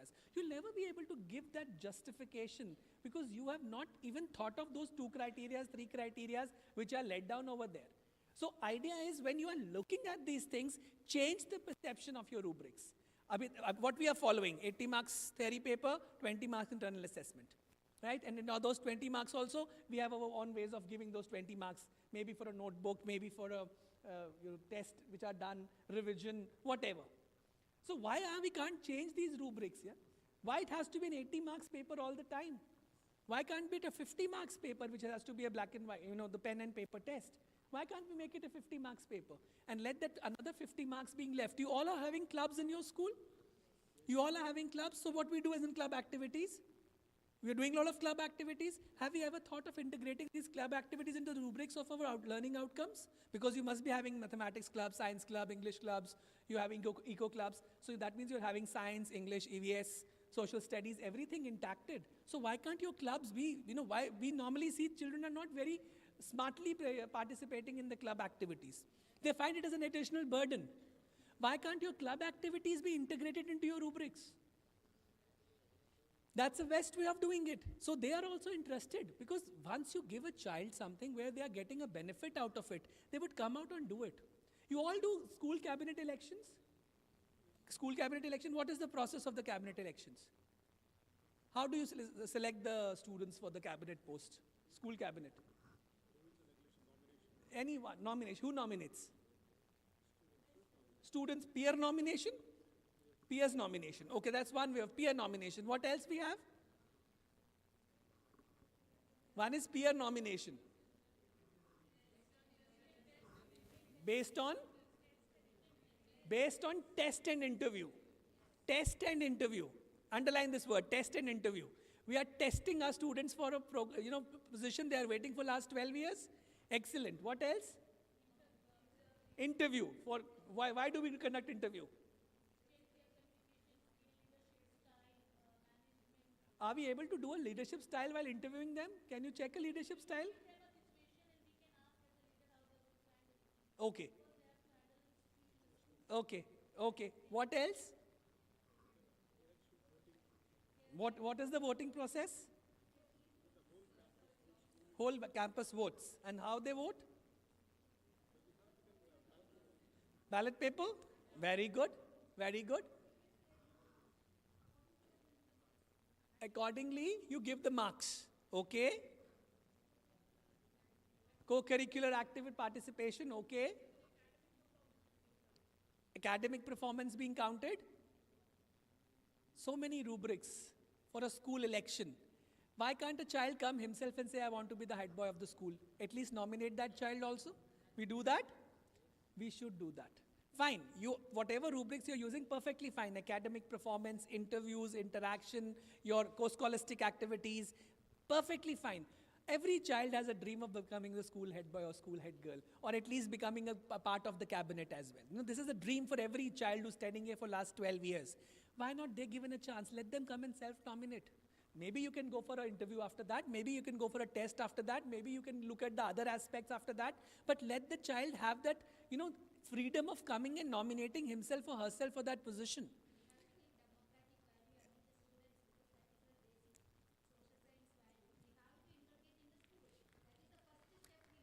She integrated social studies into the whole activity. So it's an integration also. See? Once you start thinking this way, you'll find everything being integrated. There is nothing you have to bring in together. Your school cabinet elections are a very good way of integration.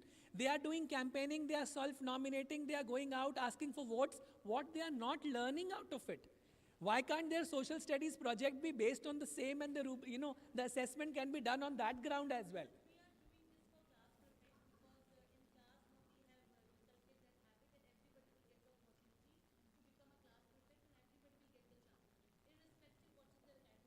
Very good. That's a very good way. You have a lot of class monitors, you have eco monitors, you have timetable monitors. So this is bringing that change in them. And what about that? And what we did once, I had the most notorious batch in 1920. Very notorious class 11th. I mean, there were students, they were not even performing very well academically, and every time anything happens in the school, there was a set of 2 or 3 boys who were behind everything, right from busting crackers in the school campus to taking out the taps of the school toilet, breaking the things out. There was no single glass in that particular area of senior secondary which was not being broken by them, or they have not done anything nuisance. This was a criteria that teachers came to me and said, we don't want these students in the school. Just put them out after their class 10th, though they managed to pass with the 60%. Everybody's idea was, let's throw them out of the school. They are not worth to be studying in a school. So that time I was also new to that school, so I took it as a challenge. I said, let me see what we can do. So what I did, these 4 people, I made all these 4 people, through my nomination rights, I made them discipline in charge of the school. All these 4, the most notorious one. Believe you me, friends, those 2 years, मेरे school में एक कांच नहीं टूटा. एक कांच नहीं टूटा मेरे स्कूल में. Because those 4, they get that, we are now the leaders. They had a batch. When the investor ceremony was done, they were called on the stage, given a batch. It was not just that they were given it like out of this. Fine, the elections were not done. It was on a nomination from the principal's right, that statutory right I had. So I nominated all the 4, and those 2 years were the best disciplined years of my school. The most indisciplined children of the institution were made the school most disciplined. There was not even a single child who was not walking in a line. और ये वो बच्चे थे जिन्होंने कभी जिंदगी में line में चलना सीखा ही नहीं था. So that's how the difference is. You have to make that difference to your children. You have so many challenges, but still we are working on those children. So rubrics is purely your call. When you make a particular learning outcome and when you make a particular goal, it's up to you to change it into the rubrics you are looking forward for. This will help you in two ways. One, you have the liberty of choosing the rubrics. Secondly, a lot of times we want our children to reach somewhere, but due to our rigid system, they are not able to give that output to us. Now you can always customize those rubrics for them, where you can give them a chance of reaching to that level and see the difference the children are making. So when it comes to your lesson plans, or it comes to your delivering your classroom lectures, when it comes to organizing an activity, just ensure that you are doing it from a different perspective this time, and this different perspective can be integration. You will not have to, I'm telling you, you will not have to work anything else. There are so many ways you can collect your things together. You are doing so many activities in the class, in the school, and inter-house or whatever. They all are rubrics for you. It depends upon you which particular rubrics you would like to take up from them. It's purely your call. Like in the morning I said, let's say a happy morning, and most of the times when you are greeting today is about a happy morning, and we left this taste in Riyadh also. Everybody is saying a happy morning, happy afternoon. It's been 5 years we are practicing in our school, and my school, everybody says a happy morning. We got off with the traditional good morning and good evenings. We have turned that thing completely out of our system, because everybody was on the same thinking pattern. So we changed that, वरना बच्चे class में जाओ 5 minute निकाल देते हैं गाना गाने में, good morning ma'am. So here happy morning goes within 3 seconds, story over. You save your classroom time. 45 minutes में से अगर 5 मिनट हम लोग सिर्फ good morning और good afternoon में waste करेंगे, उससे better है happy morning किया और चलते चलो आगे. So that's how you look at the things which you want to change. Make your schools a better place for the students to work, for the teachers to enjoy their work, and for the parents to give them trust to send the students to that institution. On that note, I would hand over to Sanjay sir for the closing comments. Thank you, ladies and gentlemen. Thank you, Kunal. Wonderful. All right. So my closing has to be by standing up, but not now. Once more, I'll make you stand up. But this is just to tell you honestly. Feedback. I'm giving you the feedback without asking you for the feedback. Every pair of eyes we could see here. Everybody's engrossed involvement. And wherever you had an opportunity, because I know it was more of a marathon race which we ran today, a lot has been discussed, and it will take a lot of time. When you have consumed it, now you have to take out time to digest it and then to bring it in your DNA gradually. And that is what will benefit the children, but we have a special mention and special word of thanking you, because when we say that you are beautiful, you are a great human being, the ultimate assessment which has happened in the process of education in making a person into what he or she can be. So there's a simple tribute, there is a simple way of expressing our gratitude, and this is something which I love to do it. This is how I say that what education or what qualities have evolved in a person and how has the person reached. I'll share it with the form of a completely integrated story. I hope this time the system will support me. This will be a small PowerPoint with music integration, with visuals in it. The story will proceed, and it is just to express the attitude of gratitude. So let me just try and see that. No, there's another one.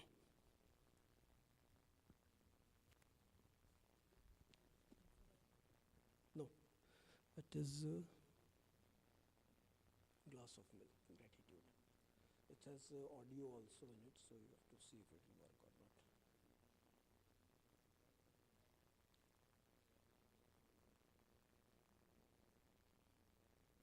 So does it have the audio?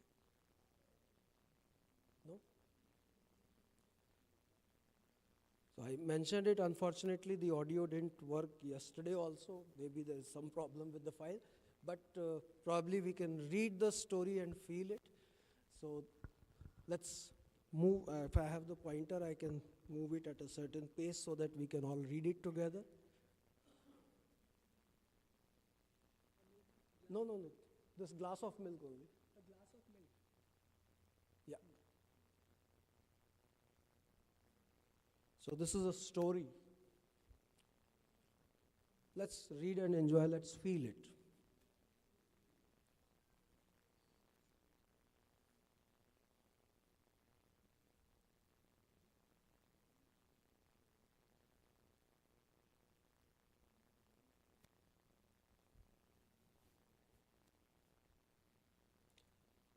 I'll request if the lights can be dimmed, because for the next one also we'll need better visuals.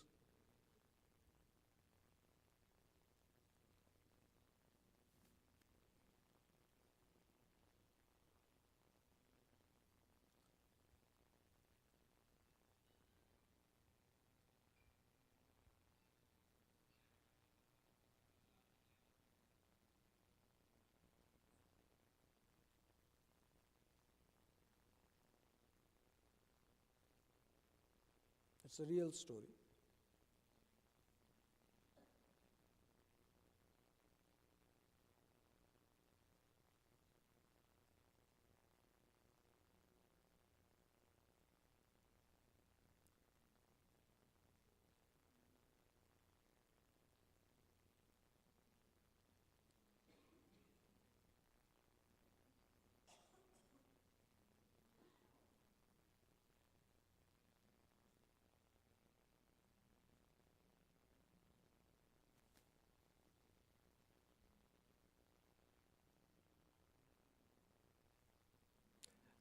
One light you can keep it on.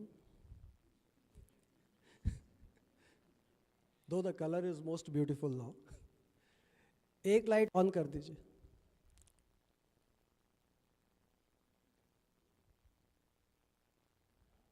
बस, that's fine.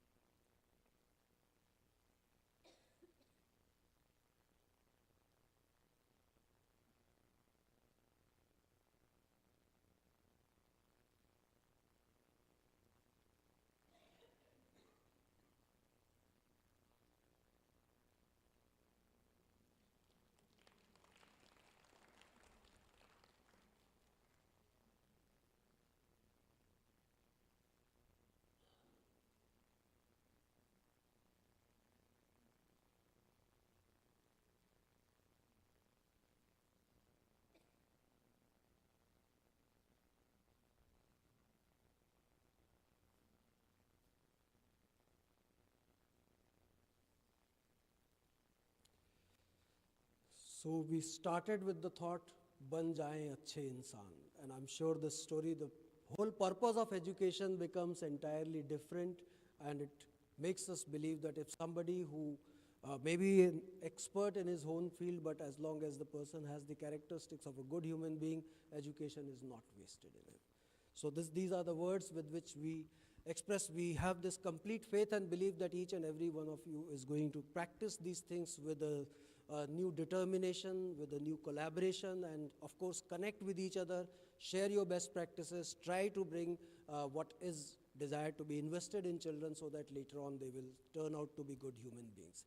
And yes, as I promised, so one last thing where we will all stand up and witness something most beautiful, and I think there could be no better example than integration of NEP in education and all kinds of integration. So last video, that A. Yeah, lights off, please, lights off rakhiye.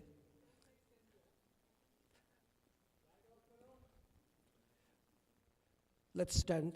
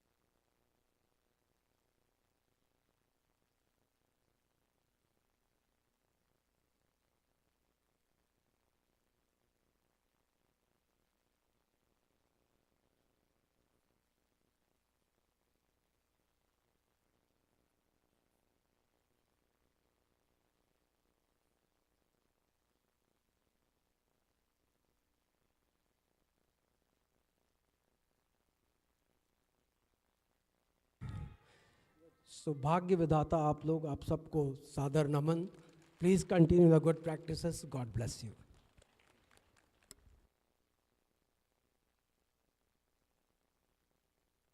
Thank you once again to the respected principal, sir, and the whole team and the participants on behalf of CBSE and Sanjay, sir.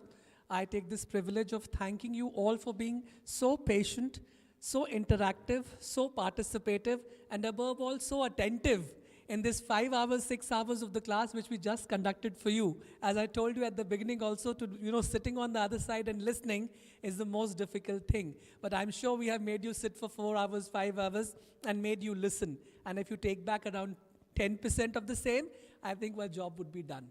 Thank you once again for accepting us to be here, and it was amazing journey with all of you. Thank you, sir, and thank you, the team.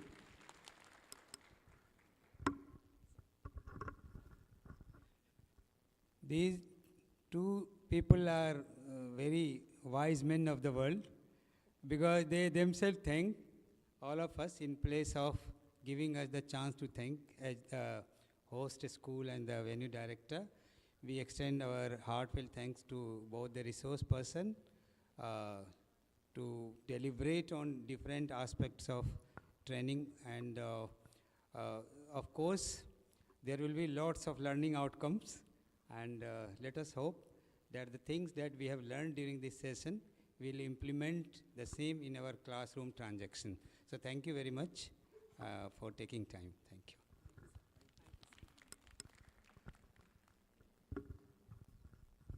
So now the session is over, and now you all are in homecoming mood. So thank you for your participation. All the registered participants will get the certificate. It is awaited from the CBSE. Will provide you. Okay. Those who are unregistered will get the certificate from the school side. Okay. Thank you.